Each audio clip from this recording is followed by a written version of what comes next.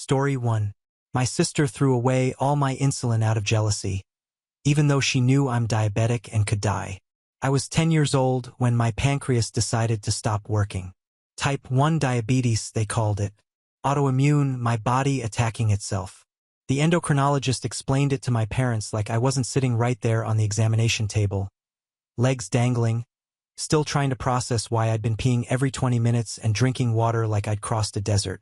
My sister was 15, sitting in the corner of that sterile office, scrolling through her phone with this expression I couldn't quite read. Boredom, maybe, or something else. Something that looked almost like calculation. The diagnosis changed everything overnight. Suddenly, our kitchen looked like a pharmacy.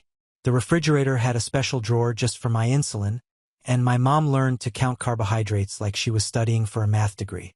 I had to prick my finger 6 times a day minimum, give myself injections before every meal, and wear this medical alert bracelet that made me feel like I had a target painted on my back at school.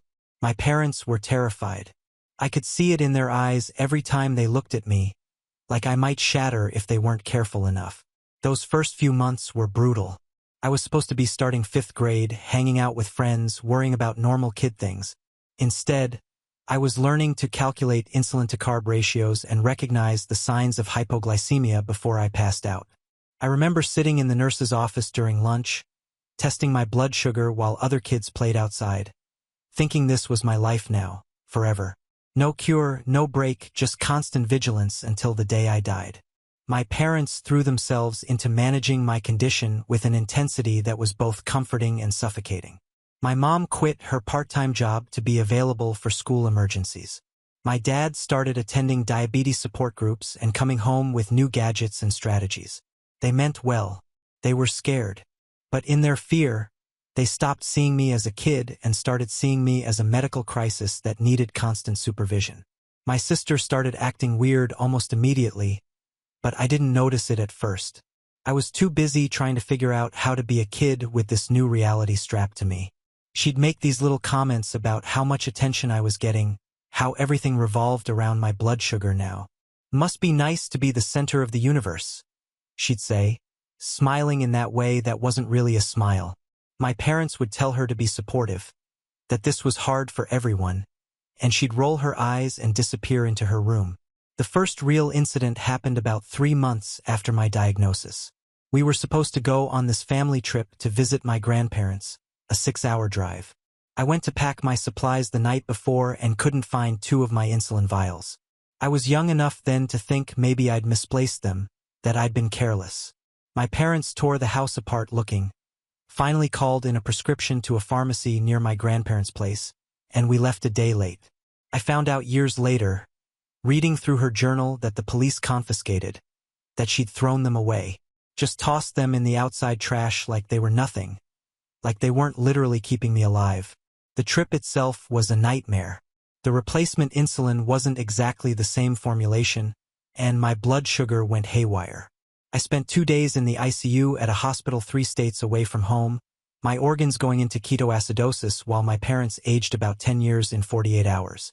My sister visited once, brought me a stuffed animal, and cried on camera when my mom was recording a video update for relatives. Everyone said how sweet she was, how scared she must have been. When we got home, my parents sat us both down and explained that my sister was going through a difficult time adjusting to the changes, that she needed patience and understanding, and that sometimes people acted out when they felt overlooked. I was told essentially to be nicer to her, to recognize that this was hard for her, too. I was 10. I just spent 2 days with tubes in my arms wondering if I was going to die, and I was being asked to be more considerate of my sister's feelings. That's when I learned that my medical crisis would always come with a side of guilt about how it affected everyone else, especially her. Middle school was hell, but not for the reasons you'd expect. I could handle the diabetes mostly. I got my insulin pump at 11, which meant fewer injections and better control. I learned to manage my numbers, to calculate my ratios, to recognize when I was going low or high. I became the responsible one, the mature one, the good patient that all my doctors praised. My endocrinologist would tell my parents I was remarkably mature for my age and so compliant with treatment. What they didn't understand was that I didn't have a choice. Compliance wasn't virtue, it was survival. My sister, meanwhile, became the architect of my social destruction, and she was good at it. Terrifyingly good. It started with little things. She was in high school by then, but her friends had younger siblings in my grade. Suddenly, there were rumors that I was faking my diabetes for attention, that I could eat whatever I wanted but pretended I couldn't to seem special, that my parents bought me anything I wanted because they felt sorry for me. None of it was true, obviously. But try explaining the complex reality of an autoimmune disease to 12-year-olds who've been fed a specific narrative. I had to start testing my blood sugar in the nurse's office instead of discreetly in class because kids were accusing me of just pricking my finger for show. The school nurse, bless her, tried to be supportive, but even she looked at me sometimes with this expression like she wasn't quite sure what to believe. I had to pull out my pump and prove it was connected to my body when someone claimed I was carrying around a fake medical device. Actually lift my shirt and show the insertion site in my stomach, the thin tube connected to the device, the slight irritation around where it punctured my skin. Humiliating doesn't begin to cover it. Once, during a school assembly, I felt my blood sugar dropping and tried to quietly eat some glucose tablets. That familiar shakiness, the cold sweat, the way the world starts to feel far away. I'd gotten good at handling lows discreetly, popping the chalky tablets in my mouth without drawing attention. But a girl behind me, someone whose older brother was friends with my sister, loudly announced that I was eating candy during assembly and got me sent to the principal's office. I tried to explain about the hypoglycemia, showed them my pump, my glucose meter reading 58. The principal apologized, but the damage was done. The whole school heard about it by lunch. The worst part was my sister's performance when I'd come home crying about these incidents. She'd hug me, tell me kids were cruel, say all the right things in front of our parents. Then, later, in passing, she'd make these razor-sharp comments. Well, you do get a lot of special treatment. Can you blame them for being confused? Or, maybe if you weren't so public about it all the time. I started hiding my diabetes as much as possible, stopped talking about it, stopped asking for accommodations I needed. I'd go low during gym class and push through until I could get to my locker rather than tell the teacher. I'd run high rather than interrupt class to go to the bathroom. My control got worse. My anxiety got better at pretending everything was fine. And my parents thought I was just being a normal teenager. My sister studied everything about diabetes during those years. I'd find my medical textbooks in her room sometimes, pages bookmarked. She joined online forums not to support me but to learn. She became weirdly obsessed with the medical details, asking me questions that felt off somehow. What does it feel like when you're really low? How do you know when your insulin is working? What would happen if you didn't have insulin for a day? I thought maybe she was trying to understand to be a better sister. I was so incredibly naive. The accidents escalated. My pump alarm would be silenced overnight, disconnecting me from insulin for hours. I'd wake up feeling awful, sugar in the 300s, wondering why I didn't hear the alert. My supplies would go missing before school events, school trips, anywhere that mattered. I'd find my glucose meter wedged behind furniture or in weird places I'd never leave it. Once, my entire backup supply kit disappeared the day before a 3-day school trip, just vanished. When I complained to my parents, their response was always the same. You need to be more organized. You're getting older. This is your responsibility. Are you sure you didn't misplace it yourself? My sister would be standing right there, nodding sympathetically, offering to help me look, playing the concerned older sister role perfectly. I started sleeping with my supplies under my pillow, started keeping redundant backups in weird places only I knew about, started checking and rechecking everything obsessively. I developed anxiety that my therapist said was probably related to my diabetes. Never mind that it was specifically anxiety about someone sabotaging my medical care because that sounded paranoid. That sounded like I was making up drama. So I kept my mouth shut and built little fortresses around my survival. By the time I was 15 and she was 20, we barely spoke. We lived in the same house, ate dinners at the same table, and existed in completely separate realities. She'd moved back home after a semester of community college, claiming she needed to figure things out. My parents welcomed her with open arms. I welcomed her with locked doors and hidden insulin. Then she announced at dinner one random Tuesday that she'd been experiencing symptoms of hypoglycemia. The performance that followed was almost impressive in its audacity. She'd been planning this for a while, I could tell. She had printouts of blood sugar readings, carefully constructed logs, even photos of my glucose meter screen that she'd apparently taken when I wasn't looking.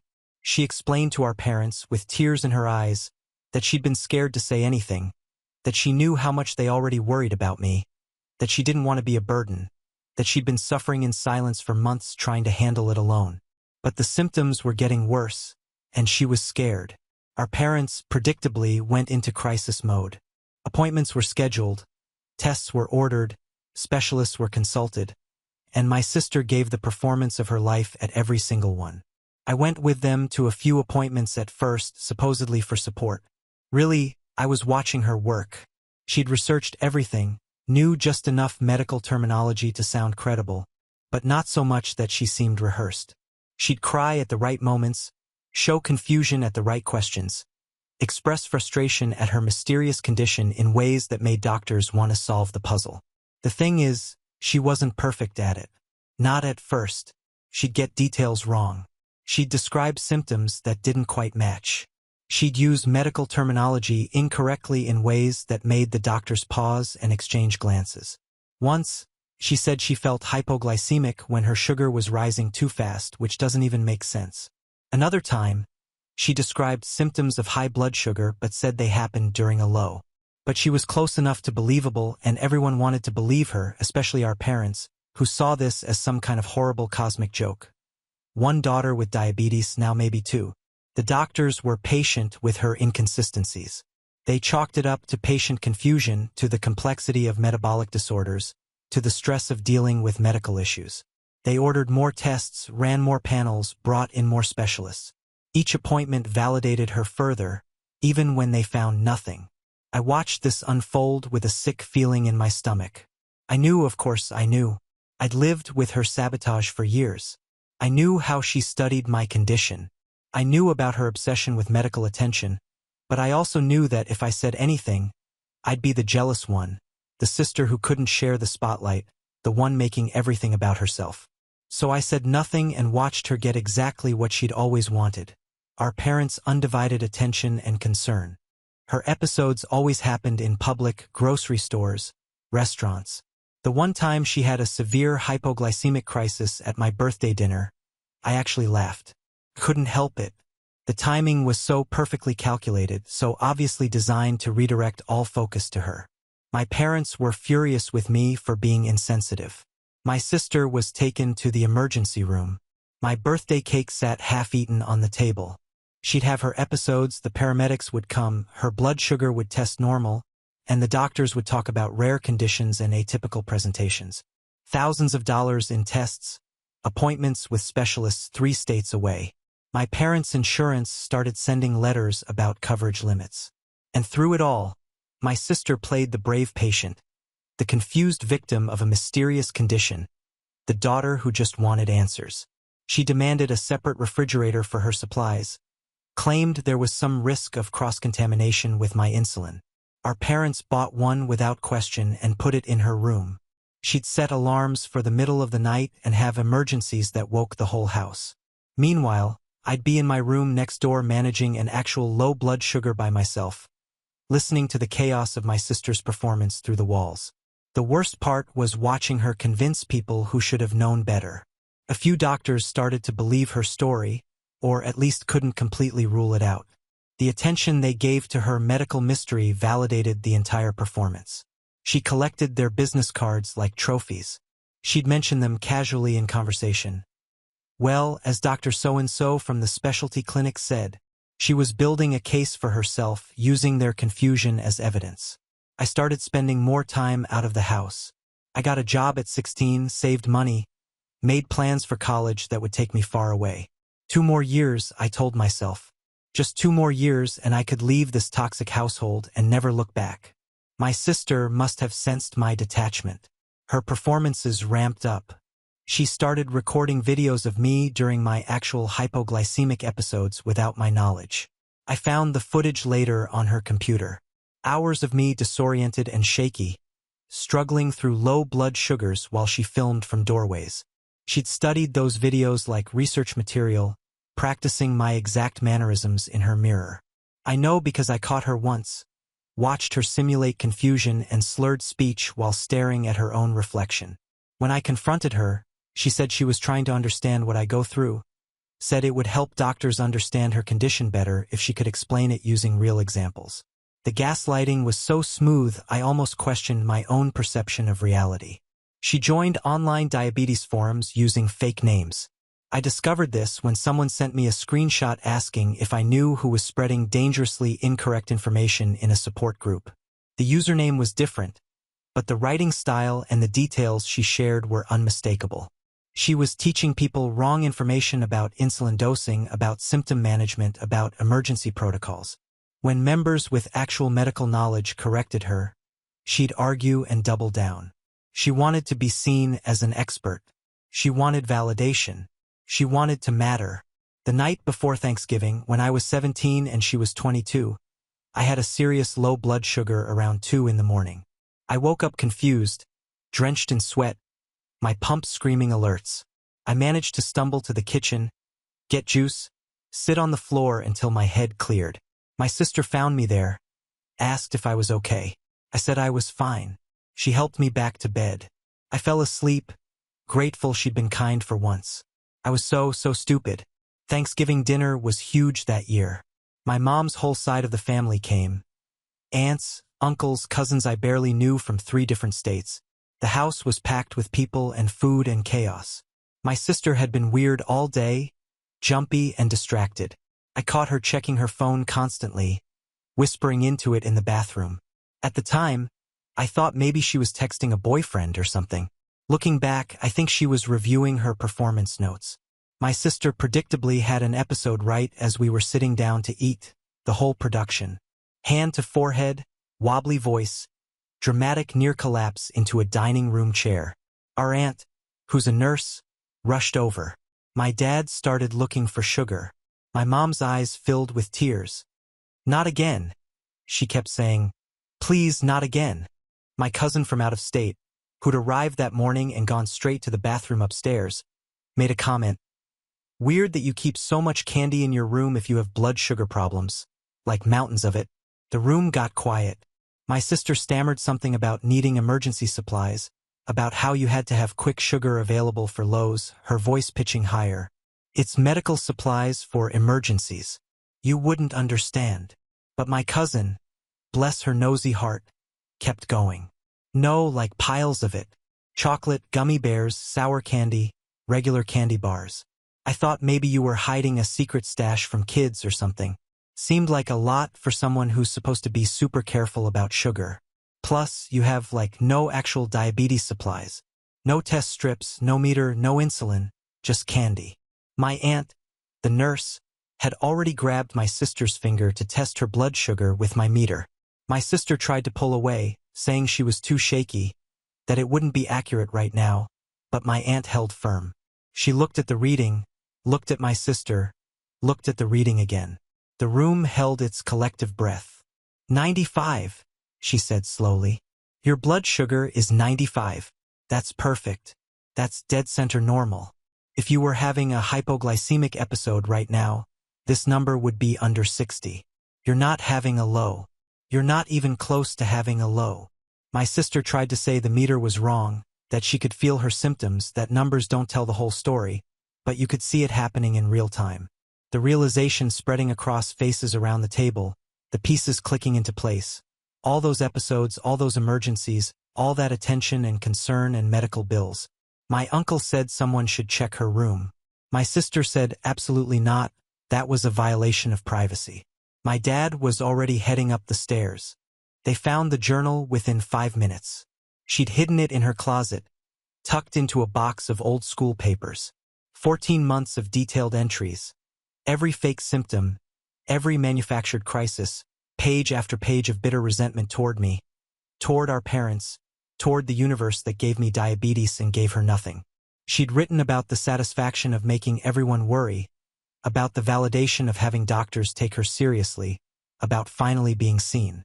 She'd also written in casual detail about every act of sabotage over the years.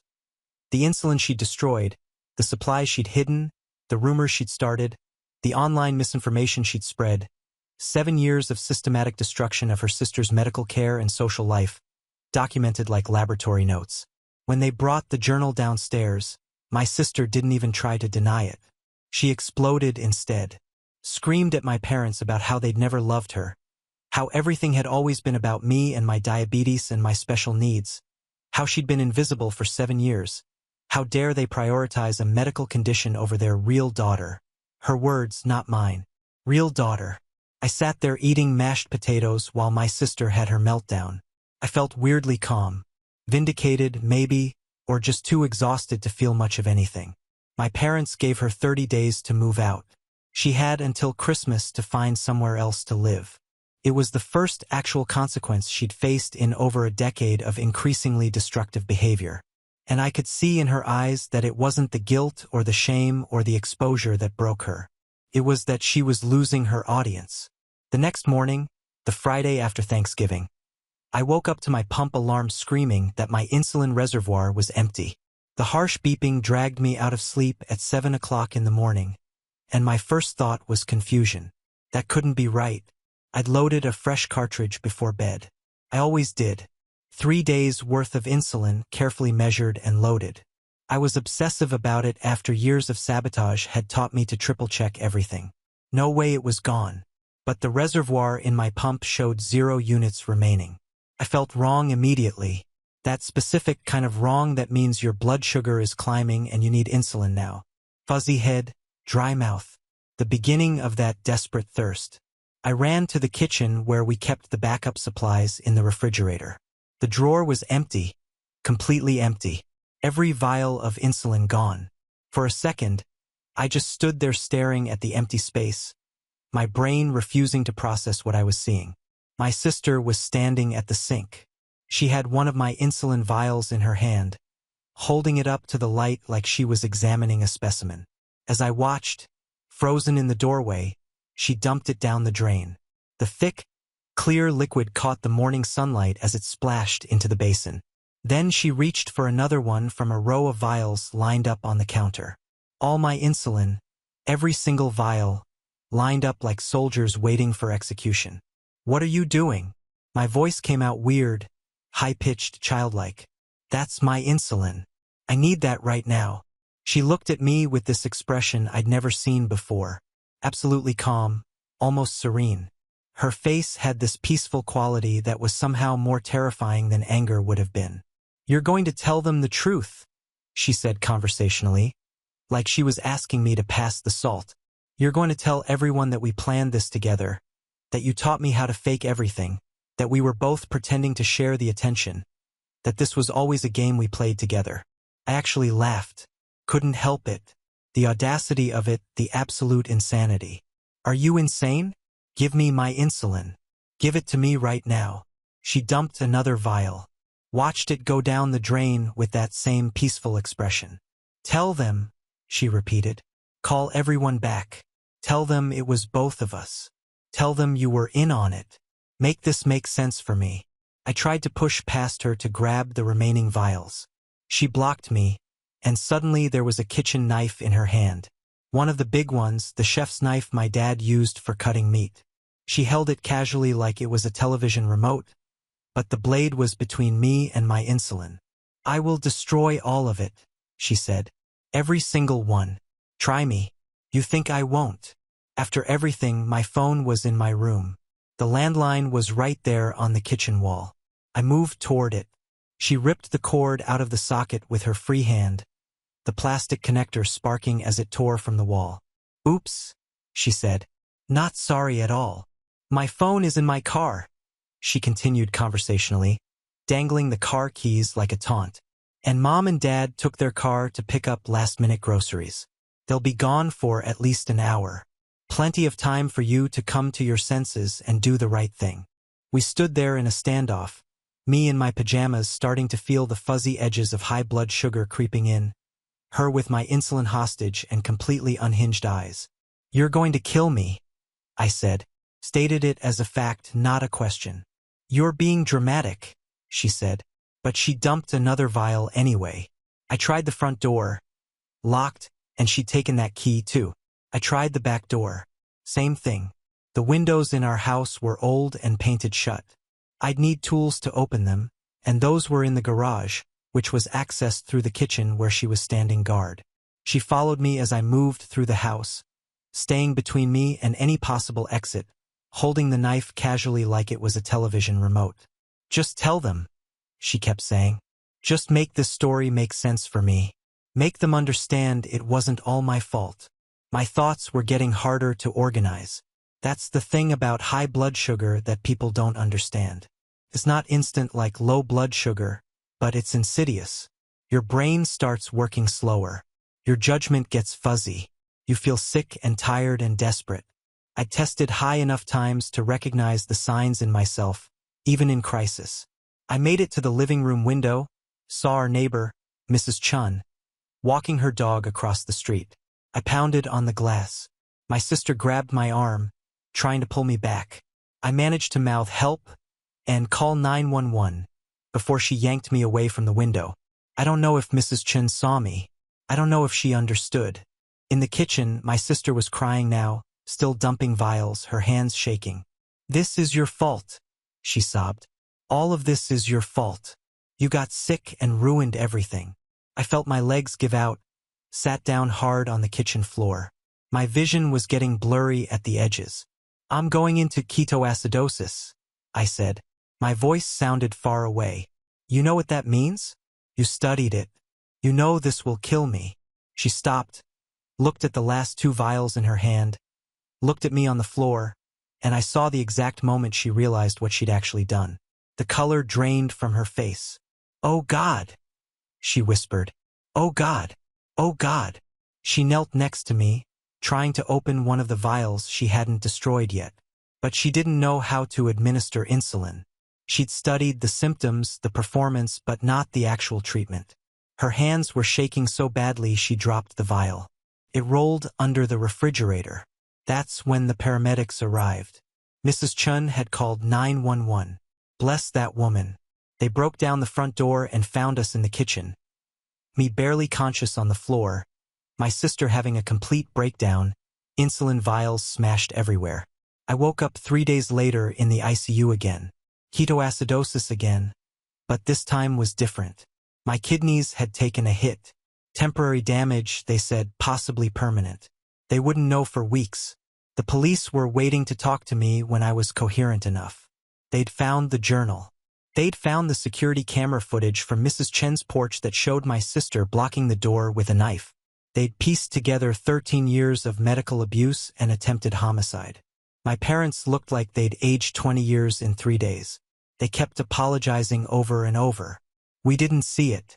We should have seen it. We're so sorry." What do you even say to that? That they'd prioritized their older daughter's feelings over my literal survival for my entire adolescence? That their desperate desire for family harmony had enabled someone who wanted me dead? I said nothing, just stared at the ceiling and counted the tiles. My sister was arrested at the hospital.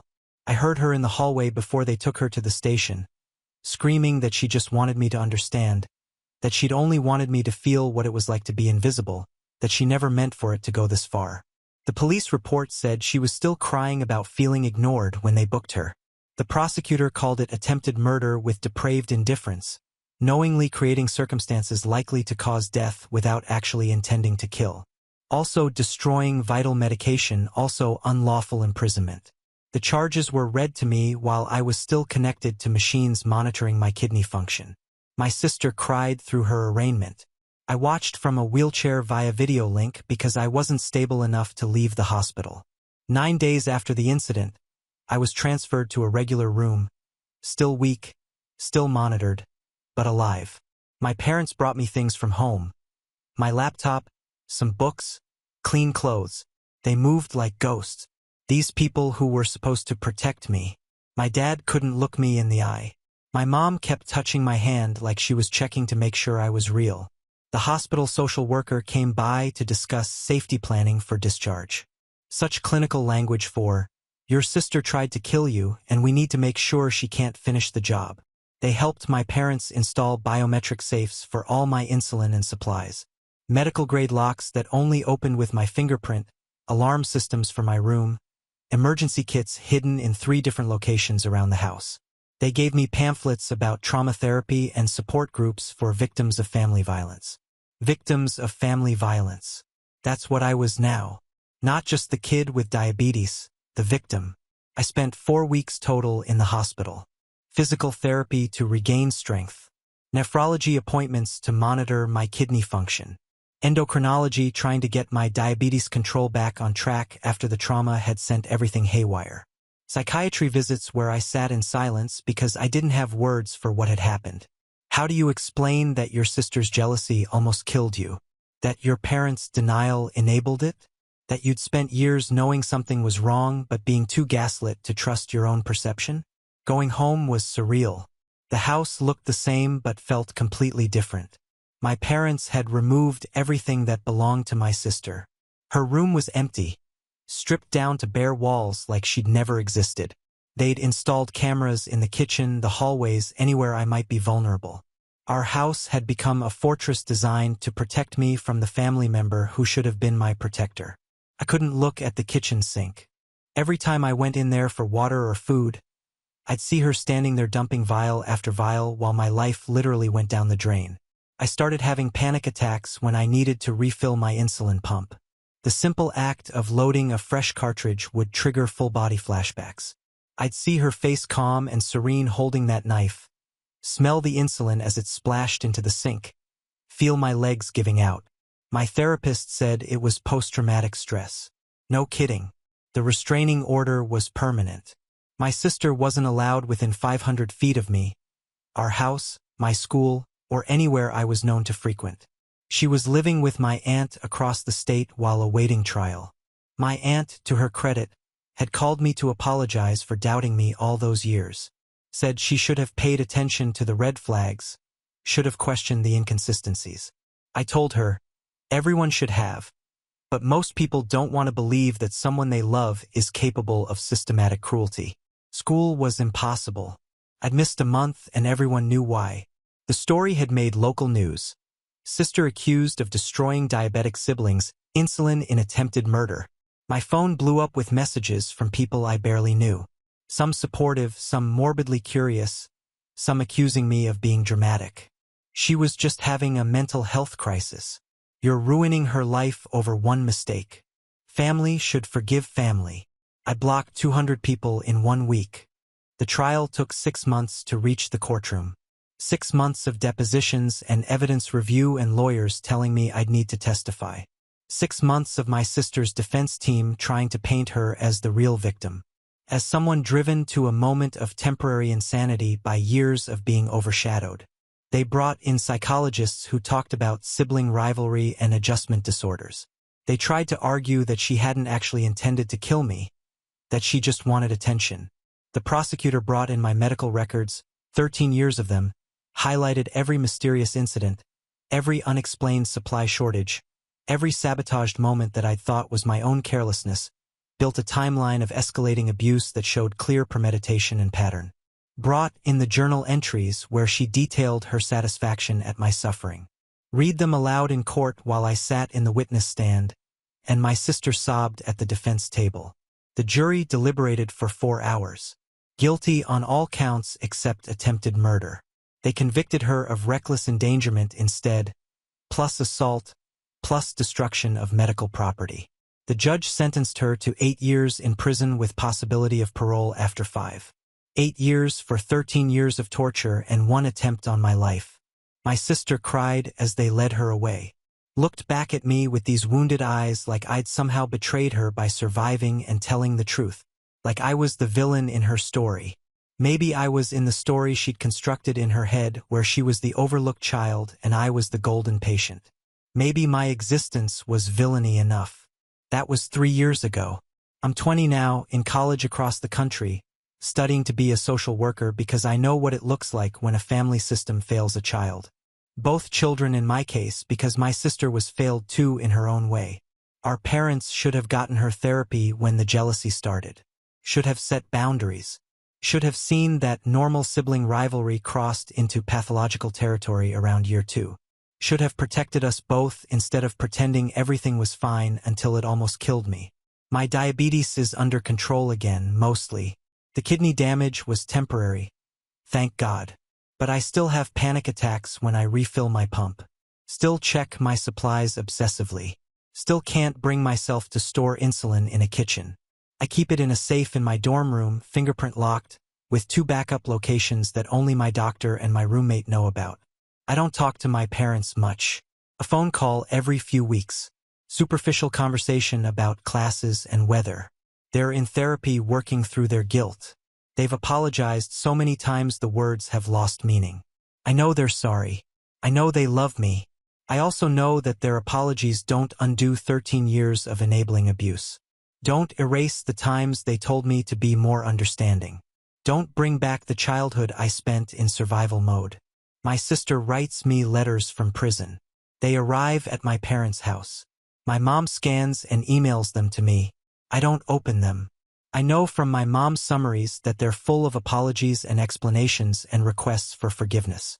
She's had a lot of therapy in prison, apparently has been diagnosed with cluster B personality disorder traits, and is working through childhood trauma and sibling dynamics and all the psychological buzzwords that are supposed to explain why she tried to kill me. Maybe someday I'll read those letters. Maybe someday I'll care about her healing journey. Right now, I'm focused on my own. I've learned that forgiveness isn't mandatory, that you can acknowledge someone's pain while still holding them accountable for their actions. That understanding why someone hurt you doesn't mean you have to let them back into your life. These are lessons I'm trying to learn anyway. Some days are better than others. My roommate is teaching me to cook. Real cooking, not just microwave meals and takeout. I'm learning to spend time in kitchens without having flashbacks. Learning that a sink is just a sink. That food preparation can be joyful instead of traumatic. The slow progress. Last week, I managed to wash dishes without feeling like I was going to throw up. Small victories. I'm also learning to be a person with diabetes instead of a person defined by diabetes. I wear my pump openly now, answer questions when people ask instead of hiding. I volunteer with a diabetes youth program, talking to newly diagnosed kids and their families. I tell them about the medical stuff, sure, but I also tell them about setting boundaries, about recognizing when support becomes enabling, about trusting their instincts when something feels wrong. I don't tell them about my sister. That story is too dark for kids who just need hope. But I think about her sometimes. Wonder if she thinks about those 13 years. If she can see now what I saw then. That she was loved, just not in the way she wanted. That attention and love aren't the same thing. That destroying someone else doesn't elevate you. That the problem was never my diabetes. The problem was that she made my medical condition into her identity crisis and decided I owed her something for existing. My therapist says I'm making remarkable progress, that most people who've survived what I survived struggle for decades with trust and safety. I told her that's because most people don't spend their formative years training for survival. I had 13 years of practice before the big finale. I knew how to hide supplies, watch for sabotage, sleep lightly, trust no one. My sister thought she was destroying me all those years, but she was actually training me to survive her. There's irony in that. I think she spent 13 years trying to make me invisible and ended up making me sharp enough to cut through her lies, strong enough to survive her final betrayal, aware enough to recognize abuse when everyone else called it love. She gave me that even though she didn't mean to. Now on to the next story. Story 2. My sister used to steal all my flings until, after she got married, I slept with her husband and she was outraged. Before continuing the story, let us know in the comments which city you're watching from. Don't forget to subscribe to the channel. Hit the notification bell so you won't miss more stories and leave your like on the video. I used to think I was overreacting. Maybe I was just sensitive, too needy, too dramatic. That's what they said. Anyway, I must have heard it 100 times growing up. Don't be jealous. It's just a silly crush. Or, your sister can't help it if people like her more. The worst one. It's not her fault you don't shine the same way. That one stuck. From the outside, we looked like the perfect little family. 2 daughters, 2 years apart, one prettier than the other, though no one ever said that out loud. They didn't need to. The way people looked at her, the way boys tripped over themselves to impress her, how our parents fawned over her every small achievement like it was a miracle. And me? I was always there in the corner of the frame, blurry and expendable. I remember the first time it happened. I was in 8th grade. There was a boy who used to save me a seat at lunch every day. He'd always wait for me by the lockers, carrying 2 chocolate milks from the vending machine. One for him, one for me. I thought that meant something until my sister showed up one afternoon to pick me up from school. She smiled at him. That was it. The next day, he didn't wait for me. He waited for her. It wasn't the only time. Every time I got close to someone, she appeared with that hair that always fell in the right place, that voice that curved around words like velvet, that laugh that made people lean closer just to catch it again. And every time they left for her, she never asked for permission, never even acknowledged what she was doing. It was always dressed up as a joke or brushed off as coincidence. Once, when I finally snapped and accused her of stealing someone I liked, she blinked at me like I was speaking another language. "You mean that guy who kept staring at me while you pretended he liked you?" she said, like it was a mercy to clarify things. Our mother laughed. "Honey, boys don't know what they want at that age. Don't take it so personally." But I did. I took it all personally. Every betrayal, every eye that drifted past me to land on her. Every time someone told me how lucky I was to have such a beautiful, charming sister, I didn't feel lucky. I felt invisible, like I was the blank canvas she got to paint her image on. She was never cruel in the traditional sense. She didn't call me names or trip me in the hallway or steal my clothes without asking. No, she was worse. She was perfect, sweet, accomplished, always smiling, always the center of every room she walked into. And that's what made it impossible to hate her out loud. So, I hated her quietly. I learned how to shrink myself to make space for her. I stopped telling anyone when I liked someone. I avoided eye contact with guys at school. I stopped dressing up when I knew we'd be in the same place. Why bother? I told myself it was temporary. That one day I'd get out. That one day I'd find someone, anyone, who saw me before they saw her. But by the time I was old enough to leave, the damage had already been done. Every time someone paid attention to me, a voice inside whispered, "Only until she shows up," and they always did. Our parents never noticed. Or maybe they did and just didn't care. She made them proud. I made them tired. They'd say things like, "You're the smart one," like it was a consolation prize, like intelligence was something to fall back on when beauty failed. And in their eyes, mine had already failed. I remember once at a family barbecue, one of our uncles came up to me and said, "Your sister's going to be a heartbreaker, but you'll be the one who marries." Well, I was 16. I didn't even know what that meant, but it felt like another label being stamped on my forehead. Second place. The thing is, I didn't want what she had because she had it. I wanted it because it should have been mine. Or at least I thought so. Until it kept happening over and over again, like a pattern I couldn't unlearn. And eventually I stopped trying to compete. I just let her win. But the wounds didn't close. They hardened. They layered over each other like scar tissue. Every time someone called me her sister, I smiled. But inside, I was folding up another piece of myself and tucking it somewhere deep, somewhere even I couldn't reach. People say you grow out of that kind of thing. That once you get older, those teenage insecurities fade. They don't. They just evolve. They become quieter, more patient, more cunning. You stop crying in your room and start pretending you don't care. You stop hoping people will choose you and start pretending you'd rather be alone. It's safer. But deep down, there's still a girl who wanted to be looked at first. Who wanted to feel like she was enough just as she was. Not someone's second choice. Not someone's fallback plan. Not the girl they almost noticed before the real prize walked in. She got married 2 years ago. Big wedding, perfect dress, tears during the vows. Everyone said she looked like a princess. I stood at the edge of the reception, a glass of flat champagne in my hand, watching her dance with the man who swore she was the love of his life. And I wondered for the 100th time what it would feel like to be her. I still don't know. But I do know what it feels like when the world finally turns, even just a little. When for once she doesn't win. When the look in her eyes isn't pride or confidence, but betrayal. That day is coming. And when it does, I won't blink. It got worse before it got better. Not in the dramatic way you'd expect, like a screaming match or some final fiery confrontation. No, it was quieter than that. Slower, like dripping water eroding stone. By the time I turned 18, I had completely given up trying to catch anyone's eye. I knew how it would end. If they looked at me, it was only until she arrived. I became good at pretending I didn't notice when they shifted their bodies toward her in conversation or when they suddenly laughed louder at jokes she barely told. I perfected the art of stepping back without being seen doing it.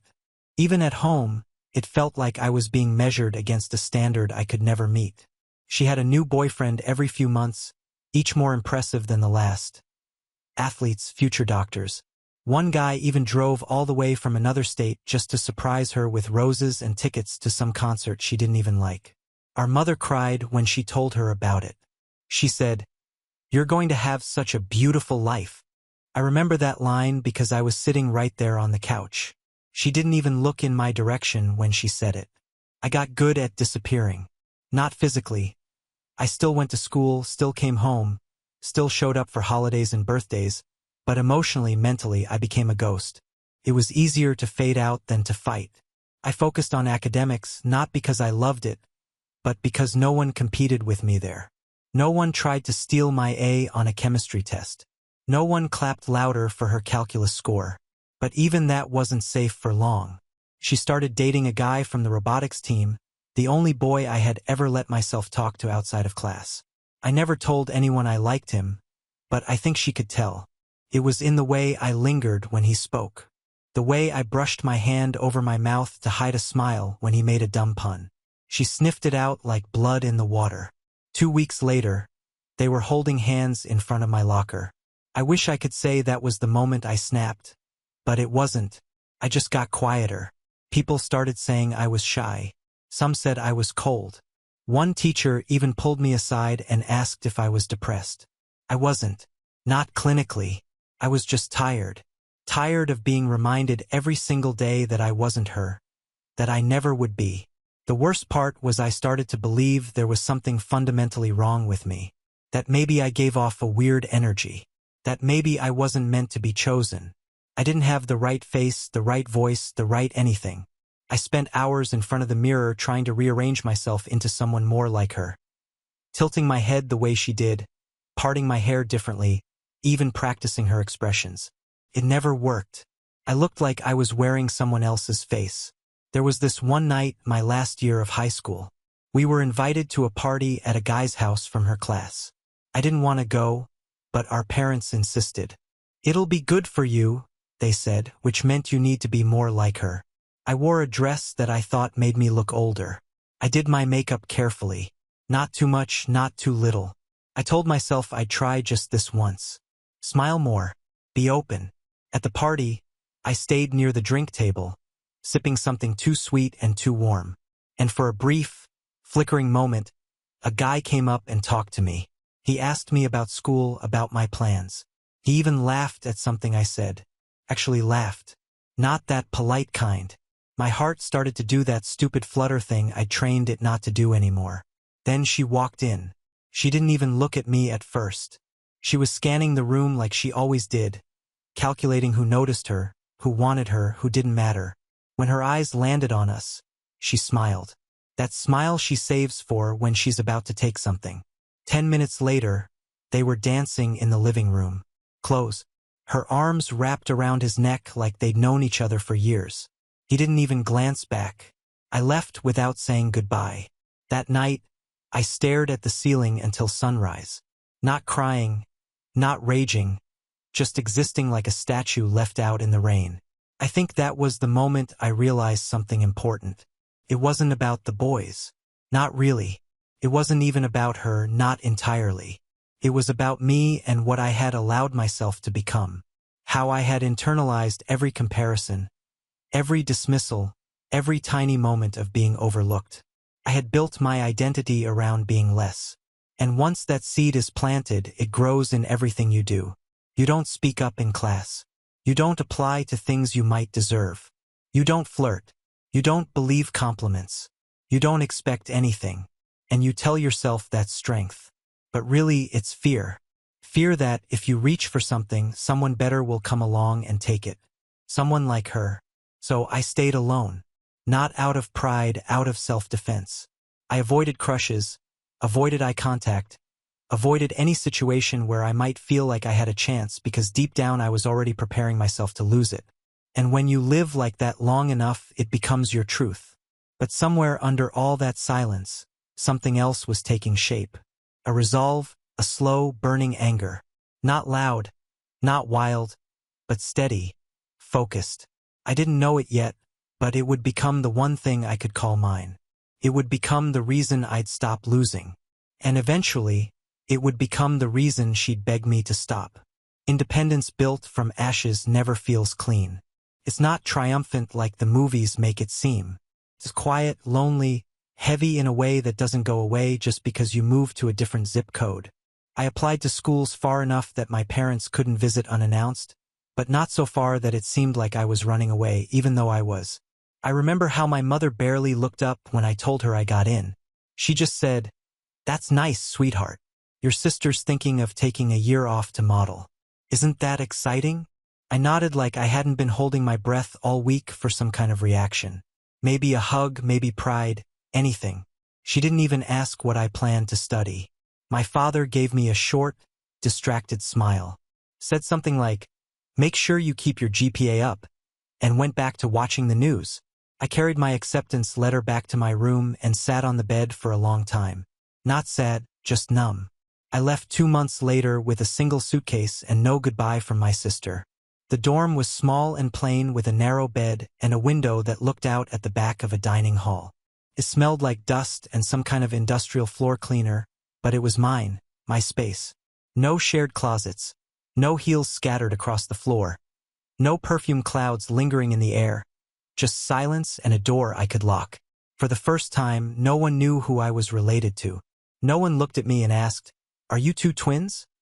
Or, "Wow, you're both so different. What's that like?" I didn't have to smile and pretend I didn't hear the real question under it. How does it feel to be the other one? I was just me or whatever was left of me. Classes started fast. I chose early morning lectures on purpose. The kinds that weed out the students who only showed up for campus parties and Instagram photos. I didn't care about all that. I wasn't there to make friends. I wasn't there to find myself. I was there to work, to escape, to build something they couldn't take from me. At first, I kept to myself. I went to class. I came back to my room. I studied. I ate alone in the campus cafe. Headphones in, head down. People tried to talk to me. I'd give polite half-smiles, short answers. Nothing to invite more, and especially not to men. There were a few who tried. The guy who sat 2 rows behind me in economics. The one from the dining hall who always gave me an extra scoop of pasta.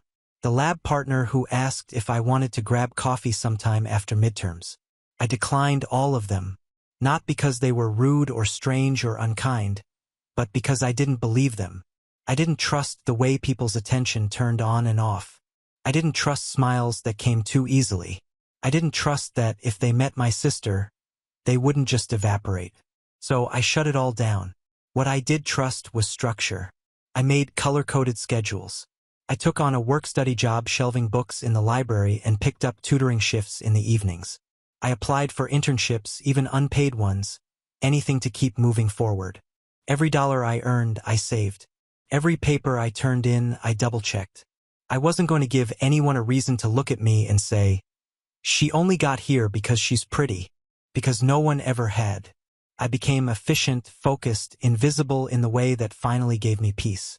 But still, there were nights. Nights when the silence stretched too far and I'd catch myself scrolling through social media, watching videos of her laughing at rooftop bars or posing with some new boyfriend I'd never heard of. My parents would be in the background sometimes, smiling, holding champagne. They looked younger, lighter, like I had taken all the weight with me. Sometimes I wondered if they even noticed I was gone. One night, I watched a video she posted of her and her friends singing in a car, arms flailing out the windows.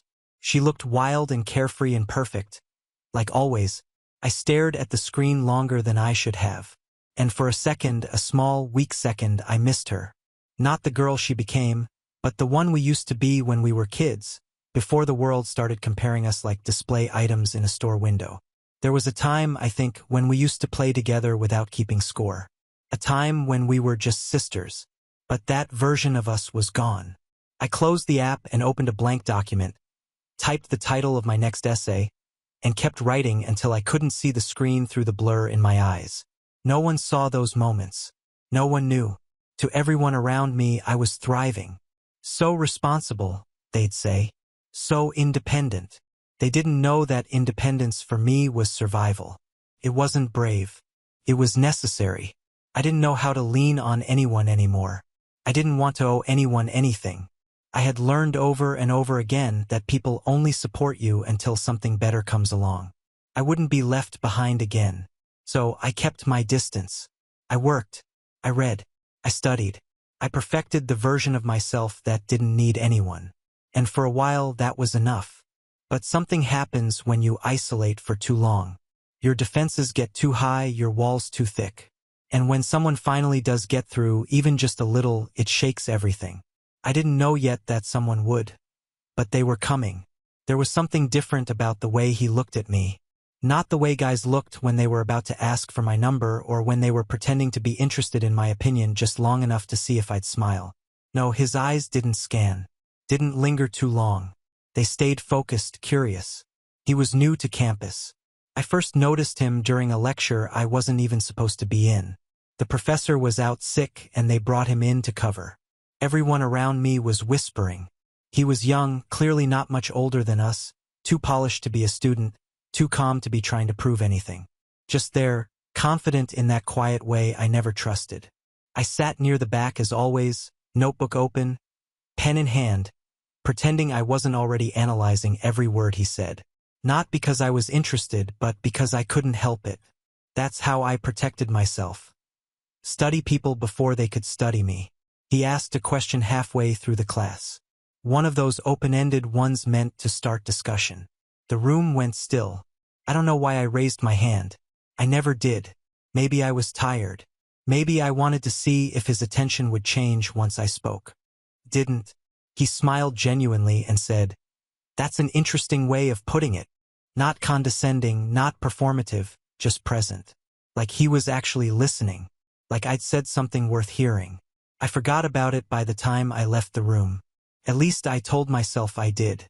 But 2 days later, when I walked into the library for my tutoring shift, he was sitting at one of the tables near the philosophy section. Reading, glasses low on his nose, a black pen twirling between his fingers. He looked up and that same steady gaze landed on me. He nodded just once and then he smiled. It was too small to mean anything, too short to hold on to. So I didn't, except he kept showing up. Always alone, always reading. Sometimes in the cafe line, sometimes near the admin building. Once even outside during a campus event neither of us seemed interested in. We never spoke more than a greeting, a hi, maybe a polite comment about the weather. That was it. Until the third time, I passed him at the cafe and he asked if I'd tried the lemon muffins. I said no. He said, "You're not missing anything." It was stupid, insignificant, but something about the way he said it made me laugh. Not politely, not performatively, a real laugh. Quick, short, but mine. He raised an eyebrow and for a split second, I thought he was going to push, ask my name, offer his, but he didn't. He just took his coffee and said, "See you around." I watched him walk out and realized my heart was beating faster than it should have been. I told myself it was nothing, that he was just friendly, polite, that I was just out of practice when it came to human connection. But the next time I saw him during a guest lecture, he sat in the back near me, not directly next to, but close enough. And halfway through, he leaned over and whispered a sarcastic comment about the speaker's slide transitions. I smiled without meaning to. That's how it started. Slowly, in snippets and silences, I began to look forward to those accidental encounters that weren't really accidental anymore. The way he never tried to impress me, never looked at me like I was a puzzle to solve or a challenge to conquer. Just a person, an equal. I hated how much I started to think about him. It made me feel exposed, weak, stupid. And yet, I couldn't help it. The way he listened when I spoke, the way he referenced things I'd said weeks earlier like they mattered, the way he never once brought up appearance or asked if I had plans that weekend. It wasn't flirtation. It was attention. Respectful, focused attention. And it terrified me. Every time I felt myself leaning in, I pulled back harder. I kept conversation short. I avoided eye contact when things got too warm. I lied and said I was busy when he suggested grabbing a coffee between classes. I wasn't ready. I didn't trust it, him or myself, because part of me, buried deep under layers of rationality and scars, wanted to believe it could be real, that someone could choose me without needing her in the room to remind them of their options. But the louder part knew better. That part remembered the chocolate milk boy, the robotics teammate, the boy at the party. Every moment where I'd let my guard down and watched someone else smile at her like I didn't exist. I wasn't about to do that again. Still, the day he waited for me after a lecture, leaning against the railing with his hands in his pockets, I didn't walk the other way. He looked at me and said, "You always disappear so fast." "I have places to be," I replied too quickly, already defensive. "I figured," he said. "But if you ever want to not be somewhere, at least for a few minutes, I'd like to hear more of what you think." I didn't answer, just looked at him, waiting for the catch, the punchline, the shift in his expression that would tell me he didn't mean it. But it didn't come. So I nodded. Not a yes, just not a no. He smiled and didn't say anything else. He just walked beside me down the steps. No touch, no assumption, just quiet company. And for the first time in years, I didn't feel invisible. I felt seen. And that was somehow even scarier. It started with coffee. 1 cup turned into 2. 2 into a ritual. Always the same time, same place. Sometimes we talked about classes, sometimes about books. Once we ended up arguing for almost an hour about whether or not moral neutrality actually existed. I left feeling irritated, but more alive than I had in years.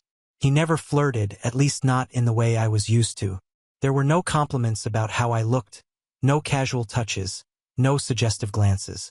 He made me feel smart, capable, like my opinions mattered, and slowly I began to let down parts of myself I thought were permanently locked. We didn't call them dates, not officially, but I started to notice how he'd wait for me after his lectures. How he'd tilt his head slightly when I was talking, as if he was memorizing what I said.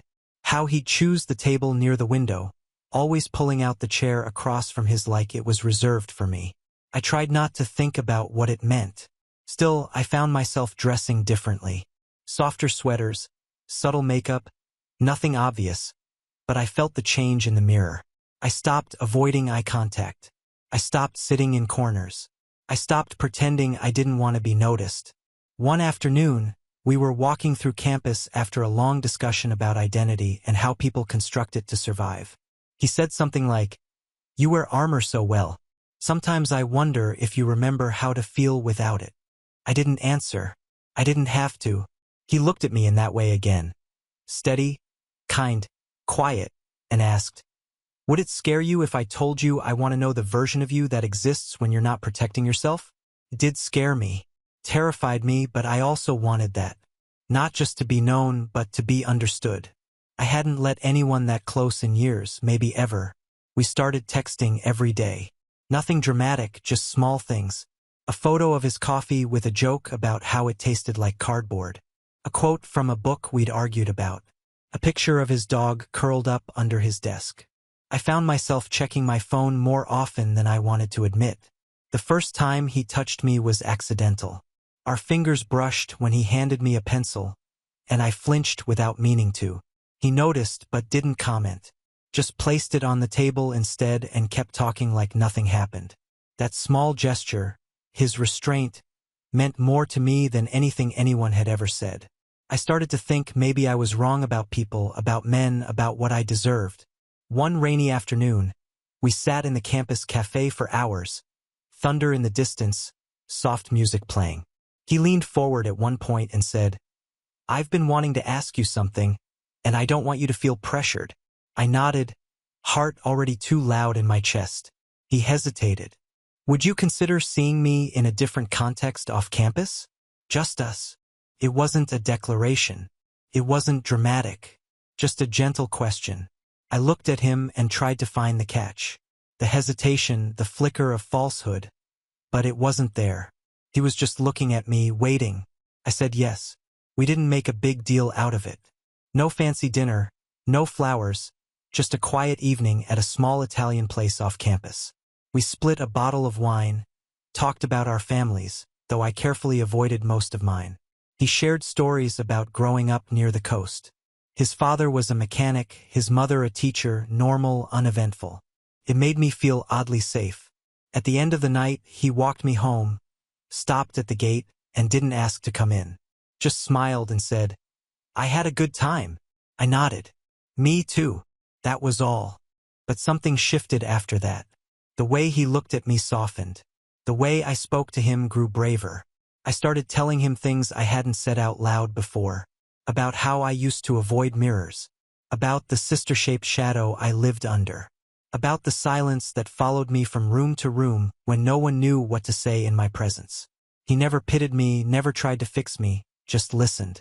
And when I'd fall quiet, he'd fill the space with something calm, something neutral, so I wouldn't feel like I had to perform. I began to let myself believe it. One evening, we sat on a bench near the science building after a late lecture. The campus was mostly empty, lights flickering through the trees. My hands were cold, but I didn't want to go inside yet.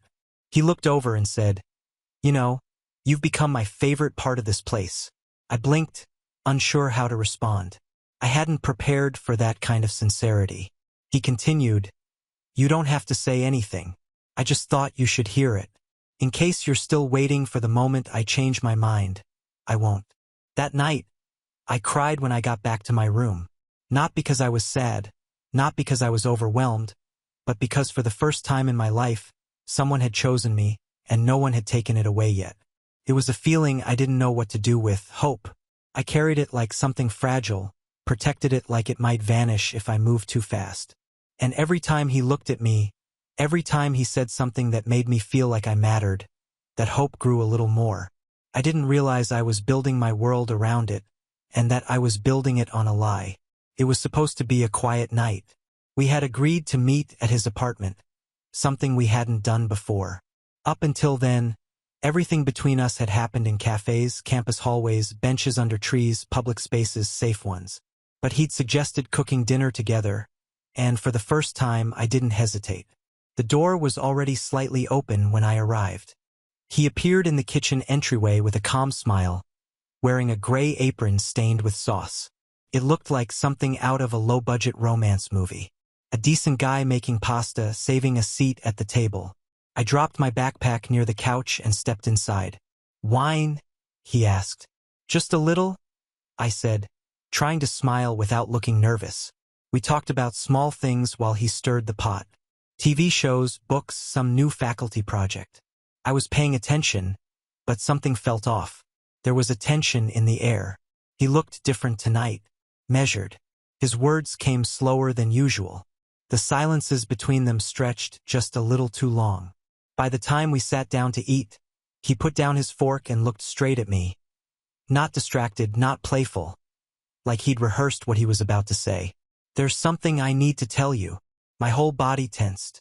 "Okay. Before you assume the worst," he said. "I want you to hear all of it." I nodded, swallowing hard. He folded his arms across the table, exhaled, and said carefully, "This might sound unexpected, but I want to be honest with you." Silence. "I've been with your sister." The words hung in the air like smoke. At first, they didn't register. It was like they passed through me without touching. I blinked, waiting for him to laugh, to say it was a joke. But he didn't. "What do you mean you've been with her?" My voice was quieter than I meant it to be. "Before I met you," he said. "And also after a few times." But what?" I snapped, already feeling the weight in my chest. "She knew about you, and I thought maybe it was something we could talk about, something we could navigate together." Honestly, the room felt smaller, tighter. "You're telling me you're sleeping with my sister and want to keep seeing me?" "Not exactly," he said. "What I'm saying is the connection we have doesn't erase the one I have with her. In fact, she's open to it. She said she wouldn't mind. That it could even be interesting if we talked about something shared." Something equal. The world tilted. This is insane, I said. He didn't flinch. He didn't laugh. He just looked at me like I was missing the point. It's not betrayal, he said calmly. It's about transparency, about maturity. I wanted to be open about it. I thought you'd appreciate that. You thought I'd appreciate this? My voice cracked. You thought I'd be flattered that you want both of us at the same time? I thought you might be different, he said. And that was it. The final blow. That maybe you weren't afraid of new dynamics, that you'd see the value in not limiting connection to just one path. You know what I see? I said, standing so fast the chair scraped the floor. I see someone who thinks he's enlightened, when really you're just another coward who fell for her smile. Just like everyone else. He didn't speak. Maybe he knew I was right. Maybe there was nothing left to defend. I grabbed my bag without another word. My hands were shaking. My throat was tight. I had to get out before I screamed, before I cried, before I broke something that couldn't be undone. The air outside was cold and sharp. I walked aimlessly for blocks, my boots hitting the pavement too hard. My stomach turned. My mouth tasted bitter. But it wasn't just about him. It was her. Of course she knew. Of course she orchestrated this. And of course he thought this was all modern, mature, progressive. He thought he was being ethical. Thought he was starting some kind of honest, boundary-pushing conversation. But she set this up. She took the one thing that felt like mine and turned it into a performance. Again, she knew what he meant to me, and still she sank her claws in, quietly smiling, pretending it was all above board. And he followed because they always do. She turned the first real connection I ever had into another game. Another trophy, another win for her side. I wasn't going to let that stand. That night I didn't sleep. I sat on the floor of my room, back against the door, phone buzzing every few minutes with texts. I didn't answer him at first, then her. Short ones, measured, designed for control. Can we talk? It's not what you think. I just wanted to be inclusive. I thought you were open-minded. Inclusive. I laughed. A dry, cracked sound. She'd never included me in anything. Not once. All she ever did was take, twist, rewrite the story in her favor. And now she was painting herself as generous. No, not this time. Not again. This time I wouldn't shut down. I wouldn't crawl back into silence and tell myself it didn't matter. I wouldn't hand her another piece of me just because she smiled and called it sharing. I wasn't the girl in the corner anymore. She had no idea what she'd just started. I didn't plan to go. I told myself I'd stay away, keep my distance, pretend none of it mattered. But something broke in me that night. After everything, after years of silence, after finally letting someone in, this was how it ended. I couldn't pretend anymore. By morning, my hands were still shaking. I hadn't slept. I hadn't eaten. The ache wasn't just in my chest. It was in my bones. My skin itched with fury, like my body couldn't contain what I felt. I didn't text. I didn't call. I just got dressed, walked out the door, and headed straight to the house I swore I'd never return to. The door was unlocked. Of course it was. Nothing ever felt closed to her. I walked into the living room, heart pounding, fingers curled tight at my sides. She was there, curled up on the couch like nothing had happened. Cup of tea in hand, a soft blanket across her lap. She looked up at me like I was unexpected. "Oh," she said, voice light. "Didn't think you'd show up." That smile she wore every time she won. I took a breath, but it came out sharp. "You think this is funny?" She blinked like she didn't understand. "Funny. Don't," I warned. "Don't play dumb." "I'm not playing anything," she said, voice coated in innocence. "If you're upset, maybe we should talk calmly like adults." Calm. She wanted me calm. "You manipulated him. You manipulated me again."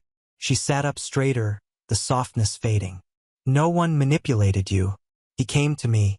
I just didn't say no." "You knew," I said, stepping forward. "You knew I liked him, that I was with him." "I didn't know it was serious," she said quickly. "You barely told anyone. How was I supposed to know?" "You've always known," I snapped. "Every time. You just didn't care. Wow. She leaned back against the cushions, tilting her head. Still holding on to this victim complex, huh? And that was it. My body moved before I could stop it. The sound of the slap echoed through the room like glass shattering. She gasped. Her hand flew to her cheek, more from shock than pain. Tears welled instantly. Of course they did. She always cried on cue. You hit me. Her voice cracked like she couldn't believe I'd ruined the performance. Footsteps pounded down the hallway. Our mother entered first, then our father, both in sleep clothes, alarmed by the noise.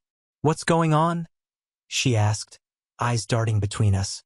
She hit me, my sister said, voice trembling perfectly. Out of nowhere.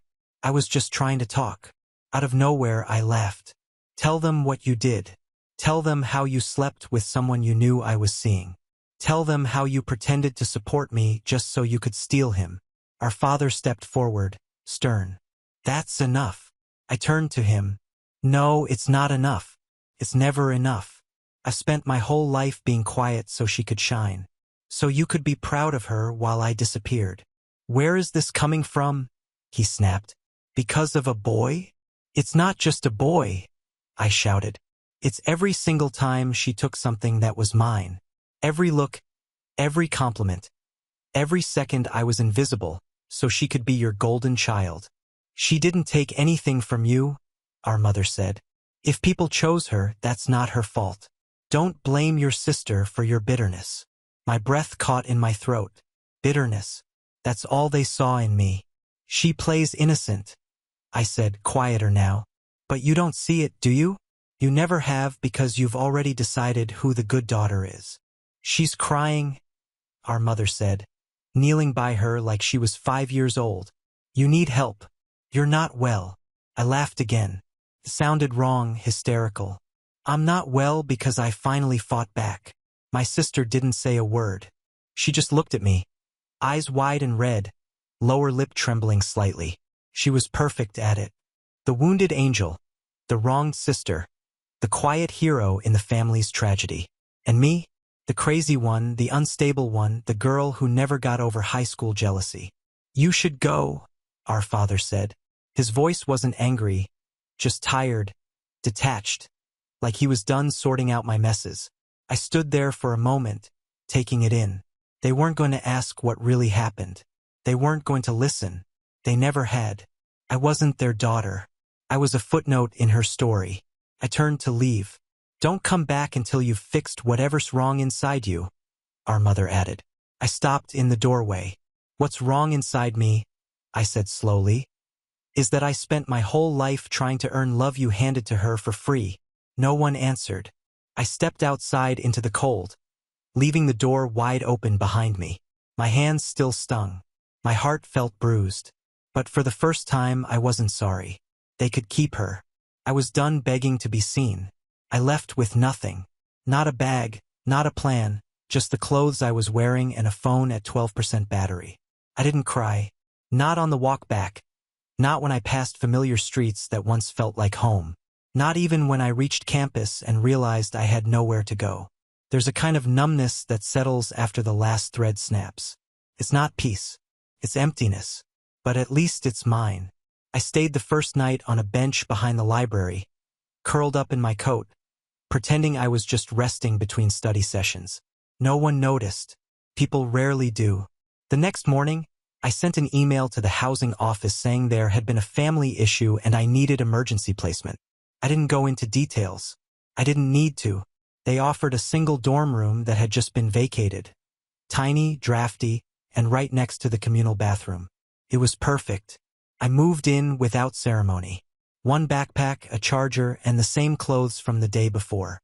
The room had a bed with a thin mattress, a desk scarred with pen marks, and a window with no view. But the door locked.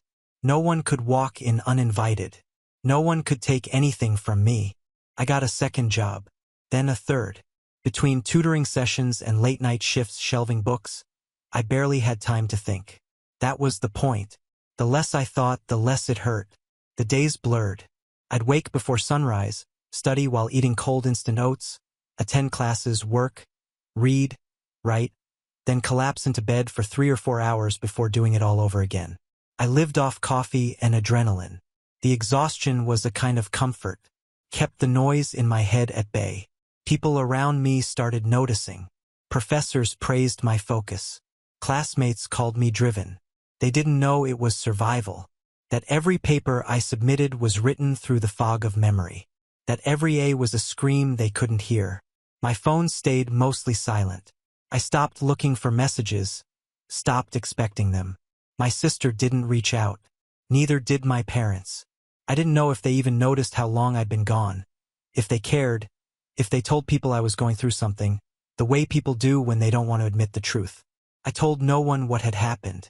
Not about him, not about her, not about the slap, or the way my mother looked at me like I was a stranger.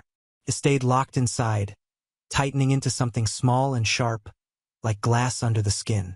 Every time I wanted to fall apart, I remembered that moment in the doorway. When they told me to leave, when she cried and they comforted her, when no one asked what I'd been through. That memory became fuel. I applied for a research assistant position no one thought I'd get. I got it. I applied for scholarships I didn't think I qualified for. I got those too. Each win felt like a quiet act of defiance. I didn't post about it, didn't tell anyone. I just kept stacking my accomplishments like bricks in a wall. Not to show off, but to protect myself, to build something no one could touch. I didn't date. I didn't flirt. I avoided parties. I declined invitations to study groups unless absolutely necessary. People called me intimidating, intense, focused. I let them. Better to be alone by choice than risk being discarded again. Sometimes late at night, I'd lie awake and let myself remember. His eyes when he said, "It's not betrayal." Her voice calling me bitter. My father telling me to go. My mother's back as I walked out. And then I'd get up, make tea, open a textbook, and keep going. It wasn't healing. I wasn't moving on. But I was moving forward. One page at a time, one shift at a time, one small, stubborn breath at a time. I found a cheap off-campus apartment during summer break. The building was old, the water pressure was terrible, and the heater made noises like it was choking, but it was mine. I paid for it with my own money. I signed the lease alone. The first night there, I sat on the floor with a microwaved burrito and looked around at the bare walls. No decorations, no photos, just silence. It was the best silence I'd ever known. No one asking what was wrong. No one looking past me. No one pretending I was crazy. Just me in a space I'd built for myself. I didn't feel proud. I didn't feel happy. But I felt steady. And after everything, that was enough because they'd taken so much. But they couldn't take this. I hadn't seen her in almost 3 years. Not in person. Not without a screen between us or the forced presence of others. We existed in separate orbits now. Mine quiet, self-built, invisible by choice. Hers still bright, still curated, but flickering more than before.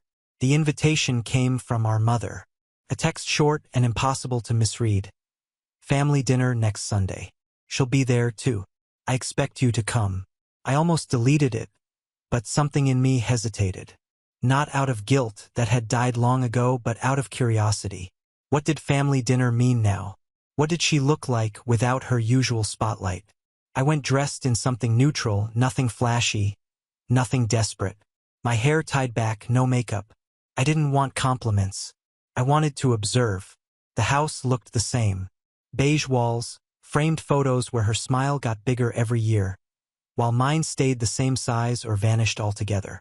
Our mother opened the door, offered a polite smile, not a hug.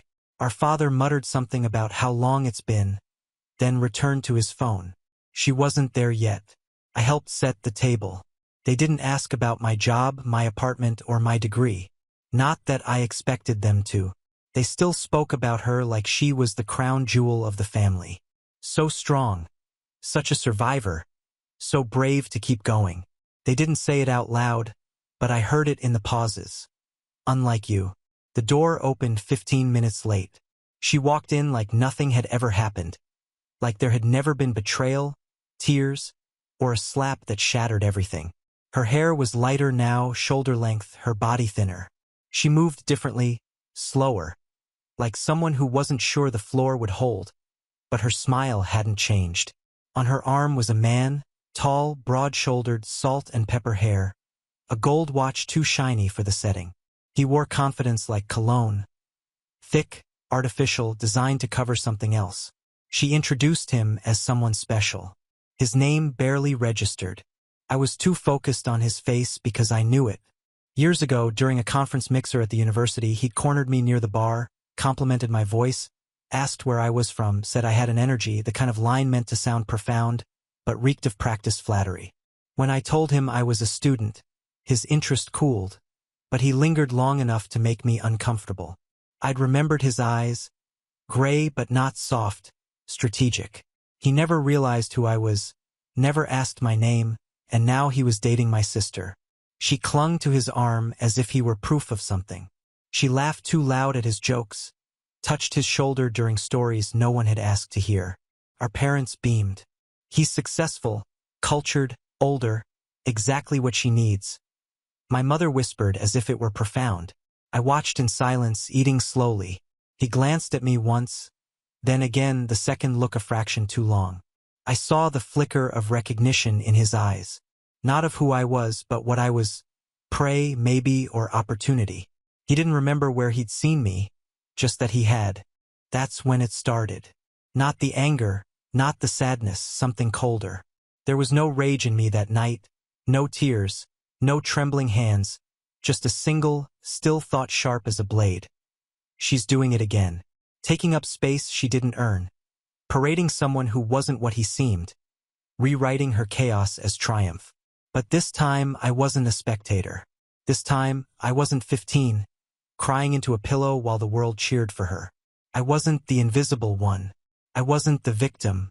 I looked at him long enough to make sure he felt it. His gaze shifted, unsure. I let the corner of my mouth lift. Not a smile, just a signal, a flicker of control. His eyes darkened. Good. After dinner, I helped clear the table while she showed my mother a photo album on her phone. Mostly pictures of herself and him at vineyards, rooftop bars, expensive brunches, a life built for appearance. I heard her say, "He's everything I've been waiting for," and I almost laughed. I left early. No goodbyes, but the image stayed with me.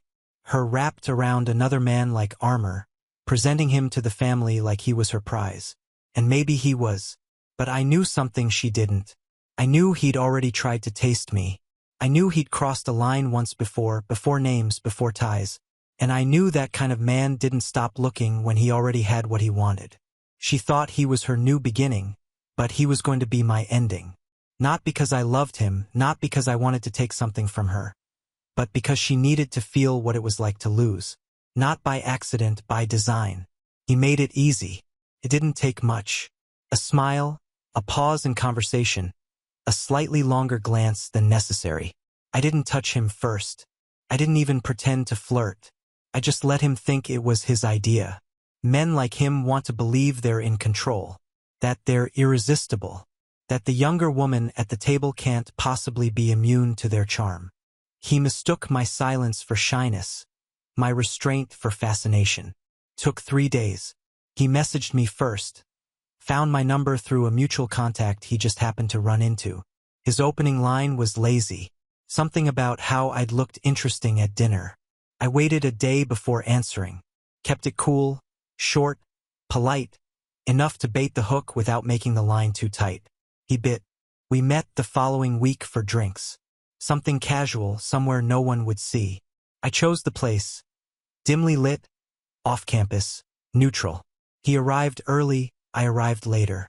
I didn't dress to impress. I didn't need to. He was already convinced I wanted him. The conversation was forgettable. He talked about money, projects, his gym routine. Men like him think you're impressed just because they showed up. I smiled when he paused, nodded when he bragged. He didn't notice how little I spoke. Halfway through the second drink, he leaned in and said, "You know, I didn't expect you to say yes." "I didn't say yes," I replied. "I said, maybe." He laughed, called me dangerous. He had no idea. That night, we didn't sleep together. I let him walk me to my car, let his hand hover at my lower back, Let him kiss my cheek too slowly. I stepped back before he could try for more. Told him I had early meetings. He texted before I even turned the ignition.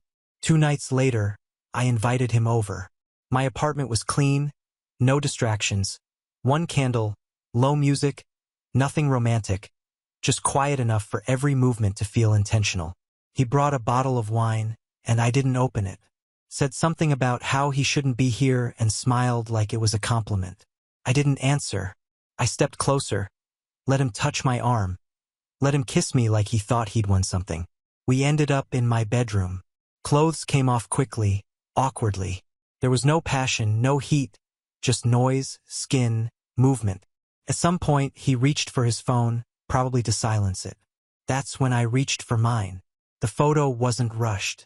I waited until he was asleep, his arms still draped over my waist like possession.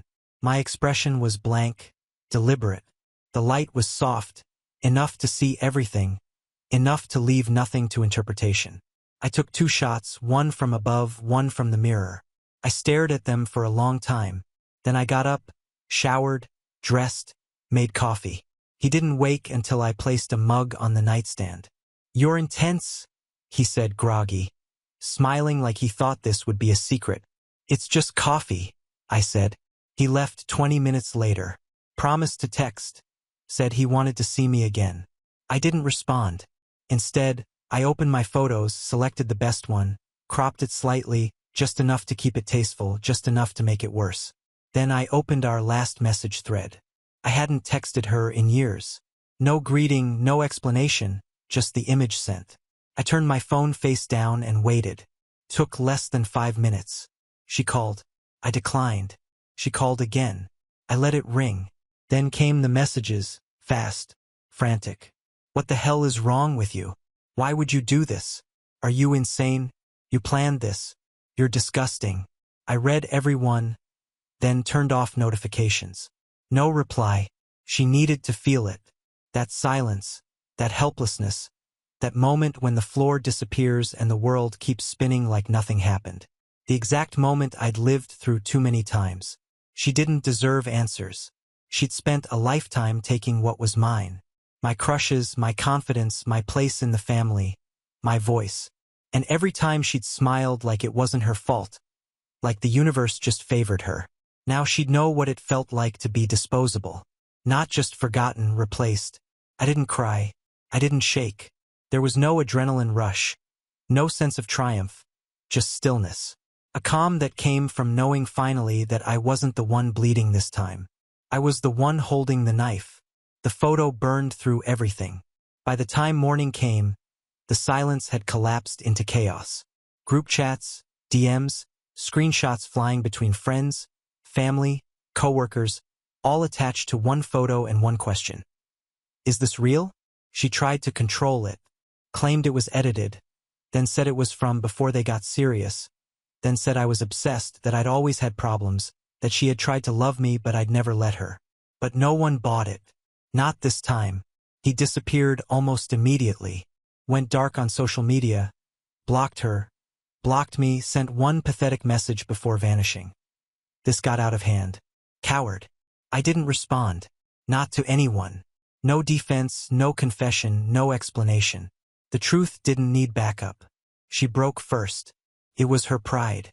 She couldn't stand that people were whispering about her instead of admiring. She'd spent years building a version of herself that could survive anything. But shame doesn't respect reputation. 3 days later, she found me.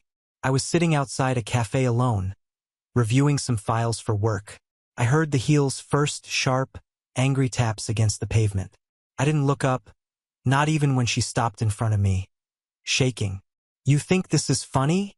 She spat. I closed my folder slowly, looked at her. No emotion.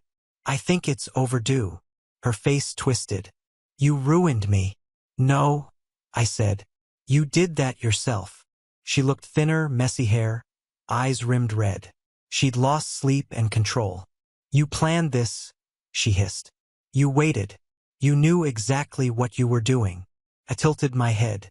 "So do you. You're disgusting." "No, I'm finally even." She laughed once, high and bitter. You think people admire you for this? You think they're on your side? They're just watching the car crash. I shrugged. Let them. You seduced him. He chased me just like every other one you stole. She flinched. You think this makes you powerful? She asked. You think it erases everything? I don't want to erase it, I said. I want you to live with it. A few people were watching now. Not openly, just enough to let her know she wasn't invisible anymore. She dropped her voice, furious. You've always been jealous. Always. It's pathetic. I stared at her. Really stared. You spent years taking what was mine, laughing while I disappeared. This wasn't about jealousy. Then what was it about? She snapped. I stood slow and steady. It was about showing you what it feels like to be powerless, to be humiliated, to be discarded. You're sick, she whispered. I smiled. You want to know the truth? I asked. Nothing, and I mean nothing, in my entire life was as delicious as seeing that rage on your face. The same rage you caused in me over and over again. She stood frozen, lips parted, breath shallow. But, I added, stepping closer, lowering my voice to a blade.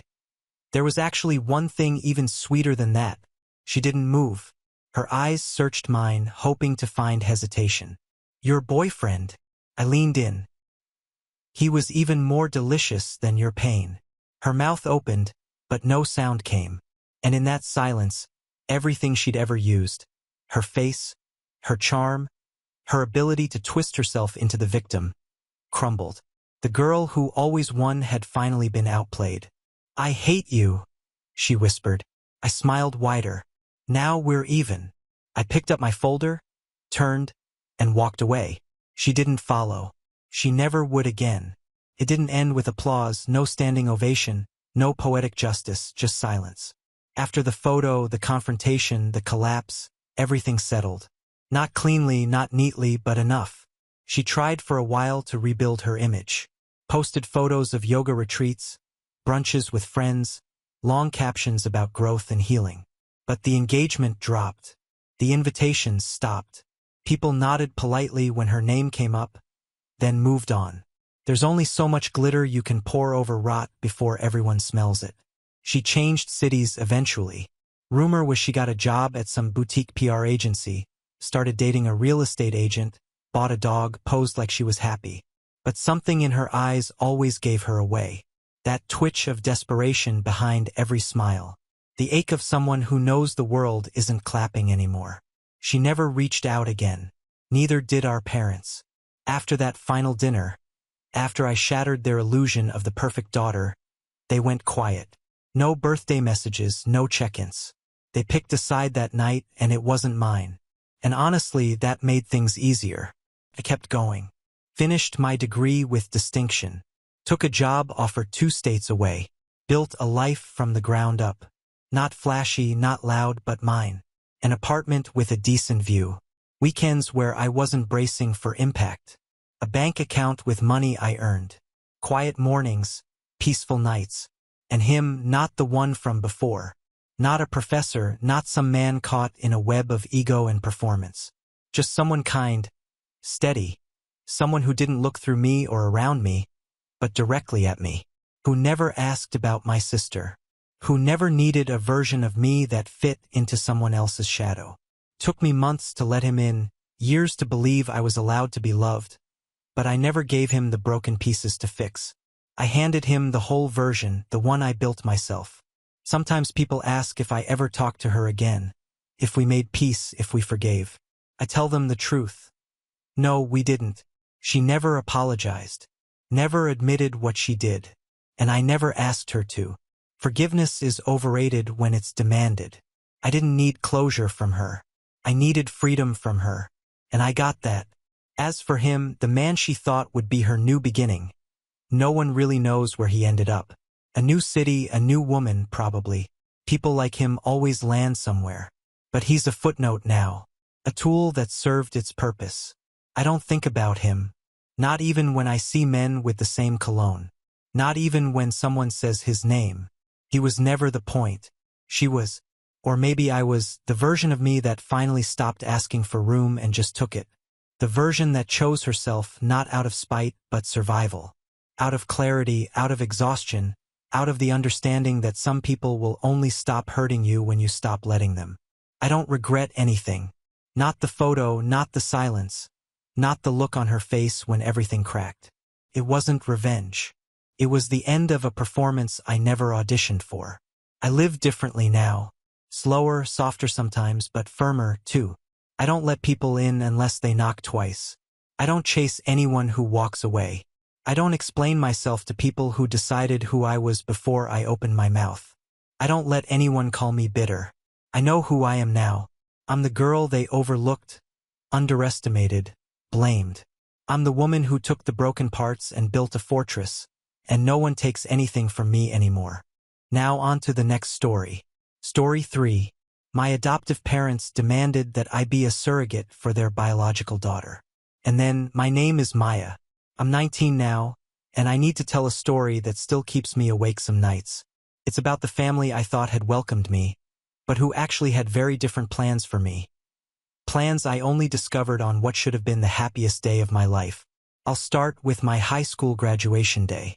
It was a hot Thursday in May 2024, and I was radiant. After 3 years living with the Richards, Richard and Linda, I finally felt like I belonged somewhere. They took me out of the foster system when I was 16. And even though our relationship was a bit distant, I was grateful, very grateful. The ceremony was perfect. When they called my name, Maya Elizabeth Richards, I walked to the stage with a smile I couldn't control. In the stands, I saw Richard taking photos. Linda waved discreetly. Even Sarah, their 26-year-old biological daughter, was there. She rarely appeared at family events, always claiming to be busy with work or other commitments. We returned home around 3 o'clock in the afternoon. The Richards house was one of those typical upper-middle-class homes. 2 stories, impeccable garden, American kitchen with granite countertops. I always felt a bit out of place there, like I was a visitor who had overstayed. But that day, they had decorated the living room with gold balloons and a banner reading, "Congratulations, Maya." Even a chocolate cake was waiting on the table. "Sit here, dear," said Linda, indicating the main armchair in the room. Her voice had a different tone, more ceremonious. "We have a surprise for you." I sat down, still wearing the blue dress I had bought especially for graduation. Richard disappeared into the kitchen and returned with a brown folder, the kind lawyers use. My heart accelerated a little. Maybe they were official adoption papers. I had always wanted to officially be a Richards. "Maya," Richard began, clearing his throat. "You know we love you, and that these 3 years have been wonderful." He opened the folder and took out some documents. "But now that you're an adult, we need to talk about the next step." Sarah approached the coffee table and sat on the edge of the sofa, closer to me than she normally stayed. Her eyes were shining in a strange way, almost feverish. "What do you mean?" I asked, taking the first papers Richard extended to me.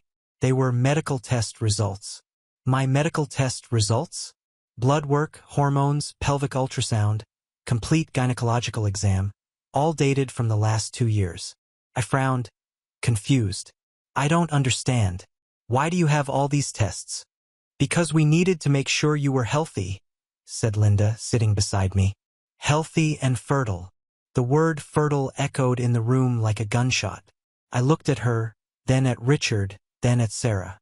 They were all watching me with expectation, as if they were waiting for a specific reaction. "Fertile for what?" My voice came out higher than normal. Sarah leaned forward. "Maya, I can't have children. I found out 5 years ago after 2 years of trying to get pregnant. I did all the possible treatments. The doctor said it's impossible." Her hands trembled slightly. "But I always wanted to be a mother. Always." I'm sorry, Sarah. I didn't know." "And that's why you're here," said Richard, his voice taking on a firmer tone. "Not just to be our adopted daughter, to be the solution to Sarah's problem." I blinked several times, trying to process what I was hearing. "What solution?" Linda took my hand. "Dear, you're going to be a surrogate for Sarah. You're going to carry her baby." The world stopped. Literally stopped. I could hear the tick-tock of the wall clock, the low hum of the refrigerator, the distant sound of a lawn mower, but I couldn't process what I had just heard. You're joking, right? I managed to say. Of course not, said Richard. Why would we be joking about something so important? I got up abruptly, the papers falling to the floor. You're crazy. I won't. I can't. How can you even think of this? Sarah also stood up, her eyes filling with tears. Maya, please. You don't understand. I need this. I need to be a mother. And you're perfect. Young, healthy. No family history of diseases we can trace. No history of diseases because I don't know my family, I shouted. You know that. Linda approached with outstretched hands, as if dealing with a frightened animal. Maya, calm down. Sit down. Let's talk calmly. There's nothing to talk about. This is insane. It's not insane, said Richard, his voice getting colder. It's a practical solution to a real problem. Sarah needs a baby. You need a home. It's a fair trade. I stared at him, feeling something breaking inside my chest. A trade? You adopted me as a negotiation. The silence that followed was deafening. Linda and Richard exchanged a quick look, and I knew that's exactly what it was. Maya, said Linda softly, you need to understand, when we brought you home, Sarah was going through a very difficult time. She had just discovered she couldn't have children. You were a blessing, an opportunity. An opportunity for what? To use me as an incubator. Sarah burst into sobs. Please, Maya. I'll die if I don't have a baby. I'll die. I looked at her parents, at the house decorated with graduation balloons that now seemed mocking. Everything suddenly made sense. Why I never felt completely accepted.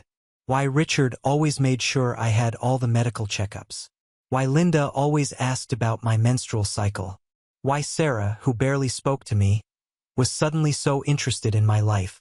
How many babies? I asked, my voice coming out as a whisper. What? Said Linda. How many babies do you expect me to have for her?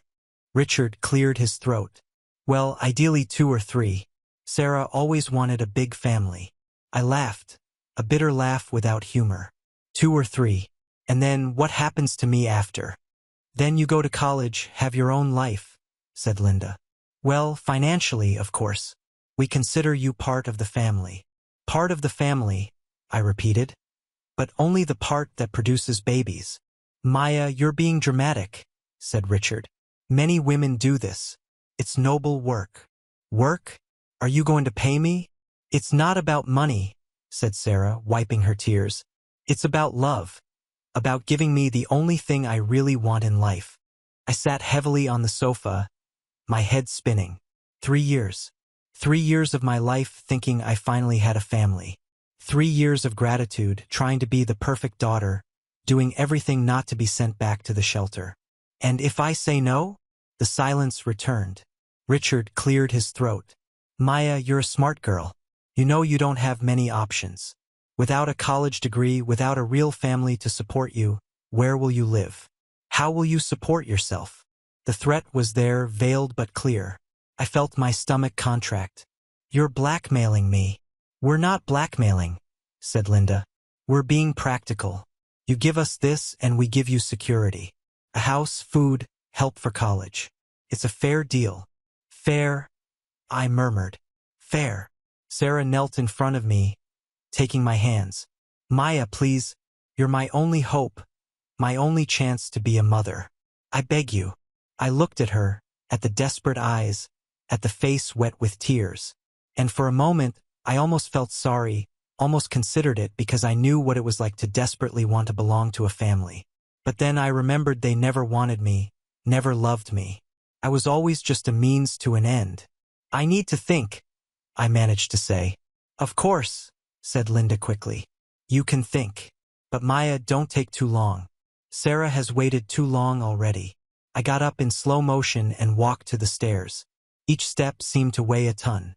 When I reached my room, I closed the door and leaned against it. There, surrounded by the posters I had stuck on the walls, by the graduation photos that had just happened, By the things that made that place my home, I finally understood. I never had a home. I had a breeding farm, and now they wanted me to produce. I spent the whole night awake, staring at my room's ceiling. Every sound in the house made me jump. Footsteps in the hallway, the refrigerator turning on, the floor creaking. Around 3 o'clock in the morning, when I was finally starting to fall asleep, I heard low voices coming from the kitchen. Morbid curiosity made me get up and go down the stairs silently. Can't force her, Richard. If she doesn't want, she'll want. Richard's voice was firm. She has no choice. Where will she go? She has nothing without us. But what if she runs away? Where to? Maya is smart but not stupid. She knows she needs us. I cringed on the last step, my heart beating so loud I was sure they could hear it. Sarah is obsessed, Linda whispered. You saw how she was today. She'll go crazy if Maya says no. Sarah won't go crazy. Maya will say yes. How can you be so sure? There was a pause. Then Richard's voice lower. Because I know this girl for 3 years. She would do anything not to go back to the shelter. Anything to have a family. I went up the stairs even more silently, returned to my room, and cried into the pillow until I fell asleep. The next morning, I tried to act normally during breakfast. Richard read the newspaper. Linda made scrambled eggs. Sarah didn't come down, which was normal. But I felt all the looks, all the expectations. Maya, said Linda as I finished eating. Did you sleep well? Yes, I lied. Good. Because today we thought about taking you to see the fertility clinic. Just so you can see how it works, understand the process. My fork stopped in the air. Today? There's no rush, said Richard without looking up from the newspaper. But the sooner you familiarize yourself with everything, the better. I got up abruptly. I'm going for a walk. Maya, Linda began. Just a walk. I need fresh air. I left through the back door before they could protest. Our backyard opened to a small forest, and I used to walk there when I needed to think. But this time I wasn't just thinking. I was looking. I had a strange feeling, like I was missing something important, like there was more to this story than they told me. And then I remembered Richard had gone down to the basement the night before. I had heard the door creaking. The Richards' basement was where they kept old things. Christmas decorations, furniture they didn't use anymore, boxes of papers. I never had a reason to go down there until now. I waited until Richard left for work and Linda went to the supermarket. Sarah was still in her room. The house was silent when I opened the basement door and went down the wooden stairs. The smell of mold and dust hit me immediately. There were boxes stacked everywhere, some labeled, others not. I started searching systematically, not knowing exactly what I was looking for. It was in the third box that I found it, medical files but not mine, from other boys. The first file was marked, Tyler, 2019 to 2020. With trembling hands, I opened the file. Tyler was 17 when he arrived at the Richards. Foster kid, no known family. There were photos of him, red hair, freckles, shy smile, and there were medical exams, many medical exams, all focused on male fertility.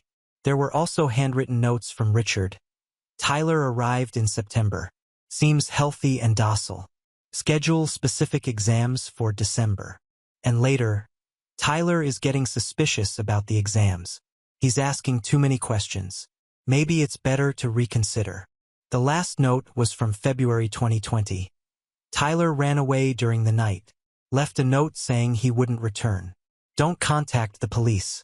Look for another candidate. My blood froze.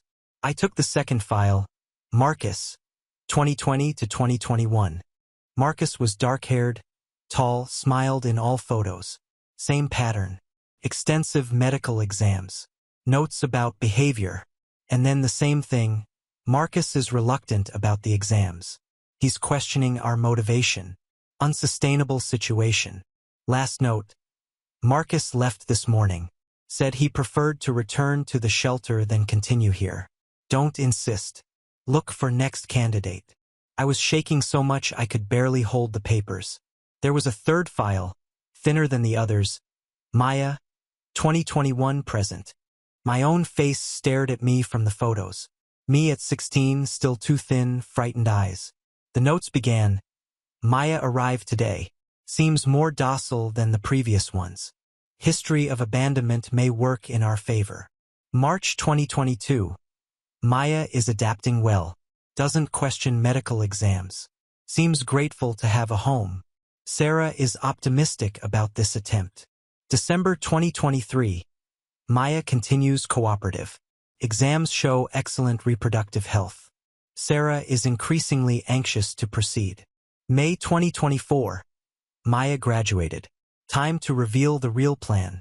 Sarah can barely wait. I let the files fall, feeling nauseous. I wasn't the first, not the second. I was the third attempt, the one who stayed long enough not to suspect, not to question, to be grateful enough to accept anything. But Tyler and Marcus ran away. They realized something was wrong and ran away. Why didn't I realize? I searched more boxes and found something even worse. A folder with Sarah's notes, pages and pages of obsessive planning about babies, names, nursery decoration, and a list titled Previous Candidates, with at least 8 names, including some I didn't recognize. They had tried this with at least 8 different children over the years. I sat on the cold basement floor for I don't know how long, processing everything. 3 years of my life. 3 years believing I finally had a family. 3 years being prepared like breeding cattle. I heard footsteps upstairs. Linda had returned. Maya, where are you? Quickly, I put the files back in the boxes, but not before photographing several pages with my cell phone. I went up the stairs with my heart racing. Linda was in the kitchen putting away groceries. Oh, there you are. Where were you? Just walking around the house. She looked at me for a moment. You're pale. Are you feeling well? I'm fine. Great. Because I scheduled your appointment at the clinic for Monday, just so you can meet Dr. Peterson. He'll explain the whole process. I nodded mechanically. Sure. Linda smiled. I'm so proud of you, Maya. You're doing a wonderful thing for Sarah. That night, I pretended to be sick so I wouldn't go down for dinner. I heard Sarah knocking on my door around 9 o'clock. Maya, can I come in? I'm sleeping, I managed to say. Please, I just want to talk. I didn't answer. After a few minutes, she left. But at 11 o'clock at night, I heard my door opening. Sarah entered without asking permission, closed the door behind her, and turned on the light. We need to talk, she said. I sat up in bed, blinking against the sudden light. Sarah, I said I was sleeping. I don't care. She sat in my desk chair, staring at me. You're avoiding us. You're thinking about saying no. I'm not. Don't lie to me, she interrupted. I know when someone is lying, and you are. I observed her carefully. There was something different about Sarah. A hardness I had never seen before, a determination that bordered on fanaticism. Maya, she continued, you need to understand something. I'm going to have this baby one way or another. You can do this out of love, gratitude, obligation. I don't care, but you will do it. And if I don't want to? Sarah smiled, but it was a cold smile. Then you'll find out what happens to foster girls who have nowhere to go. You'll find out what the real world is like for people like you. People like me. People without family, without money, without options. She leaned forward. Do you think you can survive alone out there? You who never worked a day in your life? Who never paid a bill? Who doesn't even have an original birth certificate? My heart accelerated. I have a birth certificate. You have a certificate that my father got for you. You don't even know your real name, Maya. You don't know who your parents are. You don't know where you came from. You don't exist without us. Each word was like a slap because she was right. I had nothing besides what they gave me. So think carefully, Sarah continued, getting up. You can give us what we want and continue being part of this family. Or you can be stubborn and find out what it's like to live alone in the world. She went to the door but stopped before leaving. Oh, and Maya, don't think about running away like Tyler and Marcus. We know where you are. We always know. The door closed, leaving me alone in the darkness. She knew about Tyler and Marcus. Of course, she knew. They all knew. I was just the next in line. But unlike Tyler and Marcus, I had nowhere to run. They were right about that. I had nothing, no one, no place to go. Or did I? For the first time in hours, I thought about Jake, my boyfriend for 8 months. Jake, who always made me laugh, who took me to drive-through dinners when he didn't have money for a real restaurant, who told me he loved me 3 weeks ago. Jake could help me. At least he could give me a place to stay until I figured out a plan. I took my cell phone and sent a message. I need to see you. It's urgent. He responded in 2 minutes. Is everything okay? Where do you want to meet? Can you come pick me up now? Sure, I'm leaving. 20 minutes later, I heard a car stopping in front of the house. I grabbed a backpack, threw some clothes inside, and went down the stairs silently. But when I opened the front door, it wasn't Jake who was waiting. It was Richard. Where do you think you're going, Maya? I froze. I was just... You were running away. He entered the house, closing the door behind him. Just like Tyler, just like Marcus. I wasn't running away. Of course you were. You messaged your boyfriend. You packed a bag. He crossed his arms. Did you really think we weren't watching? Linda appeared at the top of the stairs. What's happening? Maya was trying to run away, said Richard calmly. Oh dear. Linda came down the stairs quickly. Why would you do that? We love you. We are your family. You don't love me, I managed to say. You want me as a baby-making machine. That's not true, said Linda. We love you. That's why we chose you for this honor. Honor. Sarah appeared on the stairs, too. Yes, honor. Giving life. Creating a family. There's nothing more important than that. I looked at the 3 of them cornered in the living room. What about Jake? He's coming to pick me up. Richard smiled. No, he's not. What? Maya, said Linda softly. Did you really think we didn't know about Jake? That we didn't know about your plans? My phone rang. A message from Jake. Sorry, Maya. I can't do this anymore. They told me about your family situation, about you having abandonment issues. I think you need professional help, not a boyfriend. Sorry, but we need to break up. I looked at the message, then at them. You talked to him. We explained the situation, said Richard. We explained that you're going through a difficult time, that you're having confused ideas about our family, that you need stability, not someone feeding your fantasies of independence. Fantasies. The fantasy that you can just leave and live your own life, said Sarah. Maya, you're a foster girl without resources. You don't have real-world skills, no higher education, no family support. Without us, you're nothing. I sat heavily on the sofa. Jake. My Jake, the person I trusted most in the world. And they managed to turn him away from me with a simple, manipulative conversation. How much? I asked. What? Said Linda. How much did you pay him? Silence. How much? Richard hesitated, then sighed. We offered $15,000 for him to keep you stable and happy until you were ready to assume your responsibilities. $15,000. Less than I initially thought, but still a substantial amount for a 19-year-old boy. And he accepted. He understood it was better for you, said Linda. That you needed emotional stability. I laughed.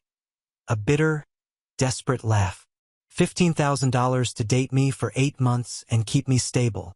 To keep you happy until you were ready, Sarah corrected. Ready to be your surrogate. Ready to assume your responsibility to this family, said Richard.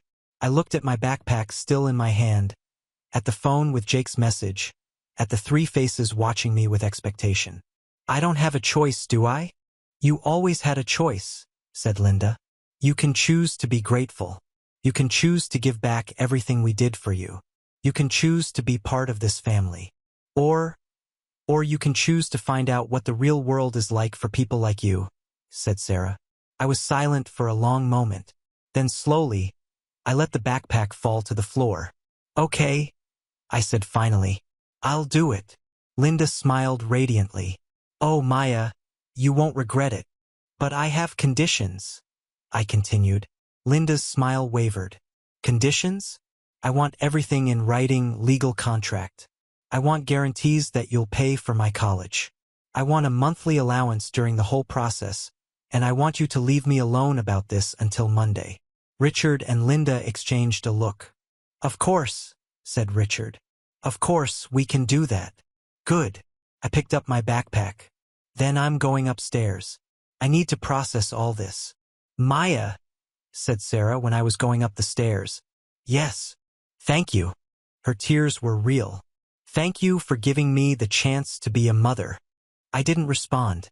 I went up to my room, closed the door, and sat on the bed. They thought they had one, that I had given up, that I was so broken and desperate that I would accept anything. But while I was sitting there, an idea began to form. A crazy, desperate idea, but maybe possible. Jake betrayed me for money. Okay, that hurt more than I wanted to admit, but I could work with that information. Tyler and Marcus ran away, but they ran away without evidence, without proof of what the Richards were doing. I wasn't going to run away. I was going to destroy them. On Monday, I would go to the clinic. I would smile. I would cooperate. I would let them think they had one. But I would also start collecting systematic evidence. I would record conversations. I would photograph documents. I would build a solid case against them because Tyler and Marcus were minors when they ran away. They didn't have resources, didn't have legal power. But I was of age now and I had something they didn't have. I had anger, cold, calculated anger. And I was going to use every gram of it to destroy the family that thought they could use me as breeding cattle. They wanted me to be grateful. I was going to show them exactly how grateful I was. Monday came too fast. I had spent the entire weekend creating a plan. It wasn't perfect, but it was a start. First, I needed solid evidence. Then I needed allies. And lastly, I needed a safe exit. "Ready?" asked Linda when we went down the stairs. She was nervous, that was obvious.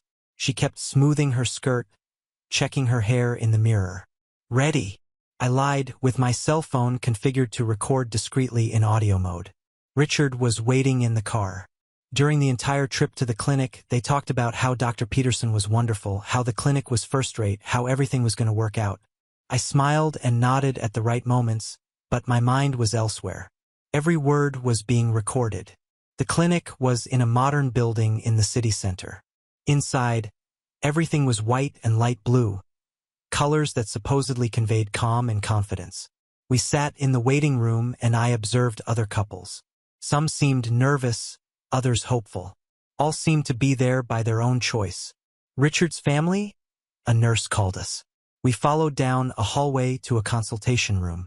Dr. Peterson was a man of about 50, gray hair, professional smile. He greeted Richard and Linda warmly, then turned to me. "You must be Maya. It's a pleasure to meet you." "Likewise," I managed to say. "Well," he sat behind the desk. "I understand you're interested in surrogacy. It's an exciting journey, but also complex, Maya. Do you completely understand what this involves?" I looked at Richard and Linda. "Yes, I understand." "Great. Now, I'll explain the medical process." During the next hour, Dr. Peterson detailed every step. Hormones, embryo transfer, monthly monitoring, delivery. He spoke as if he were describing a routine procedure, not as if he were discussing using my body to produce a baby for another person. "Are there any questions?" he finished. "One," I said. "How does the legal part work?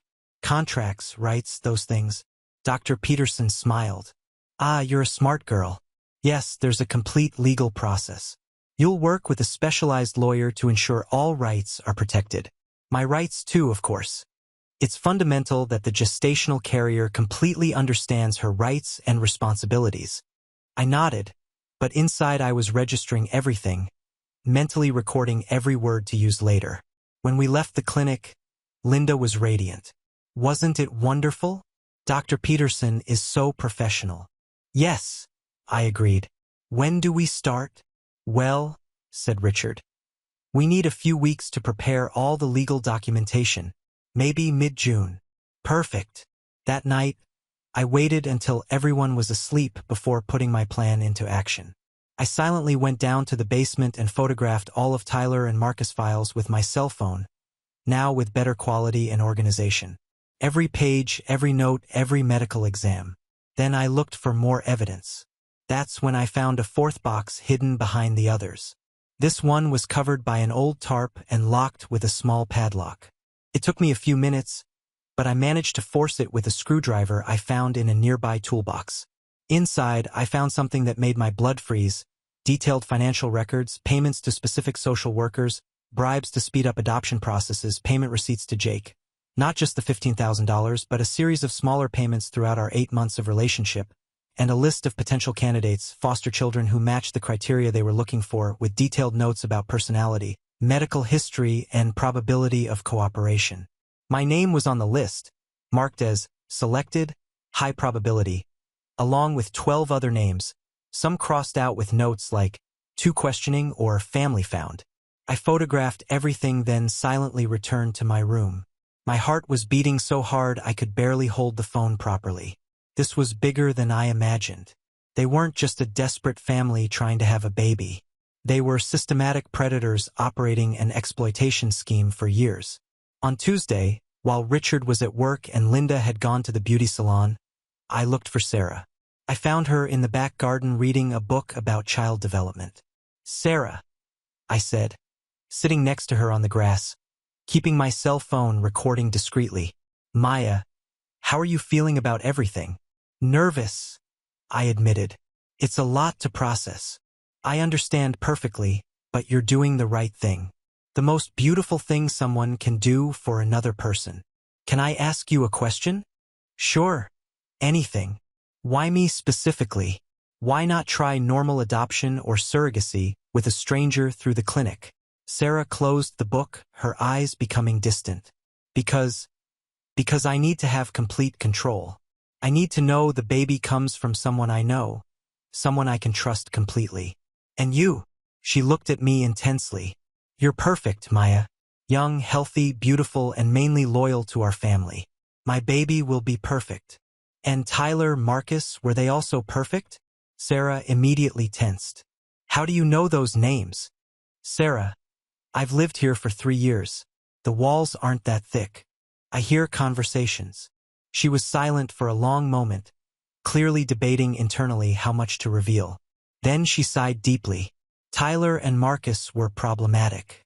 They didn't understand the sacred importance of what we were asking. They were selfish, focused only on themselves." "Selfish how?" "They only thought about their own needs. They couldn't see the bigger picture. They couldn't see that they had the chance to give the greatest gift possible to a family, the gift of life." I nodded slowly, keeping my expression neutral. "And if they had stayed, if they had agreed to cooperate?" Sarah smiled, and there was something deeply disturbing about that smile. "Then I would have a complete family now. 3 beautiful babies instead of none. 3 babies, 1 from each of them, and now at least 2 from you.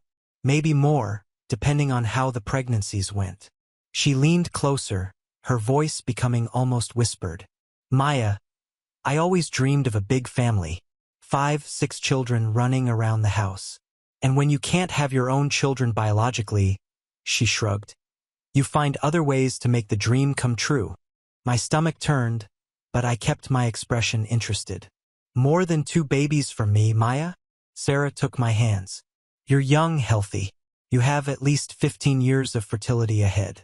Think of the possibilities. You could give me the big family I always wanted, and we could give you financial security for the rest of your life." I managed to keep my expression neutral, but inside I was screaming. It wasn't just 1 or 2 babies she wanted from me. It was industrial production of children. "Sarah," I said carefully, "can I ask you one more very personal question?" "Sure. We're family. When exactly did you discover you couldn't have children?" 5 years ago. It was absolutely devastating. I had been trying to get pregnant for 2 years, doing all possible treatments. "And was it by coincidence that you started adopting foster boys around the same time?" She stopped suddenly, realizing what she had revealed and how her information connected. "Maya, that's why Tyler arrived 5 years ago, isn't it? That's why Marcus arrived after Tyler ran away.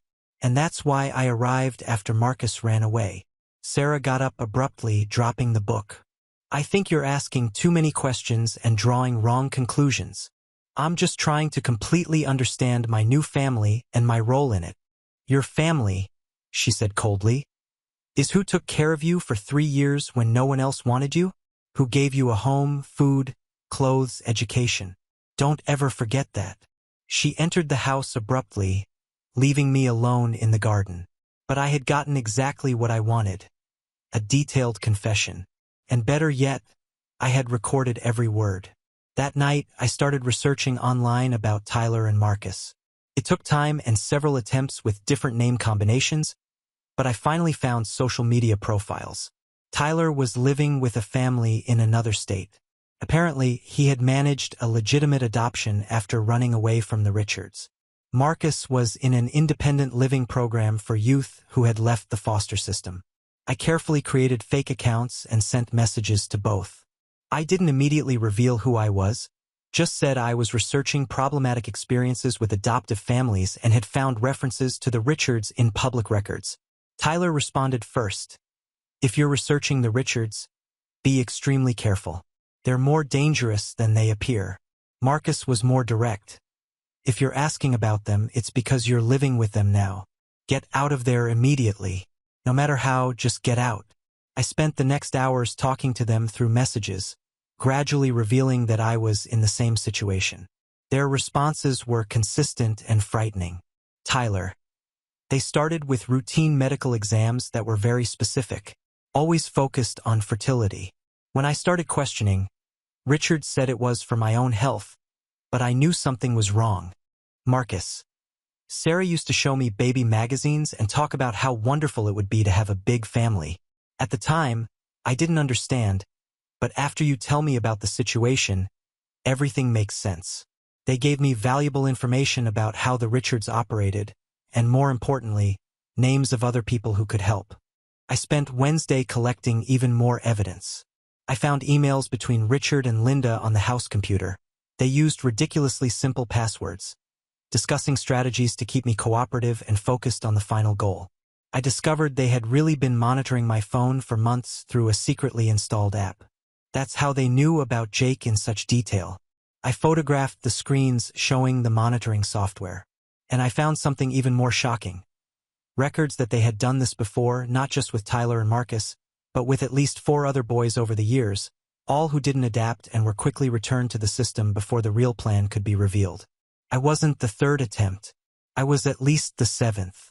On Thursday, while Linda was at the spa and Richard at work, I managed access to his office and copied all the computer files to a flash drive I had secretly bought.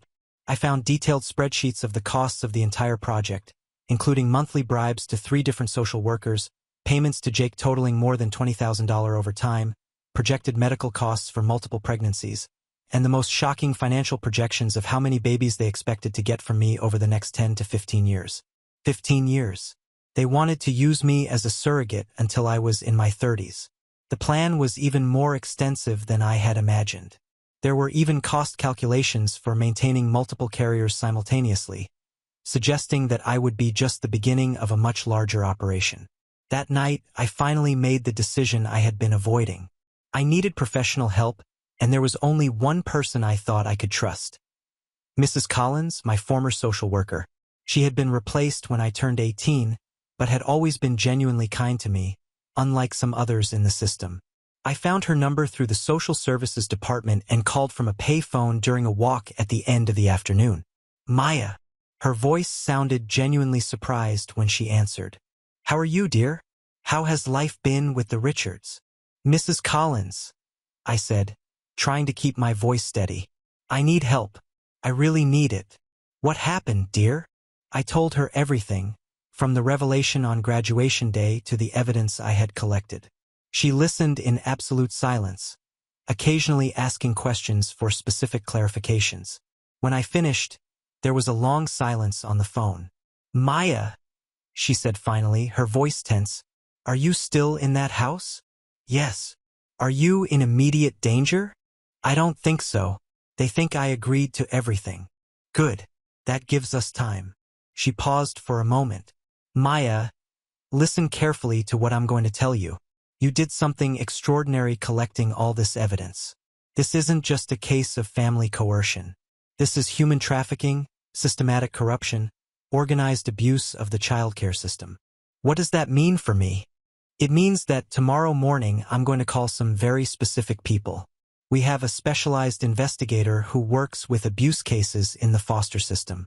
And I'm going to contact a lawyer who specializes in children's and young adults' rights. I don't have money for a lawyer. Don't worry about that now. This kind of case, there are organizations that will want to help, both to protect you and to prevent this from happening to other children. Mrs. Collins, I said, my voice starting to fail. I trusted them completely. For 3 whole years, I really thought they loved me. I know, dear, and I'm deeply sorry. But listen, you were smarter and braver than they ever imagined. You not only protected yourself, you collected evidence that will protect other children, too. And now, what do I do now? Now you continue the performance for a few more days while we set up a safe and complete plan. Can you do that? I can, Mrs. Collins. Yes, you're not alone. You'll never be alone again. After I hung up, I sat on the park bench for a long time, just breathing. For the first time in a week since the revelation, I felt something like hope because, for the first time in 3 years, someone was on my side without wanting anything in return. On Friday morning, Mrs. Collins called back to my personal cell phone, which I had managed to keep safe from the Richards. Maya, I managed to talk to the investigator and the lawyer. They want to meet with you today. Can you make up an excuse to leave the house this afternoon? I can say I'm going to meet with former school friends. Perfect. Meet me at the public library at 3 o'clock. And Maya, bring all the evidence you managed to collect. Okay. After lunch, I told Linda I was going to meet with some girls from my class to celebrate graduation belatedly. She seemed hesitant, but didn't protest. She was probably afraid of pressuring me too much and making me change my mind about the deal. The library was relatively empty on a Friday afternoon. I found Mrs. Collins at a table in the back along with a man of about 40 in a suit and a gray-haired woman with a leather briefcase. Maya, said Mrs. Collins, getting up to hug me. These are Investigator James Wright and lawyer Maria Santos. We sat down and I spent the next hour and a half telling my story again. This time showing all the evidence I had meticulously collected. The photos of the files, the recorded conversations, the financial documents, the conversations with Tyler and Marcus. Lawyer Maria became progressively more serious as I showed each piece of evidence. Maya, she said when I finished, this goes far beyond a simple case of family coercion. This is organized human trafficking, systematic corruption of public officials, coordinated abuse of the child protection system. What does that mean? It means, said Investigator Wright, that you're not just a victim seeking help. You're a key witness in a large-scale federal criminal case. So, you can stop them?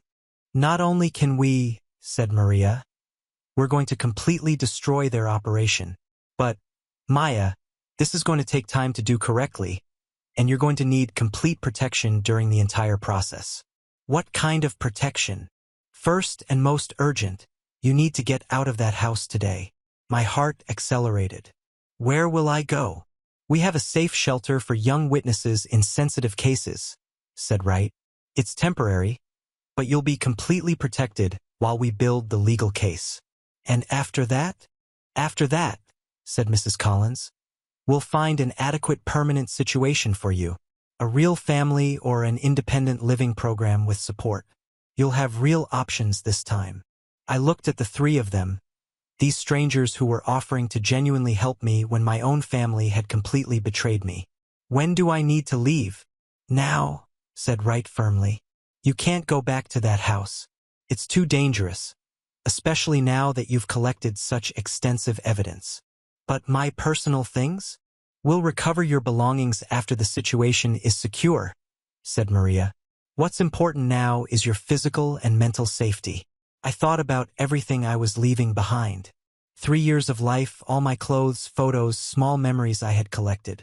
But then I thought about what I was really leaving, an elaborately disguised prison masquerading as a loving home. Okay, I said finally. Let's go. Wright made a quick call and 15 minutes later, a discreet official vehicle arrived at the library. Before getting in, I looked back one last time at the city where I had spent the last 3 years. Somewhere there, Richard was probably coming home from work, expecting to find the docile girl who had agreed to be a surrogate for his daughter. Linda was probably preparing dinner, planning how to celebrate my cooperation. Sarah was dreaming of all the babies I would give her. None of them had any idea that instead of an obedient victim, they had inadvertently created their own destruction. As the car drove away from the library, I took my cell phone and sent messages to Tyler and Marcus. I'm out and safe, and I'm going to destroy them completely. The responses came quickly. Tyler, what a relief. Count on me for anything you need. Marcus, finally, I'm here to help with whatever is necessary. I smiled for the first time in a week. I wasn't alone. I had allies. I had solid evidence. And I had something the Richards never expected me to develop. I had a real plan for revenge, but also for justice. The witness shelter was a discreet building in a quiet part of the city. It wasn't luxurious like the Richards' house, but it was something they never were. Completely honest. The people there helped me for who I was as a person, not for what my body could produce for them. That night, lying in a simple but clean bed, I thought about everything that had happened. A week ago, I was a foster girl, grateful to have a family that loved her. Now, I was a survivor preparing for a legal battle that would protect other children. And for the first time in 3 years, I felt truly at home. Saturday morning brought a phone call that would change everything. Maria called early, her voice tense with excitement. Maya, you need to come to the office now. What happened? After you left yesterday, Richard and Linda Richards went into total panic. They called the police reporting you as a missing person. My stomach contracted. And then Investigator Wright had to reveal part of the ongoing investigation to prevent them from looking for you as a fugitive. The Richards found out that you came to us. Is that bad? Actually, it's excellent because they did something extremely stupid. An hour later, I was at Maria's office watching a security recording from a shopping center. On the screen, Richard Richards gesticulated violently while shouting at a police officer. That maniac girl is making up malicious lies about our family. We gave her everything, and now she stabs us in the back. His voice was loud enough to attract looks from dozens of onlookers. She's a compulsive liar. Always has been. That's why no one else wanted her before us. The officer tried to calm him down, but Richard continued. She should be grateful for everything we did. Instead, she makes up these crazy stories about. He stopped abruptly, realizing he was talking too much in public. About what, sir? Asked the officer calmly. Nothing. Forget it. But the damage was done. There were at least 10 people filming with their cell phones and several others recording audio. This was last night at North Point Mall, said Wright. The recording has already gone viral on local social media. Richard's meltdown is trending. And there's much more, said Maria, moving to another video. This was from this morning. It was Sarah in a supermarket parking lot, crying hysterically while Linda desperately tried to calm her down. Where's my baby? She screamed to anyone who would listen. Where's Maya? She promised to give me my baby. A woman who was passing by stopped to offer help. Your baby? Was the girl pregnant? Not yet, Sarah sobbed without thinking. But she was going to be. She was going to have my baby for me. It was our deal. Deal? The woman asked, visibly confused. She was going to be my surrogate. We adopted her specifically for that. Linda quickly pulled Sarah to the car, but several people had heard and many were filming. Jesus Christ, I murmured. They're completely falling apart. Completely, agreed Wright. And it's not over yet. Since these recordings started circulating, we've received 6 calls this morning from people who know the Richards family wanting to report strange behaviors they observed over the years. Maria leaned forward. Maya, what you did collecting this evidence was extraordinary and brave. But now we have something even better. They're incriminating themselves publicly in high definition for the whole world to see. What does that mean for the legal case? It means, said Wright, that instead of a long and difficult process to prove, they basically confessed their crimes in front of cameras. The district attorney has already called. They want to act quickly. And for me, what does that mean for my life? It means you're completely safe now, said Maria. They can no longer pretend to be a normal family. The mask has fallen publicly, and it means other vulnerable children are protected now. That afternoon, Tyler drove 3 hours to meet me in person. It was surreal to see him face to face after only knowing him through old files and text messages. He was taller than I imagined, with the same shy smile from the photos, but now with confidence that didn't exist when he was with the Richards. "Maya," he said when we met at the cafe near Maria's office, "you're literally my hero." "Why?" "Because you managed to do what Marcus and I didn't have the courage to do. You stopped them permanently." Marcus arrived an hour later, driving from his city. Unlike Tyler, who had found a real loving family, Marcus was still navigating the independent living system, but he seemed at peace with himself, confident in a way I was still learning to be. "Did you see the latest news?" asked Marcus, sitting with us. "What news?" He showed his phone. The local newspaper headline read, "Local family investigated for surrogate scheme with adopted minors." "It came out 2 hours ago," said Marcus. "It's spreading everywhere. Radio, TV, news sites, social media." I read the article, feeling a complex mixture of satisfaction and sadness. They were being publicly exposed, but it also meant my personal story had become national headlines. "How are you dealing with all this exposure?" I asked. "With pure satisfaction," said Tyler immediately. "They destroyed 2 years of my life, made me question if I deserved a real family. I was carrying anger for a long time," admitted Marcus. "But seeing them self-destruct this way, it's more satisfying than any revenge I could have planned alone." We spent the rest of the afternoon sharing our experiences in detail. Tyler told me how he started to suspect when Richard insisted on excessively specific preventive medical exams. Marcus revealed that he had heard Sarah talking about the baby plan with someone on the phone, but couldn't completely understand the context at the time. "The difference," said Tyler, "is that you were older when you discovered the truth, more mature, and definitely braver and more strategic." "I don't feel brave," I admitted. "I feel scared and betrayed." "It's normal to feel that way," said Marcus.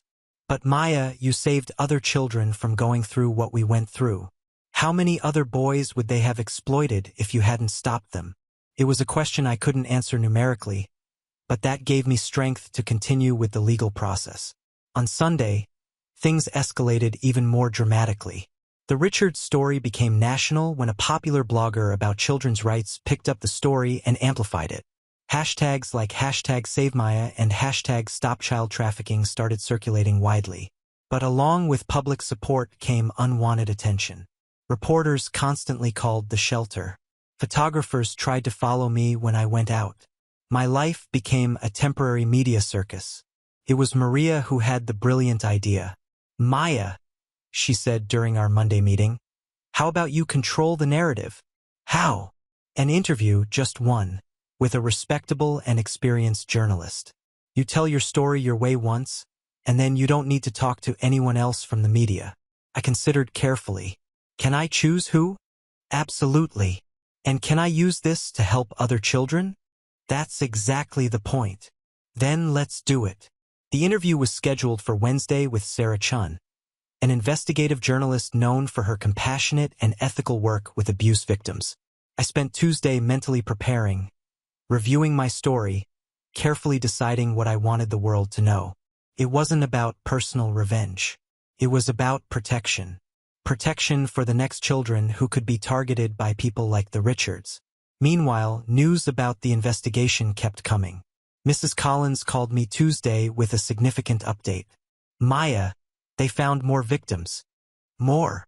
"2 different families in other states following identical patterns. One in Texas, another in Pennsylvania. Your courage in speaking out is allowing other people to come forward." "Is that good?" "It's excellent. It means this is much bigger than we initially thought, but it also means we're going to be able to prosecute them for everything."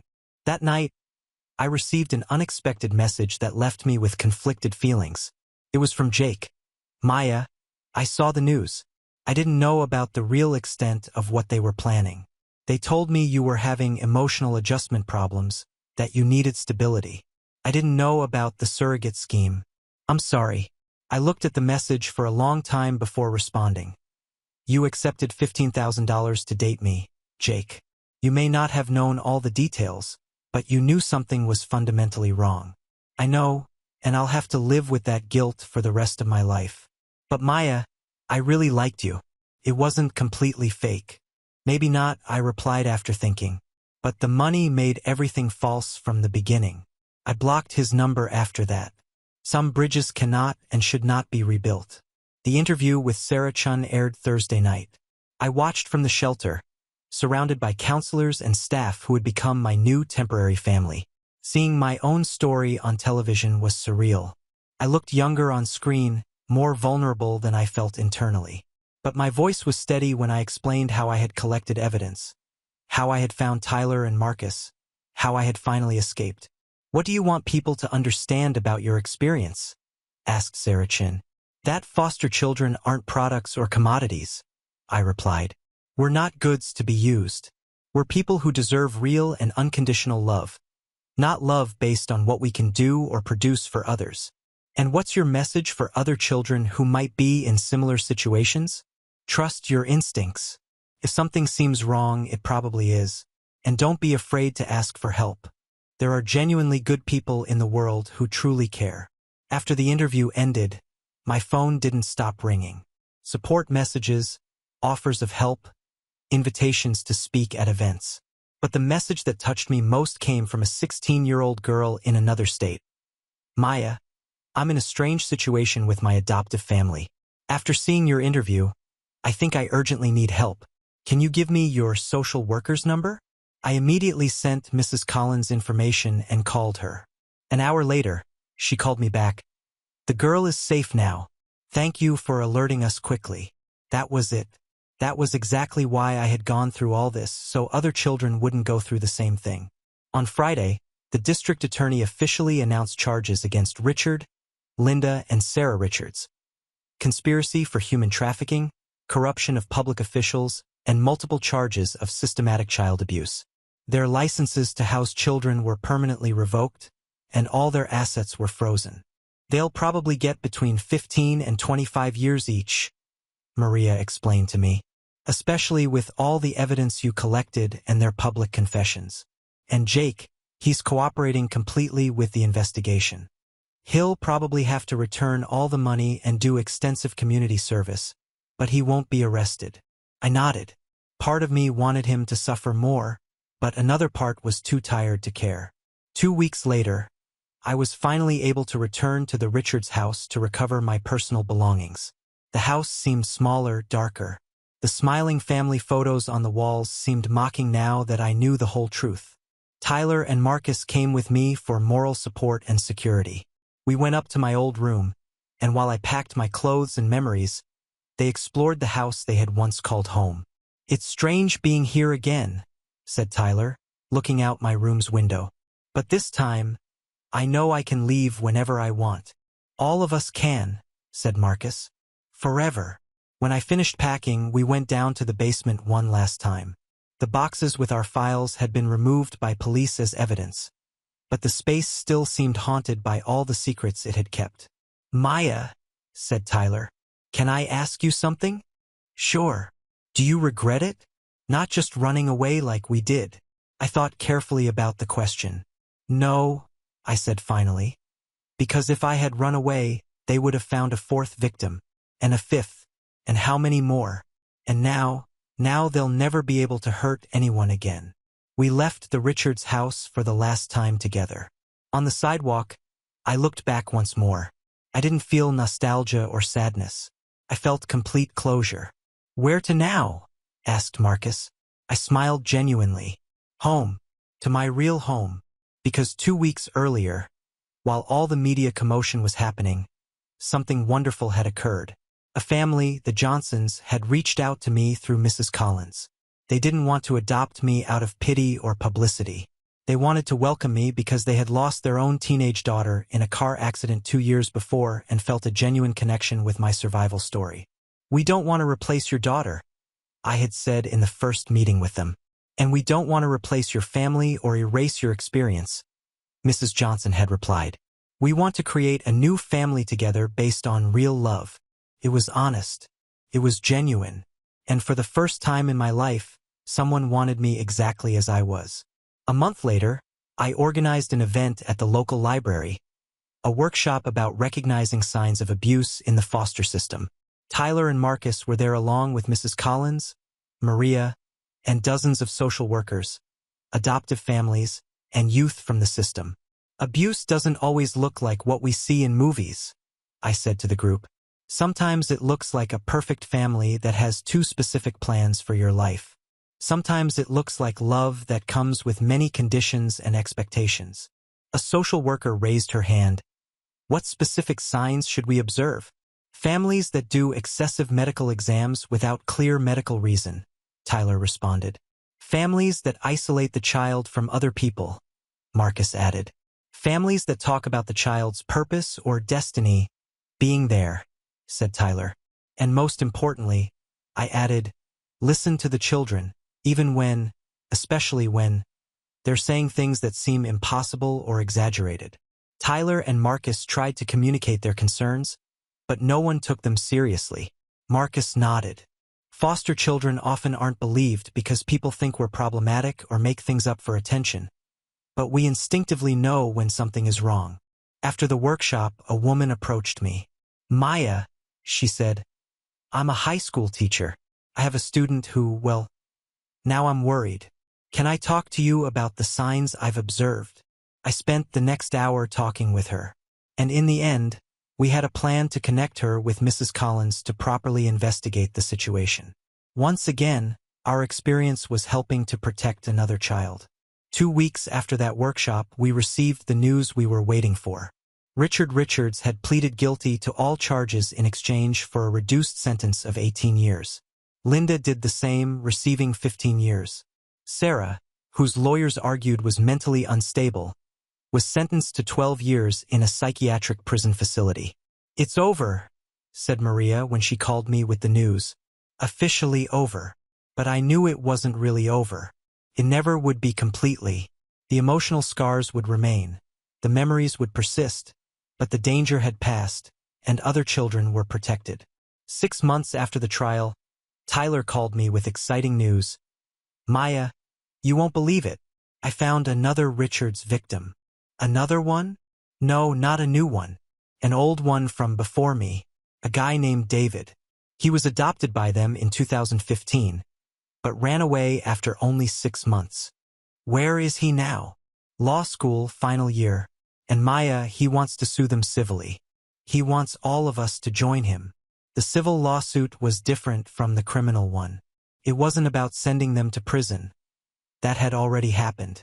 It was about financial justice and sending a clear message to other people who might be thinking about similar schemes.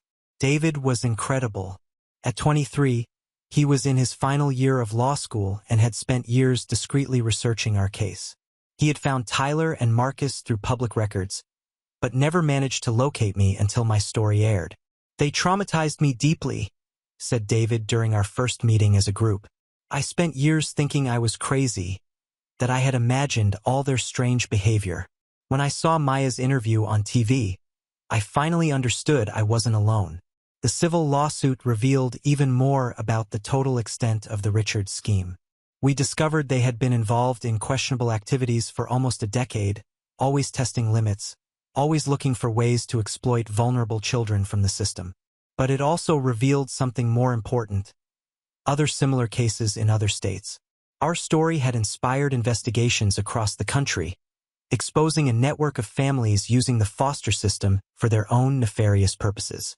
A year after my escape, I was sitting on the Johnsons' porch watching the sunset. It was a simple domestic scene. Mr. Johnson was grilling hamburgers. Mrs. Johnson was watering her flowers. I was doing community college homework. This is what a real family looked like.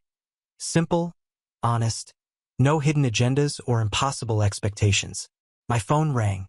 It was a message from an unknown number. Maya, I saw your story online. I'm in a similar situation. Can you help me? I smiled and started typing a response. During the last year, I had received dozens of messages like this. Each one reminded me why it had been worth going through everything. Of course, I wrote back, "You're not alone," because that was the truth about surviving what I survived. You can't just move on and forget. You have to use your experience to protect others. You have to turn your pain into purpose. 2 years later, Tyler married a wonderful girl he met in college. Marcus got a full scholarship to study social work. David passed the bar exam and started working for a nonprofit organization that advocated for children's rights. And me? I moved to an apartment near campus where I was studying psychology with a specialization in childhood trauma. The Johnsons continued to be my family, not on legal paper, but in the heart. And I had found my true purpose. The night before community college graduation, I received a call from Mrs. Collins. "Maya," she said, "I have a proposal for you." "What?" "How about working with me? Officially, we're creating a new position, victim protection specialist. Someone who understands the system from the inside, who can identify risk situations before they become dangerous." I didn't need to think twice. When can I start? 3 years after escaping the Richards, I was sitting in my own office interviewing a 16-year-old girl who had been removed from a suspicious adoptive family situation. She was scared, confused, not knowing who to trust. "It's hard to know what's real when the people who should protect you are the ones who hurt you," she said. "I know exactly what you're talking about," I replied. "It happened to me, too." Her eyes widened. "It really happened?" "It did. And I survived. And you'll survive and thrive, too." I spent the next hour telling my story. Not the media version, but the real, raw, honest version. I talked about the fear, confusion, the deep sense of betrayal. But I also talked about finding inner strength, collecting evidence, fighting back, and finally finding a real family. "What did you do after everything?" she asked when I finished. "I built a real life," I said, "with people who love me for who I am, not for what I can do for them. And now I help other people like you do the same thing." She left my office with a different expression. Still scared, but also hopeful. It was the same expression I had when Mrs. Collins first told me I wasn't alone. That night I called Tyler, Marcus, and David. Our monthly call had become a precious tradition. "Any interesting news?" asked Tyler. "I just helped another girl today," I said. 16 years old, suspicious family situation. She reminded me a lot of myself. "It's amazing," said Marcus. "How many is it total now?" I did a quick mental count. 62 in the last 2 years. 62 children who are safe because of what you went through and how you reacted, said David. "If that's not turning trauma into purpose, I don't know what is." After I hung up, I went out to my apartment's balcony. The city stretched below me, full of lights and infinite possibilities. Somewhere out there, there were children like I had been, vulnerable, scared, looking for love in the wrong places. But there were also people like Tyler, Marcus, David, and me, survivors who had turned our pain into protection for others. There were social workers like Mrs. Collins who truly cared. There were families like the Johnsons who offered real love without conditions. Evil still existed.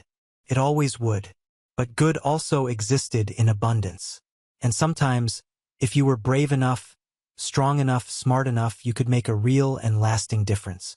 For years after discovering that my adoptive parents wanted to use me as a surrogate, I was doing exactly that, making a difference one child at a time. And for the first time in my life, I knew with absolute certainty who I was. I wasn't the grateful foster girl who would do anything for crumbs of love.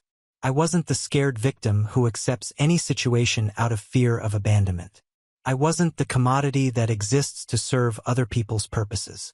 I was Maya Johnson. Yes, I had chosen to keep the name of the family who showed me what real love means.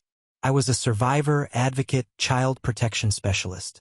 I was someone who turned the most traumatic experience of her life into the source of her greatest strength and purpose. And when other children came to me, scared and broken like I had been, I could look into their eyes and say with complete honesty, I understand completely. I went through it, and I'm going to help you not just survive, but thrive and find your true family. Because that's the truth about real families. They're not about blood or legal papers. They're about conscious choice, about people who choose to love you, protect you, support you without expecting anything in return except for you to be exactly who you are. And I finally had that. I had all that and much more.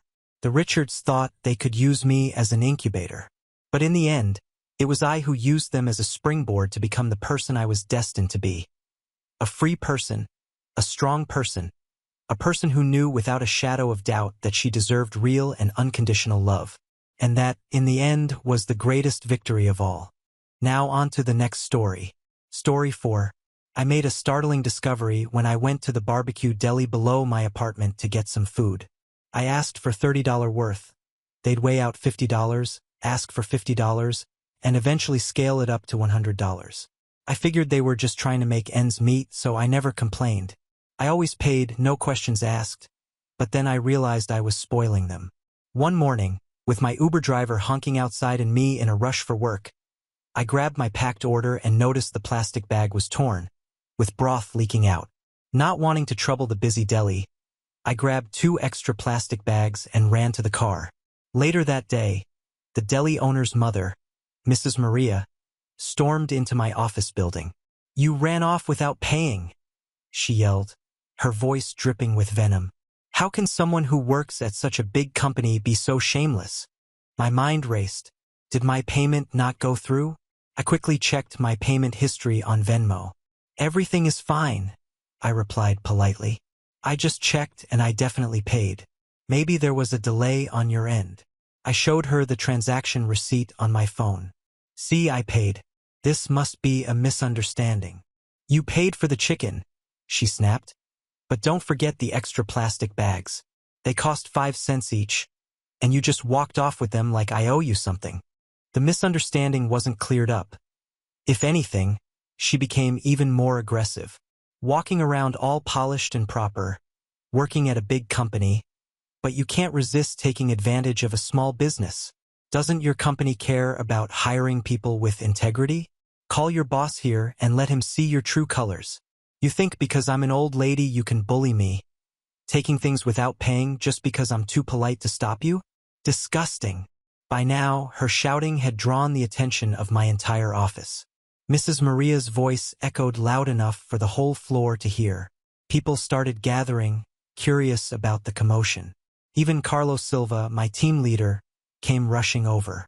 Seeing her rage, he tried to calm her down before even asking me what had happened. "Clara," Carlos said, turning to me, "just give her the money and let's move on. She's an elderly lady.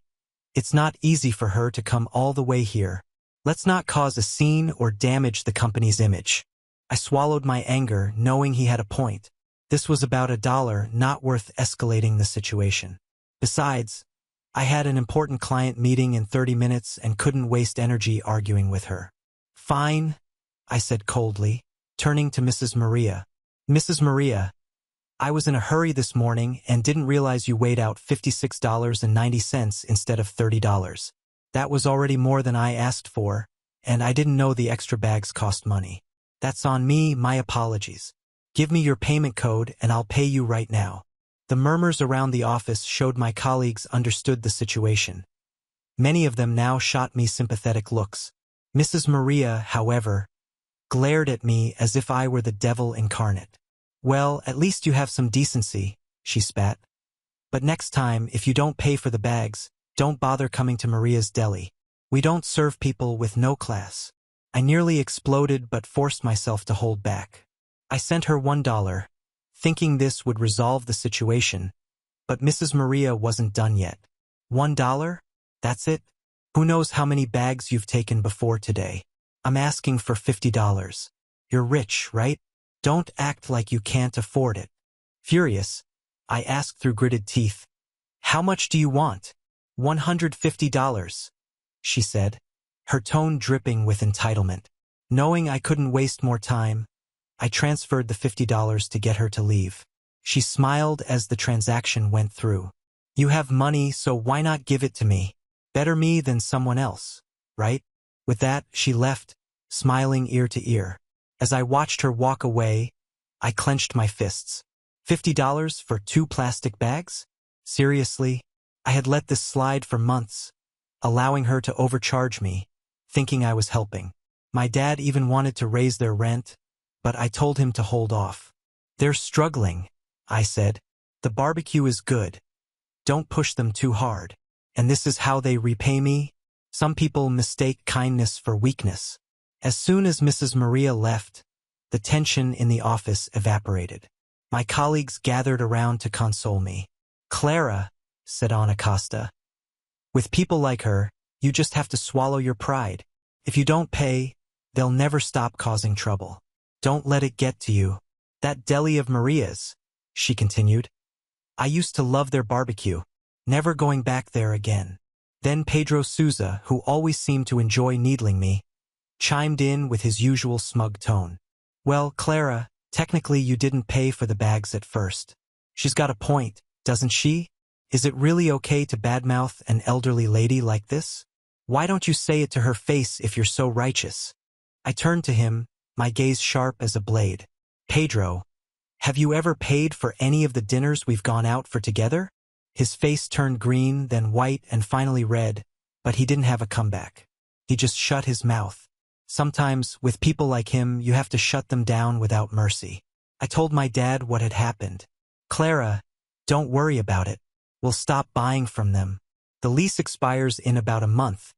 Just kick them out when the time comes. After work, I stopped by the bakery and bought a selection of fancy pastries on a whim. I also picked up a large box of freshly cut durian, an indulgence I had been craving. Mrs. Maria's family had 3 kids. Their eldest daughter was in college, the middle child, Laura, was 13 and in middle school, and the youngest, Lucas, was still in elementary. As I walked past Maria's deli, Laura and Lucas came running, their faces lighting up at the sight of my bags. Laura followed me like a shadow, her eyes practically glued to the box. Miss Clara, what did you buy? It looks so yummy. I saw right through her act. Just some cake and durian, I said bluntly. Why? Got something to say? If not, I'm heading home. The word durian made Lucas's eyes sparkle with excitement. Without hesitation, he tried to grab my bag.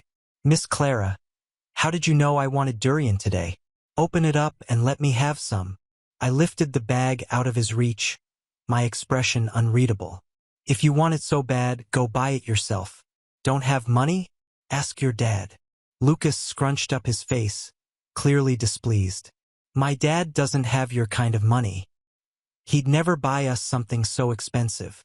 Laura quickly chimed in. Yeah. If it weren't for you, we'd never get to taste anything nice like that. How had I missed it before? These two were just as shameless as their grandmother. Out of pity, I used to share with them every time they played this sweet sibling act, calling me Miss Clara, like I was their favorite neighbor. But today, not a chance. When I didn't hand over the goods right away, Lucas tried to grab my sleeve. Give it to me now. I'm telling you to back off. I snapped, shaking him off. I'm not your mom. Why should I give you anything? Lucas's face darkened. I know you love the barbecue from our shop. Keep this up, and I'll make sure Dad stops selling to you. Laura dropped her sweet girl act and planted her hands on her hips. You always shared with us before. Why not today? Laura's voice dripped with insolence, as if I owed them something. I took a deep breath, trying not to lose my temper. They had become so accustomed to taking advantage of my kindness that they couldn't even see how absurd their behavior was. I looked at her, fixing a stern gaze, trying to send the message without raising my voice. Because today, Laura, I realized kindness has its limits. You think everything I do is my responsibility? It's not. You have parents for that, not me. She crossed her arms, frowning as if I were the most unfair person in the world. Lucas, however, looked even angrier, and it wasn't hard to tell he was about to try something more direct. That's because you're selfish, he shot back, stomping his foot as if that would strengthen his argument. You always acted like you were our friend, but now you're acting like you're better than us. I laughed, but it was a dry, humorless laugh. Friend? Since when have you treated me like a friend? Friendship is a two-way street, Lucas. You only show up when you want something. You've never offered anything, never even genuinely thanked me. So no, I'm not your friend. They stared at me, clearly surprised by my response. Maybe it was the first time someone confronted them like this. I didn't care. I was tired of pretending this didn't bother me. When I tried to walk past them to enter my building, Lucas grabbed my bag tightly. You're going to give me the durian. You have no right to keep it all to yourself. I yanked my bag back forcefully, almost knocking him over. He stumbled backward, glaring at me angrily. Touch me again, Lucas, and I'll make sure your parents hear about this. I'm not obligated to tolerate your spoiled behavior. Laura, sensing I wasn't in the mood for nonsense, tried to soften her tone, but it sounded forced. Miss Clara, we're just asking for a little peace, just one. You don't have to be so cruel. I was the cruel one. Their world was so small and spoiled that in their minds, I was the villain for simply not giving in. I looked at them one last time before finally losing my patience completely. Cruel? You think I'm cruel? Do you have any idea of everything I've done for you and your family? I've always paid more than I should at that deli, and I never complained when your dad needed help. I told my dad not to raise your rent, even though he could have. I've shared food with you countless times, and what do I get in return? Disrespect, humiliation, and now I'm being called cruel. Laura and Lucas were silent, but their expressions weren't apologetic. It was more a mix of shame and anger that they weren't getting what they wanted. If you're so used to getting things for free, maybe it's time you learn to work for them. It's not my job to support the lifestyle you want. Now leave me alone. I walked past them and into my building, slamming the door behind me. My heart was racing, but I felt strangely relieved. It was the first time I had truly set a boundary with that family, and while I knew this would probably cause more problems, I didn't care. When I got to my apartment, I sat on the couch and reflected on everything that had happened over the past few months.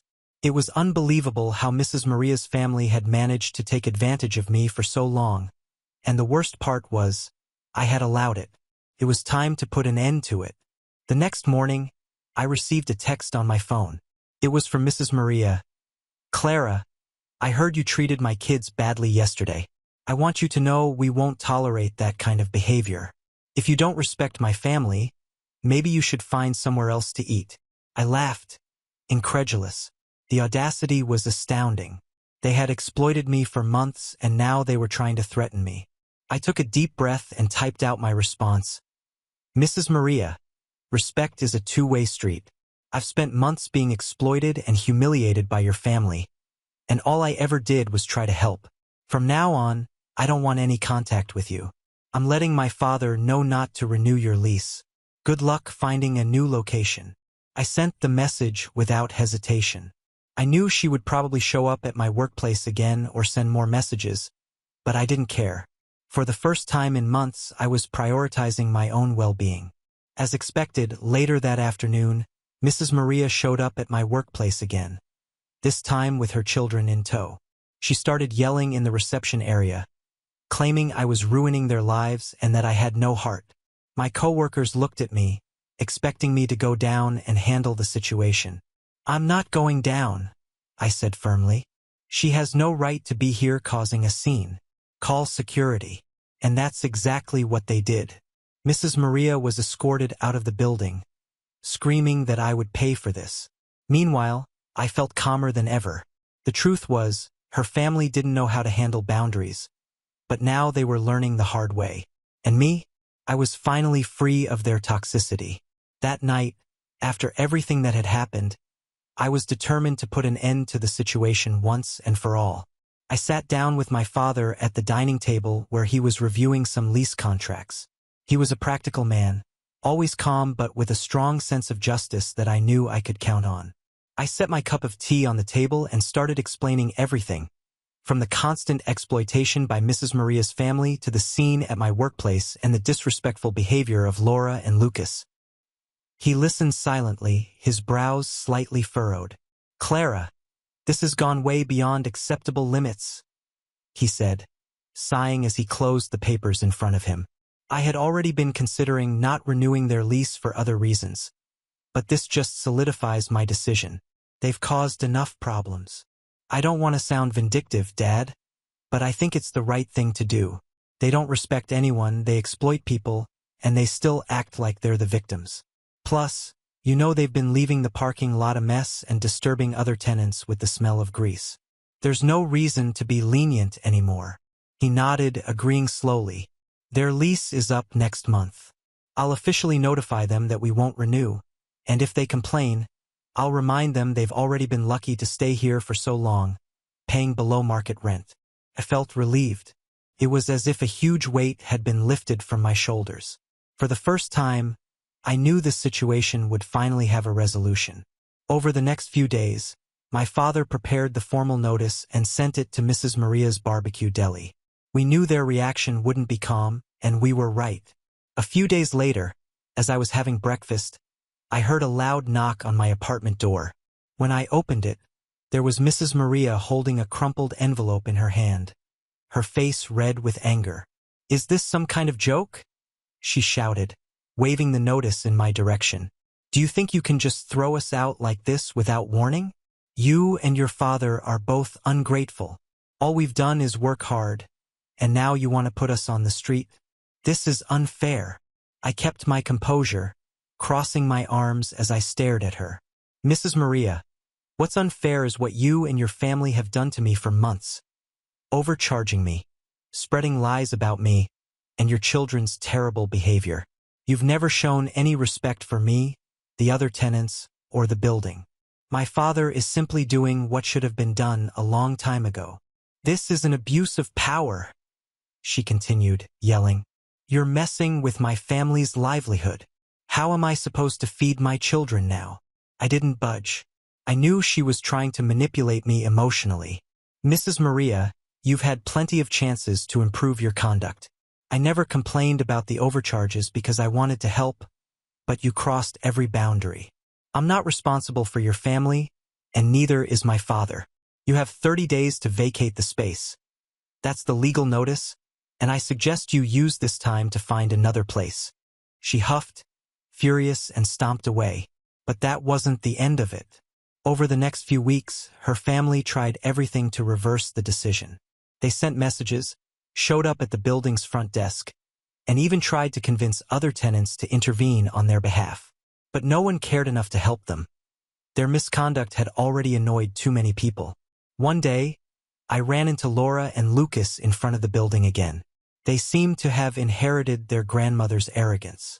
Lucas was the first to speak. "You're going to regret this, you know. Our dad said he'll tell everyone that you and your father are exploiters who kick people out for no reason. You won't be able to walk around here without people talking about you." I laughed softly, unfazed. "Lucas, you've already been talking badly about me, and it hasn't changed anything. Go ahead and spread whatever you want.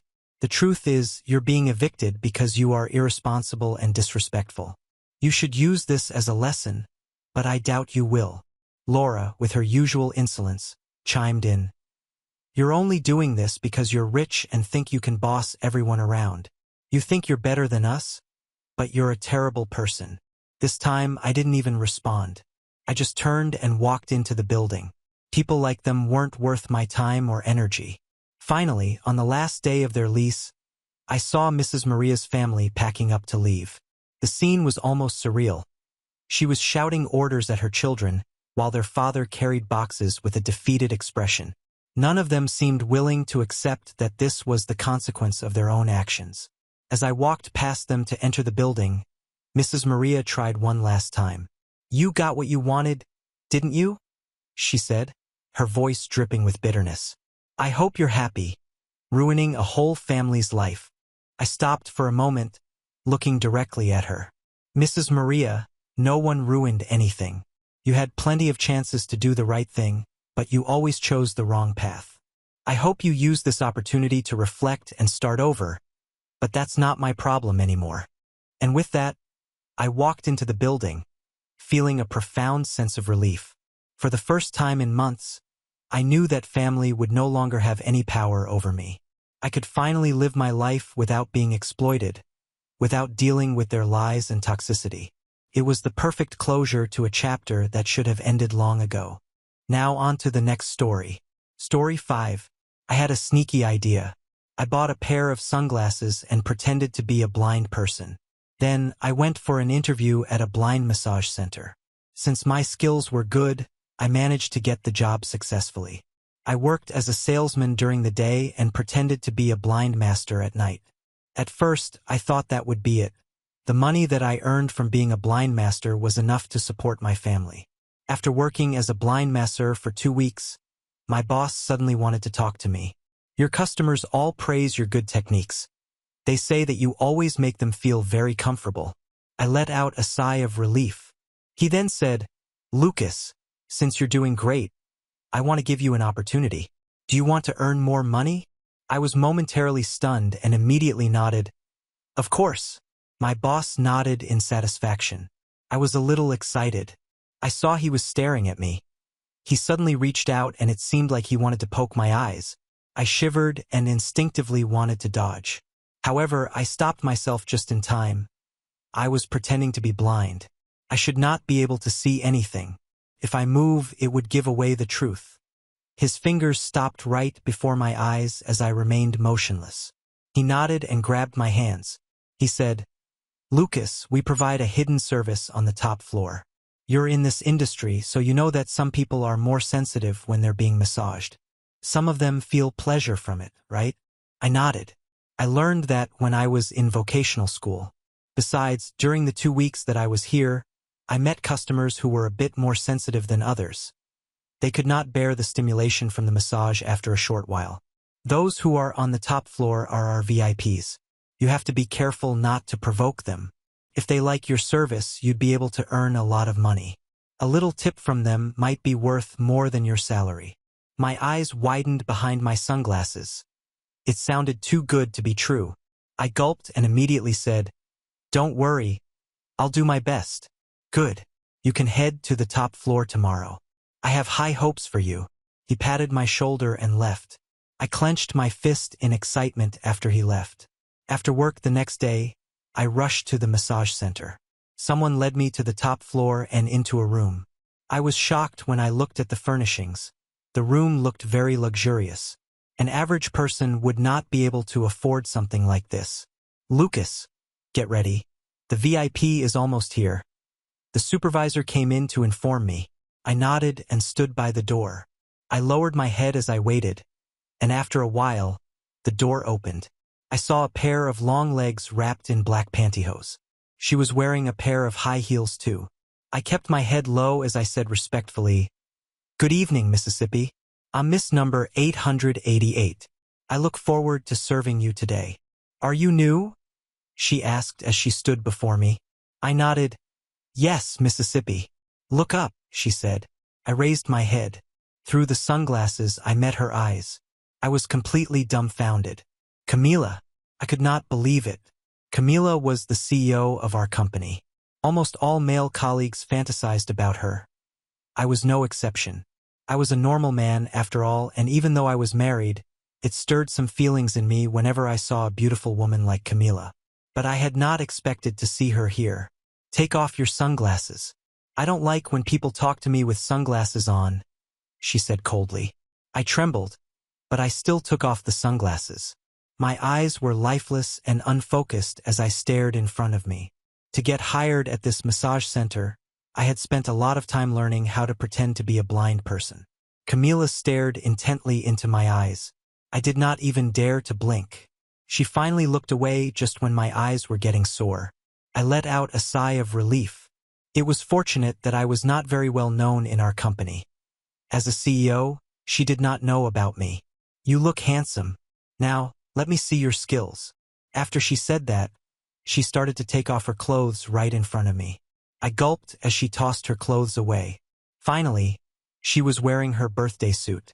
She laid down on the massage bed. I kept reminding myself not to give anything away. Then I started massaging her. Camila's skin was very soft and smooth to the touch. I massaged as usual, but after a while, Camila seemed dissatisfied. "What are you doing? Didn't your boss teach you how to do this?" I was surprised. Before I could react, she took my hands and pressed them against her lower back. I swallowed hard as my trembling hands started to massage that area. Although I had somewhat guessed this was the type of hidden service on the top floor from what my boss had told me yesterday, I still felt nervous when I actually started doing it. As I continued massaging her, she began to relax. After a while, I could hardly keep myself composed as I looked at her serene expression. I gave my best and she shivered a few times, clearly pleased with my skills. "You're really good at this," she said after I finished. Camila took a moment to compose herself and then started smoking. I stood respectfully at her side. She blew a smoke ring in my direction, took out a wad of cash, and placed it on the massage bed. I didn't look at the money at all. I was cautious, suspecting she might be testing me. As expected, I noticed her watching me from the corner of her eye. When she saw I didn't react, she nodded, satisfied. "This is your tip. I'll request your services again next time." She placed the money in my hand. I secretly breathed a sigh of relief. She was very cautious. I pretended to feel the thickness of the stack of cash, and then put on a surprised expression as I thanked her. "Thank you very much." Camila waved her hand, dismissing me. I took the money and slowly left the room. Once outside, I looked at the cash in my hand. It was about $5,000. I found it a bit unbelievable to have received such a large tip for just giving a special massage. I took a deep breath and put the cash in my pocket before heading back to the lounge. After a while, my boss called me in and praised me. He said the client was very pleased with my performance and kept encouraging me to keep up the good work. I, of course, readily agreed.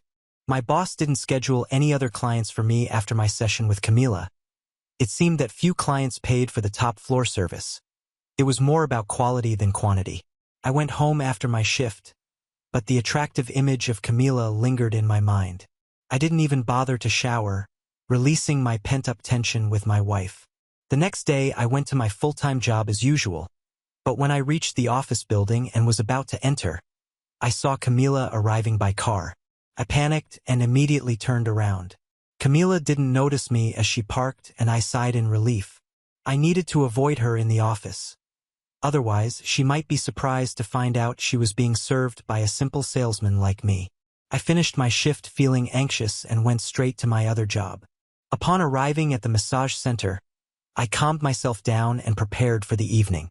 To my surprise, Camila showed up again right after I had changed into my uniform. She'd had a massage yesterday, so why was she back today? Was she really that interested? I cast a quick glance at her, but when she turned around, I unfocused my eyes and began the session. After yesterday's experience, I was already familiar with her body and knew her sensitive spots. I started with a light warm-up before using my main techniques. Camila sighed softly under my touch. However, toward the end of the massage, she suddenly turned around and pushed me against the massage bed. I was surprised. Though I had imagined scenarios with her before, I had never dared to act on them. But Camila seemed to have lost her composure. She brushed my hands away and tried to pull at my pants. I held on to my pants firmly and quickly said, "No, I don't offer that type of service." Her eyes briefly regained some clarity, but when she noticed my nervousness in a non-threatening way, her interest returned. "Don't you want to? I'll pay you $10,000 for it," she offered, her voice dripping with temptation. I hesitated but still shook my head. $20,000. My heart raced.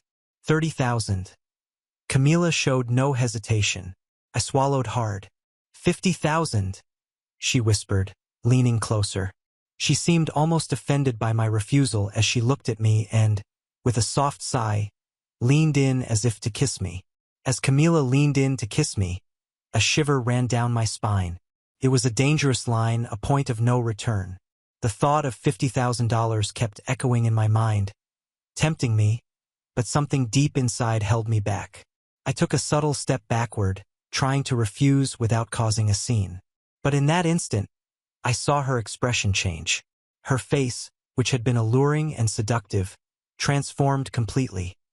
She became cold, calculating, and alarmingly observant. Camila kept her gaze on me, eyes narrowing as if she were piecing together a puzzle. I felt the tension in the room rise and she raised an eyebrow, a cruel smile starting to spread across her lips. "Interesting," she murmured, crossing her arms and studying me like I was some kind of specimen. "Tell me, Lucas, why did you back away?" She paused, her gaze fixed on mine. "Or better yet, how did you know I was so close?" That was when panic set in. I could feel my face flush as my stomach dropped, realizing I had just betrayed my disguise. She was one step away from putting everything together and I struggled to keep my expression neutral. I could feel cold sweat beating on my back. I desperately searched for an excuse, anything to explain my behavior. But before I could open my mouth, she laughed. A dry, knowing laugh that sent a chill through me. "You really thought you could fool me? Pretending to be blind to get a job?" She shook her head, each word laced with contempt. "That's pathetic." My mind was spinning, trying to make sense of what was happening. How had she figured it out? Had someone reported me? Or had she known all along and was just waiting for this moment to confront me? I felt my mouth go dry as shame and fear paralyzed me. But before I could even attempt to defend myself, Camila turned and snapped her fingers, her authority cutting through the air like a blade. The door opened behind me and 2 security guards stepped in, their expressions cold and emotionless as they fixed their gaze on me. I was trapped. Any hope of talking my way out was gone. She was in complete control, and anything I said or did would only make things worse. "I knew from the start that you were a fraud, Lucas," she said, looking at me with barely concealed disgust. "This job, this position, it was all a test. You were nothing but a little rat in my experiment." Those words hit me like a slap in the face. All my efforts to provide for my family and sustain my dual employment now felt like a bitter joke. I was starting to realize that every wrong decision I'd made had led me straight into this trap, and now I was entirely at her mercy. Camila took a step closer, relishing my expression of defeat, her gaze filled with disdain. She looked me over as if I were a broken toy, something she could discard at will. With a casual gesture, she signaled for the guards to take hold of me. One of them gripped my arm firmly while the other positioned himself to block any escape. I was completely cornered. "You know, Lucas," Camila continued, her voice laced with scorn, "there's nothing more despicable than a liar who thinks he can get away with it. Did you really believe you could pretend to be blind and I, of all people, wouldn't notice?" I struggled to speak, shame and desperation choking my words. "Camila, please, I needed this job.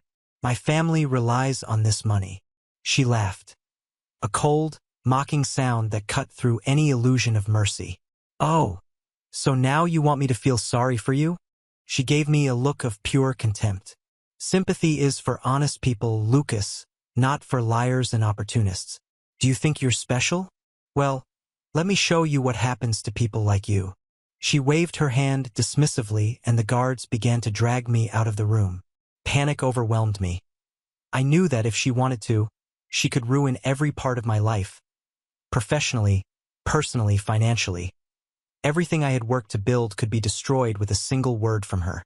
I tried to pull my arm free, but the guard's grip was unyielding while Camila watched, utterly satisfied with her power over me.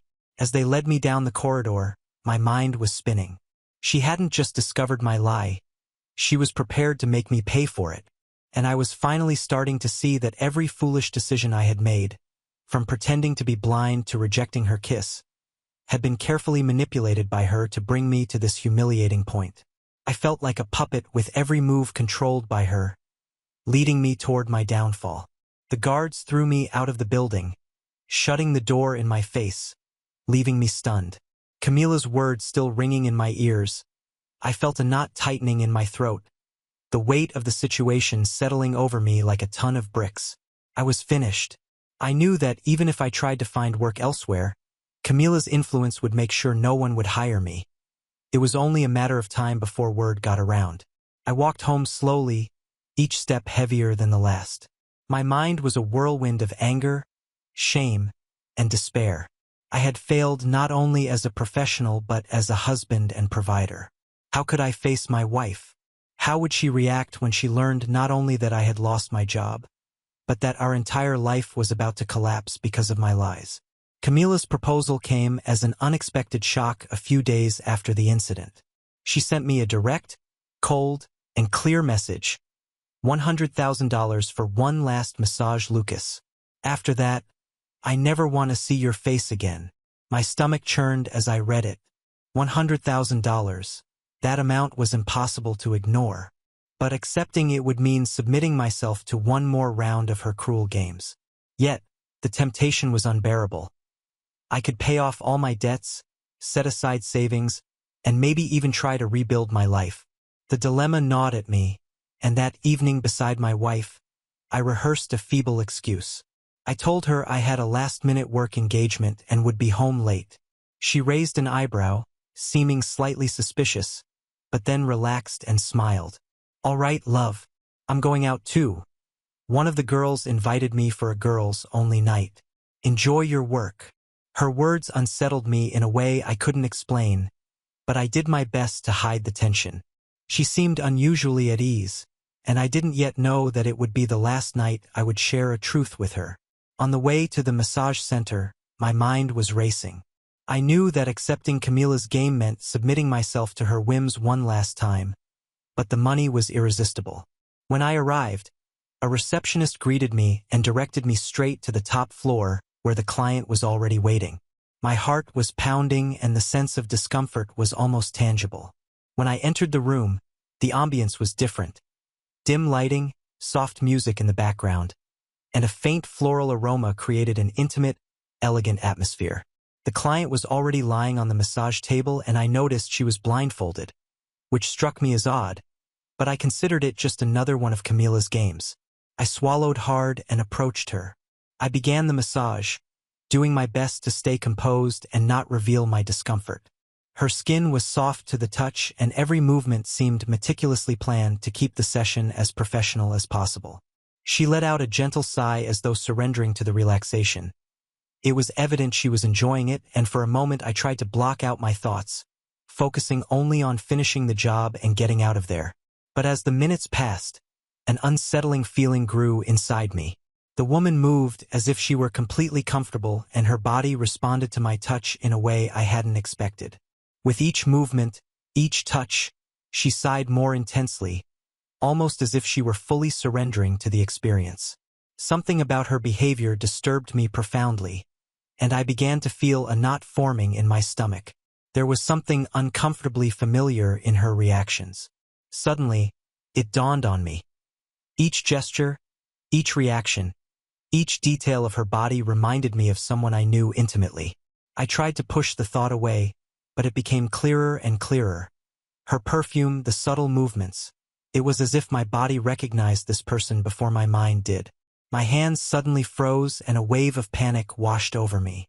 My heart raced and the realization hit me like a fatal blow. I was massaging my own wife. A chill ran down my spine and my body went rigid. Everything made sense now. Camila, with her subtle cruelty, had planned every detail to place me in this humiliating, excruciating situation. This was her final revenge, the ultimate humiliation. It wasn't just payback for my attempt to deceive her by pretending to be blind. It was her way of showing me just how vulnerable and powerless I was under her control. She had invited my wife, gifted her this prize of an exclusive massage experience, knowing it would be me in the room without her knowing. My wife lay there, motionless, enjoying every second while I fought to keep my composure. The irony of the situation hit me like a slap in the face. I knew she was enjoying it, that she was experiencing something that clearly pleased her, and it hurt in ways I could never explain. The idea that she was surrendering so naturally to the massage, unaware that it was me, stirred up a mix of anger and pain within me. Finally, I finished the massage. My heart was pounding and every fiber of my being screamed to get out of that room as quickly as possible.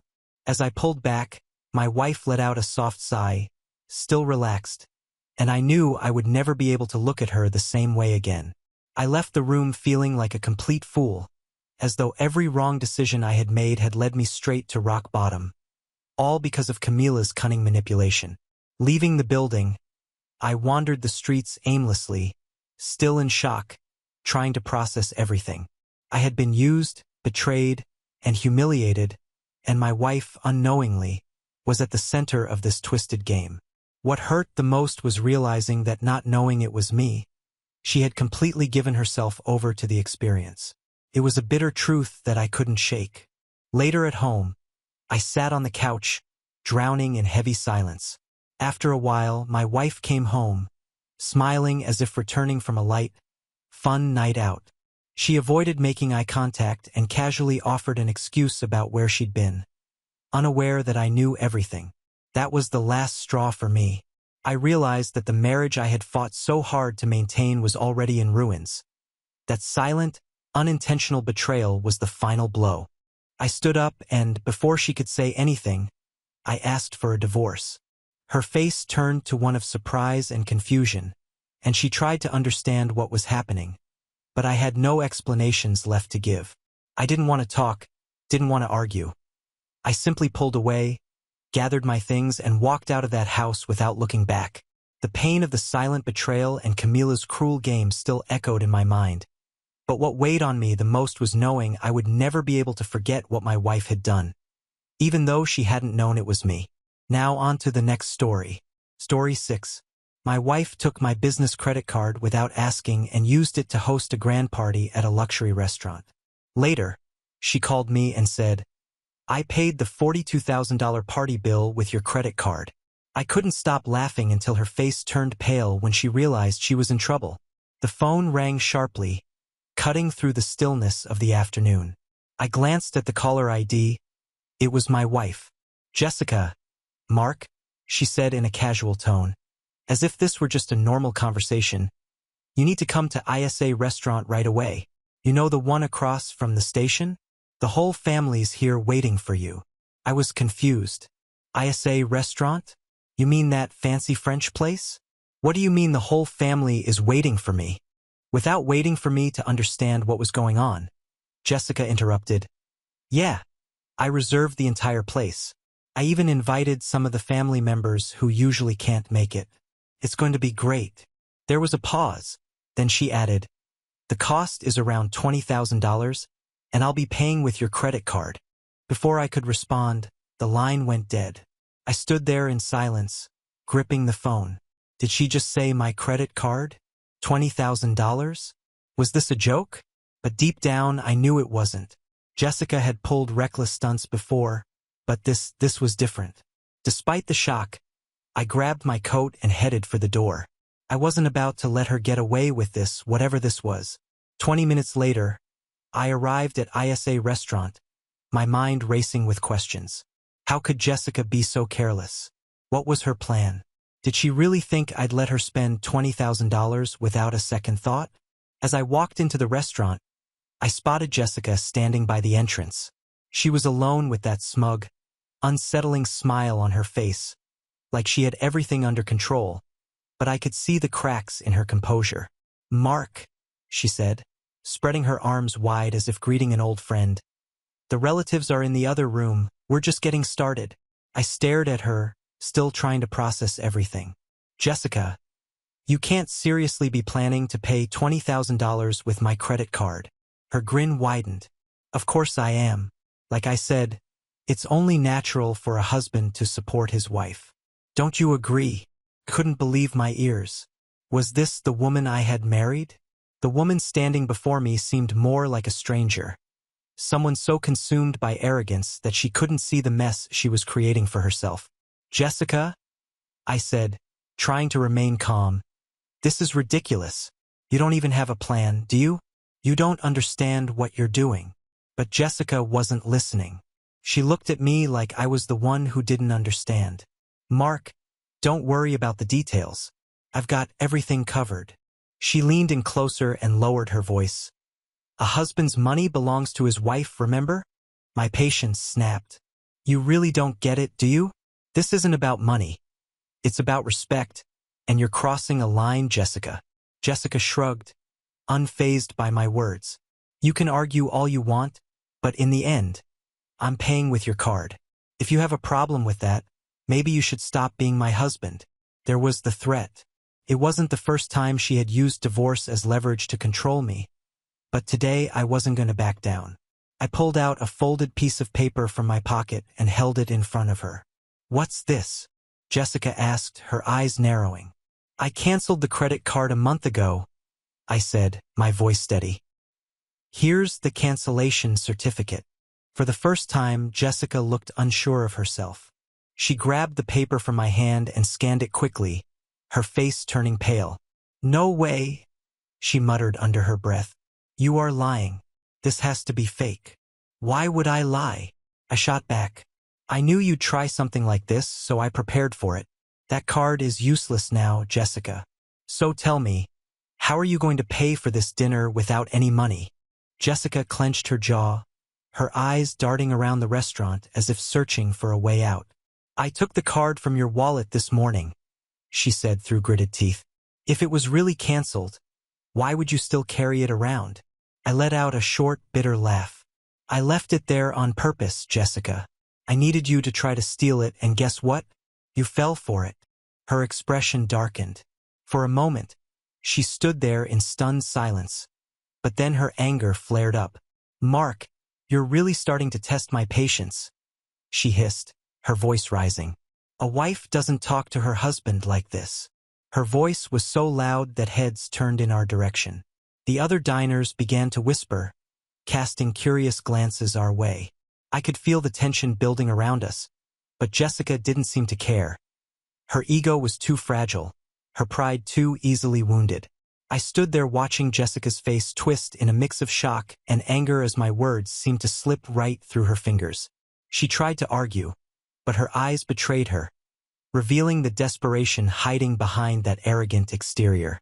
Deep down, I knew she was cornered with no way out.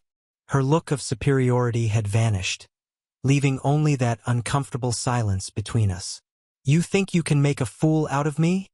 she muttered, somewhere between a whisper and a shout. "What kind of husband humiliates his own wife like this in front of everyone?" Her words hit me, but not in the way she intended. I took a deep breath, trying to stay calm, then stared at her, letting her see the disappointment I felt. For a moment, I thought of responding gently, but I realized that was probably the problem all along. I had always tried to be understanding while she kept crossing boundaries that anyone else would see as unacceptable. What kind of wife steals from her husband and has the nerve to call him here to watch the show? I replied, no longer caring about the curious eyes around us. "Because that's what you wanted, isn't it? A spectacle to show everyone you have control, even over my own money." Jessica took a step back as if my words had physically struck her. For the first time, I felt like I had an edge in this insane game she insisted on playing.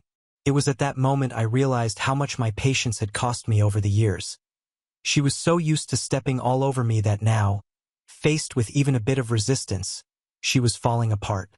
"This is humiliation," she hissed, but her eyes said something deeper, darker. "No, Jessica. Humiliation is what you put me through tonight. I'm done letting you treat my life as if it's just an extension of your whims." I responded, feeling a weight lift off my shoulders with every word. She looked around, noticing that people were indeed watching us, and her face flushed. The anger was now mixed with embarrassment, and for a brief second, I saw a hint of vulnerability Jessica rarely showed. But soon enough, she put her smug expression back on as if flipping a switch. "You'll regret this, Mark. You can bet on it," she said, her tone cold and almost threatening. I knew that sentence wasn't just a bluff. Jessica was the type who couldn't accept defeat, and any attempt to confront her was seen as an unforgivable offense. But in that moment, I didn't care anymore. Something inside me had changed. The public humiliation, the veiled betrayal, the complete lack of respect. It all felt like a full stop that I was finally ready to write. She turned and stormed out without looking back. I stood there alone, feeling the curious gazes of the other diners, wondering what they thought of us. That night had been a turning point. For the first time, I didn't feel afraid of the consequences, and instead, I felt almost relieved to have finally drawn a line. When I got home, the silence was almost tangible. Jessica wasn't there, probably spending the night at some luxury hotel, and I knew that the next day she would return with a fresh list of demands and justifications, trying to make me feel guilty. But this time I was determined not to give in. Hours later, exhausted from all the thinking, I heard the door unlock. She entered slowly with a new, neutral expression, but her eyes were filled with controlled anger. "Can we talk?" she asked, without the usual sweetness she used when trying to manipulate the situation to her advantage. I nodded, trying to keep my composure. She sat on the couch, crossed her legs, and looked at me as if calculating every word she was about to say. "What happened today was shameful, Mark. I really thought you understood our arrangement." "What arrangement?" I interrupted, confused. "The one where you make absurd decisions and spend my money without asking me?" She sighed, irritated. "It's more than that, Mark. You knew from the beginning that I had ambitions, that I wanted a luxurious life, and you always agreed. I never forced you into anything.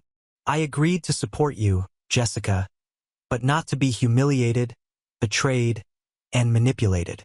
There's a big difference between helping and being made a fool." She looked at me with cold eyes, and for the first time, I realized that there might be nothing there but self-interest. Love, if it ever existed, had been lost somewhere along the way.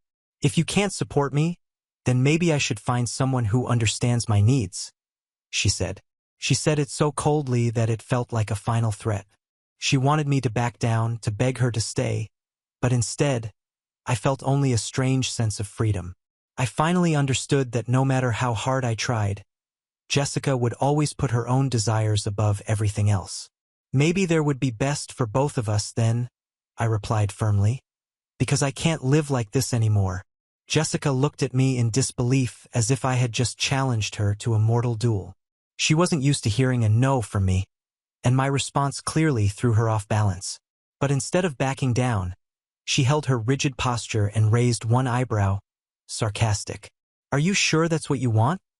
she asked, her voice almost sweet, as if she was still trying to twist the situation in her favor. "Absolutely." She stood up slowly, smoothing her dress with her usual elegance, but her eyes had a menacing gleam. "Then I hope you're ready to deal with the consequences." She left the house without looking back, but I knew this wasn't over. Jessica was capable of anything to get what she wanted, and I wouldn't be surprised if she tried to turn my life into a nightmare just to prove I was wrong. I knew what she was capable of, but I wasn't afraid anymore. The days that followed that night at the restaurant were a test of endurance and patience. Jessica continued living with me, but it was as if we were on opposite sides of a silent war. She'd throw me looks of disdain and, on some nights, would attempt to act as if nothing had happened, slipping into the bedroom with subtle manipulative attempts at reconciliation. But for me, none of that worked anymore. I had decided not to back down this time. This time it would be different. This time she would face the consequences. As the weeks passed, I discreetly sought out a lawyer, someone who could guide me through a potential divorce without alerting Jessica to my intentions. I explained the situation and everything I had endured over the years. I told him about Jessica's behavior, her manipulations, and her threats to leave me if I didn't yield to her whims. To my surprise, the lawyer listened with interest, and when I was done, he gave a small, knowing smile. "If you follow the plan I have in mind, not only will you leave this marriage unscathed, but you'll also have a chance to turn the tables," he assured me. I paid attention to every detail. The plan involved strategic transfers of company assets, careful reorganization of finances, and gathering proof of Jessica's behavior. Luckily, many of our assets and investments were already in my name alone, so the process wouldn't be as complicated as I thought. Under the lawyer's guidance, I reorganized our finances to make sure that all the debts and extravagant expenses Jessica had accumulated were tied to her and not to me. I knew that, in the end, her own actions would be her downfall. All I had to do was wait for the right moment. Meanwhile, I kept up a normal routine, pretending I was trying to move past the restaurant incident. Jessica, maybe thinking I had finally accepted the lifestyle she forced upon me, resumed spending money as if she had an endless supply. Luxury purchases, expensive jewelry, reservations at high-end hotels. It all continued. Except now, she was using her own resources. Of course, most of those resources were what I had left strategically for her to use, just enough to let her trap herself in the web she was spinning. Finally, the day arrived to make my move. After months of preparation, I filed for divorce. I already had all the evidence and witnesses I needed to prove that Jessica had manipulated and financially abused our marriage. My lawyer had done an impeccable job, and the filing was done quietly, so she wouldn't know until it was too late to react. When Jessica received the court notice, I stood silently in the corner of the room, watching as she read the document, her face shifting between disbelief and fury. "What is this?" she shouted, throwing the papers on the table. "Do you think you can get rid of me like this? This is the result of years of manipulation, Jessica. Years of threats, of humiliation," I replied, keeping my calm. "This divorce should have happened a long time ago, but now I'm prepared. And this time, you're not going to take anything that doesn't belong to you." She started laughing, but it was hollow, forced. "You think you can do this? I'll get half of everything. The house, the business, whatever you think you're keeping. If you think you'll get out of this without giving me what's mine, you're dead wrong." Little did she know that over the past few months, I had successfully transferred the business to an investment fund, safeguarding it from any claim she might make. Moreover, every luxurious expense she had made over the years was meticulously documented. With the lawyer's help, I had gathered a mountain of evidence showing that not only did she spend money recklessly, but also that these expenses were entirely her responsibility. Those $42,000 from the party, for example, were neatly attached as proof of financial abuse. "You'll get exactly what you contributed to this marriage, Jessica," I said, feeling a strange calm settle over me, which, as far as I can tell, is almost nothing. She tried to argue, but my lawyer had prepared an unassailable case in court. The judge listened patiently to her arguments, but one by one, all the evidence I presented was laid out. Photos, receipts, text messages showing her threats regarding divorce. Everything was carefully documented and displayed. By the end, she looked like a stranger to everyone in that room.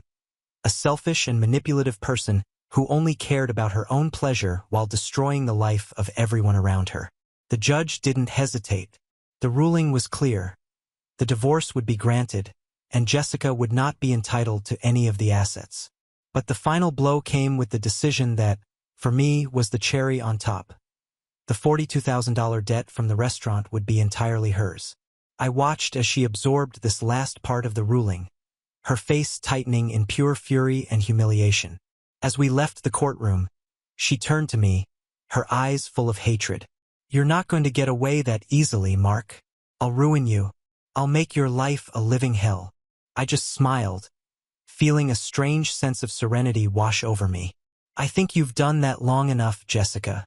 Now it's your turn to face the consequences." She tried to throw the words back at me, but she seemed to have lost her fire, as if she'd finally realized that this time I wasn't the passive man she could control. She had lost, and for the first time I was free.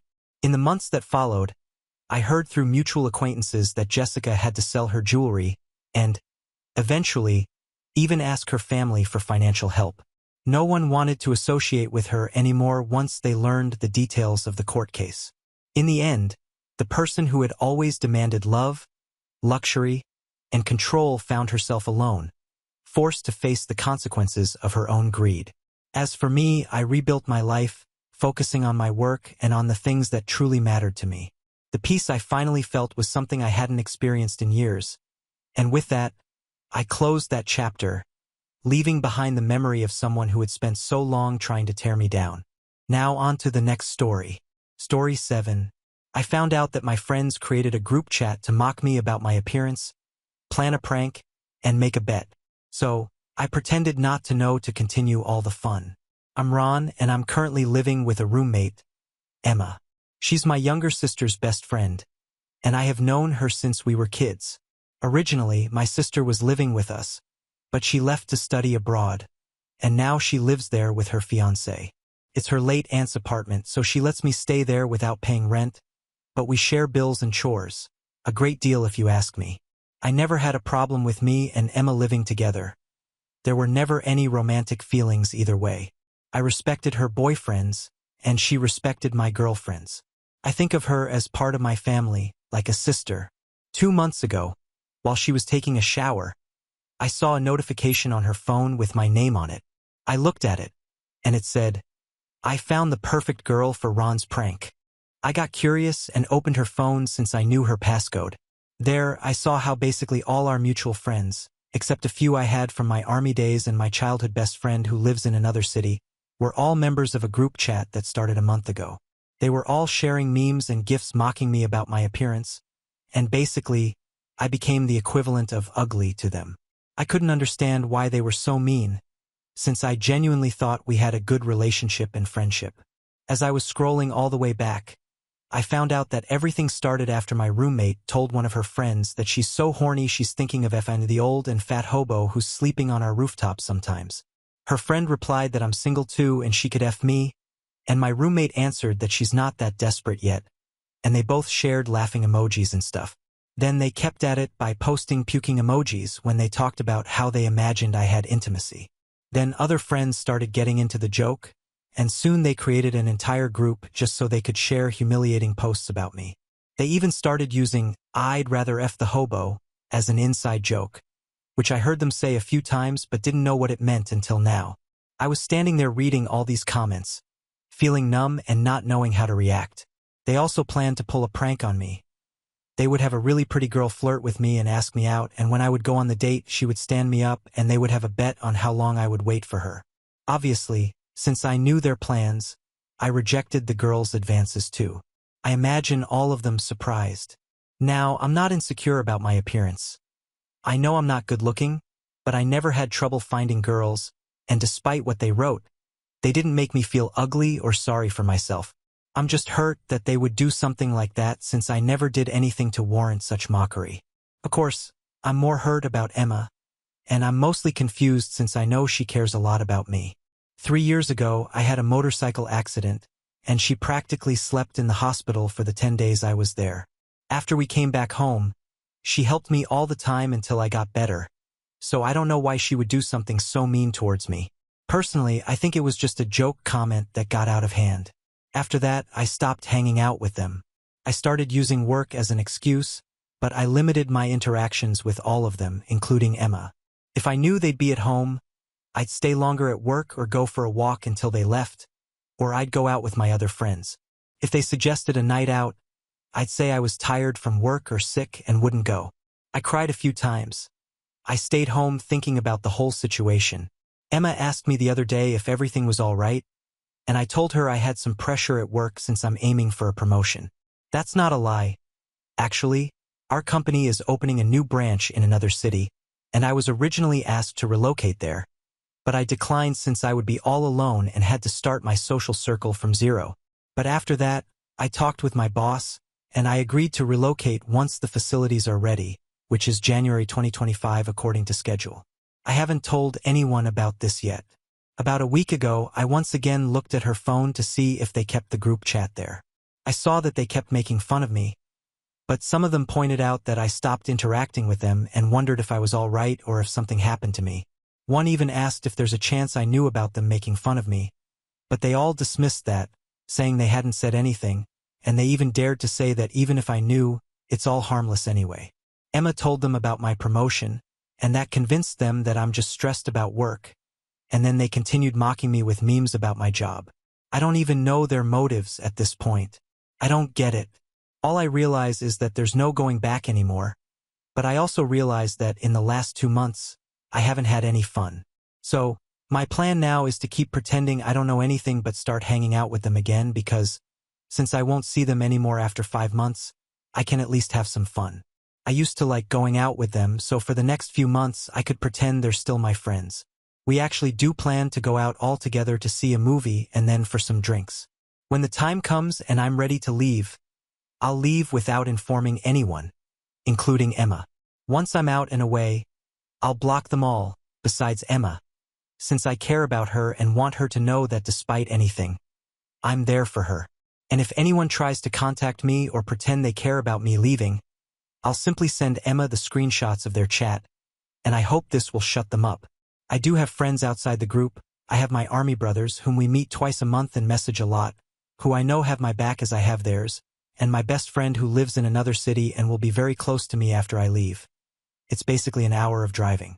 We talk daily, and I think he'll be excited once he finds out I'm going to be so close to him. The people in the group chat are mostly our mutual friends from university or past jobs. Not all of them talk bad about me, but they're all members there, so I guess it's the same in a way. They usually hang out at our place where we watch movies and play board games. I feel bad for losing them, but it doesn't compare to the thought of losing my best friend or my army brothers. About my sister, I didn't tell her because then she would tell Emma, and then they'd all know, which is what I've been trying to avoid. If I wanted them to know, I'd tell them. I'm not afraid to tell them because I'm desperate for their friendship. No, I don't want to tell them because I don't want the drama. I want to avoid it. I work more now in my job to learn my new role.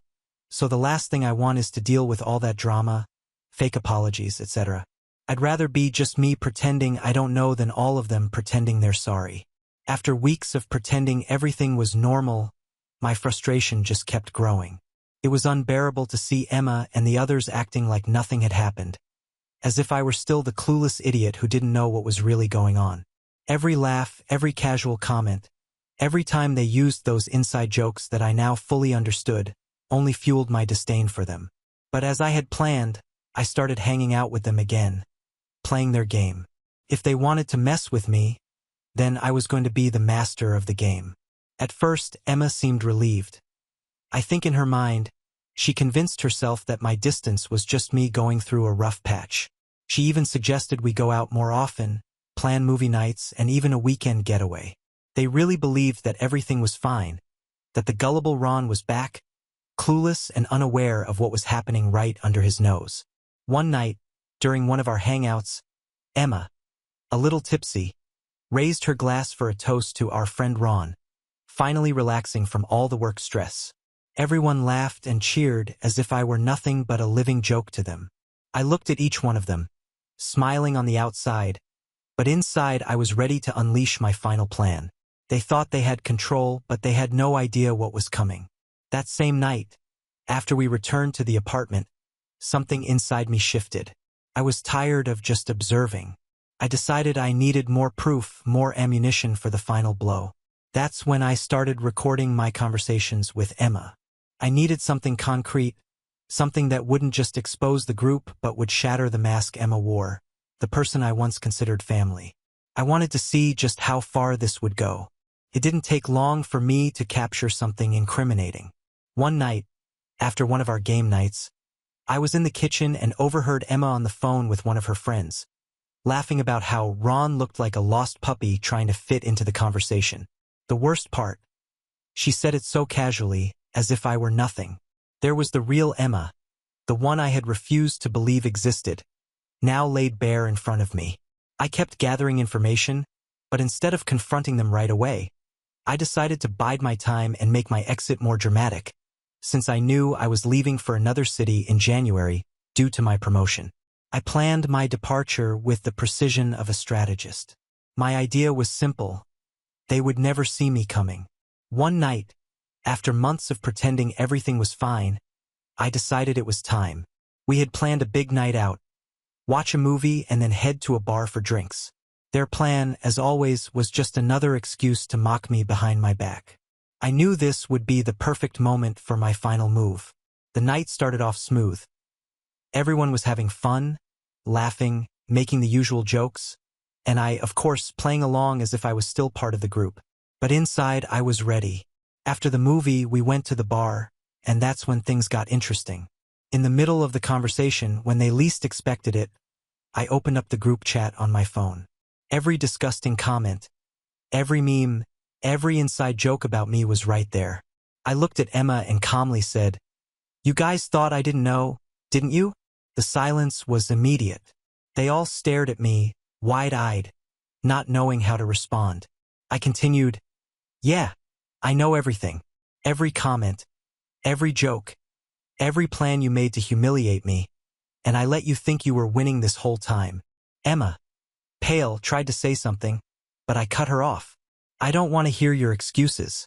You're not my friends, you never were. But I outsmarted every single one of you." I held up my phone, showing them the screenshots I had taken of the group chat, the comments, the conversations Emma had participated in.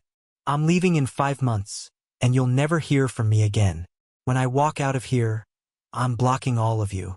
You can keep your pathetic jokes, but not with me anymore." Emma tried to apologize, but I was done. "You were the only one I trusted, Emma, and you betrayed me in the worst way possible. The worst part? You all thought it was harmless, but it wasn't, and I'll make sure you never forget it." I walked out of the bar without looking back. On my way home, adrenaline coursed through my veins. I knew from that moment on, nothing would ever be the same. I got home, packed my things, and without saying a word to anyone, I left that night. I didn't leave a note, no explanation. The next morning, I blocked all of them except Emma, because I knew she would still try to redeem herself somehow, and when the first fake apology came, I'd be ready with the screenshots to tear down whatever was left of the trust between them. I still had my real friends, the army brothers who had my back no matter what, and my best friend who would be living close to me when I moved. They were all I needed. As for the rest, they didn't deserve another second of my time. I was moving on, starting fresh, and they would be left behind, stuck with the weight of their own consciences, if they even had any. The years have been generous to me in many ways. When I left that city, I carried more than just bitter memories. I left with a quiet determination, a will to prove to myself that the Ron they underestimated would succeed. Not to show them, but to free myself from everything that had once held me back. Over time, I built my empire from scratch. I started with a small consulting business, using the promotion that took me to another city as a springboard for new opportunities. People recognized my hard work, my leadership skills, and within a few years, my company had grown exponentially. At some point, I had accumulated enough to live comfortably, but what drove me wasn't just money. It was the feeling of being in control of my own life, of having left behind what once made me feel small. My appearance had changed, too. I was no longer the guy who neglected his health and body. I started working out and taking better care of myself. Not to meet anyone's expectations, but to feel good in my own skin. My style changed, my posture, my confidence. The transformation was so significant that I knew if I ran into those people again, they wouldn't recognize me at first. Alongside financial success, I also found true love. My wife, Clara, was unlike anyone I had met before. She respected me, supported me, and above all, saw me for who I truly was. A man who had overcome a difficult past and built a successful life without stepping on anyone. With her, I found peace and fulfillment. So, when the opportunity arose to return to my old city for business, something inside me hesitated. I knew I had nothing left there, that those people were a reflection of a past I had long moved on from, but curiosity tugged at me after all.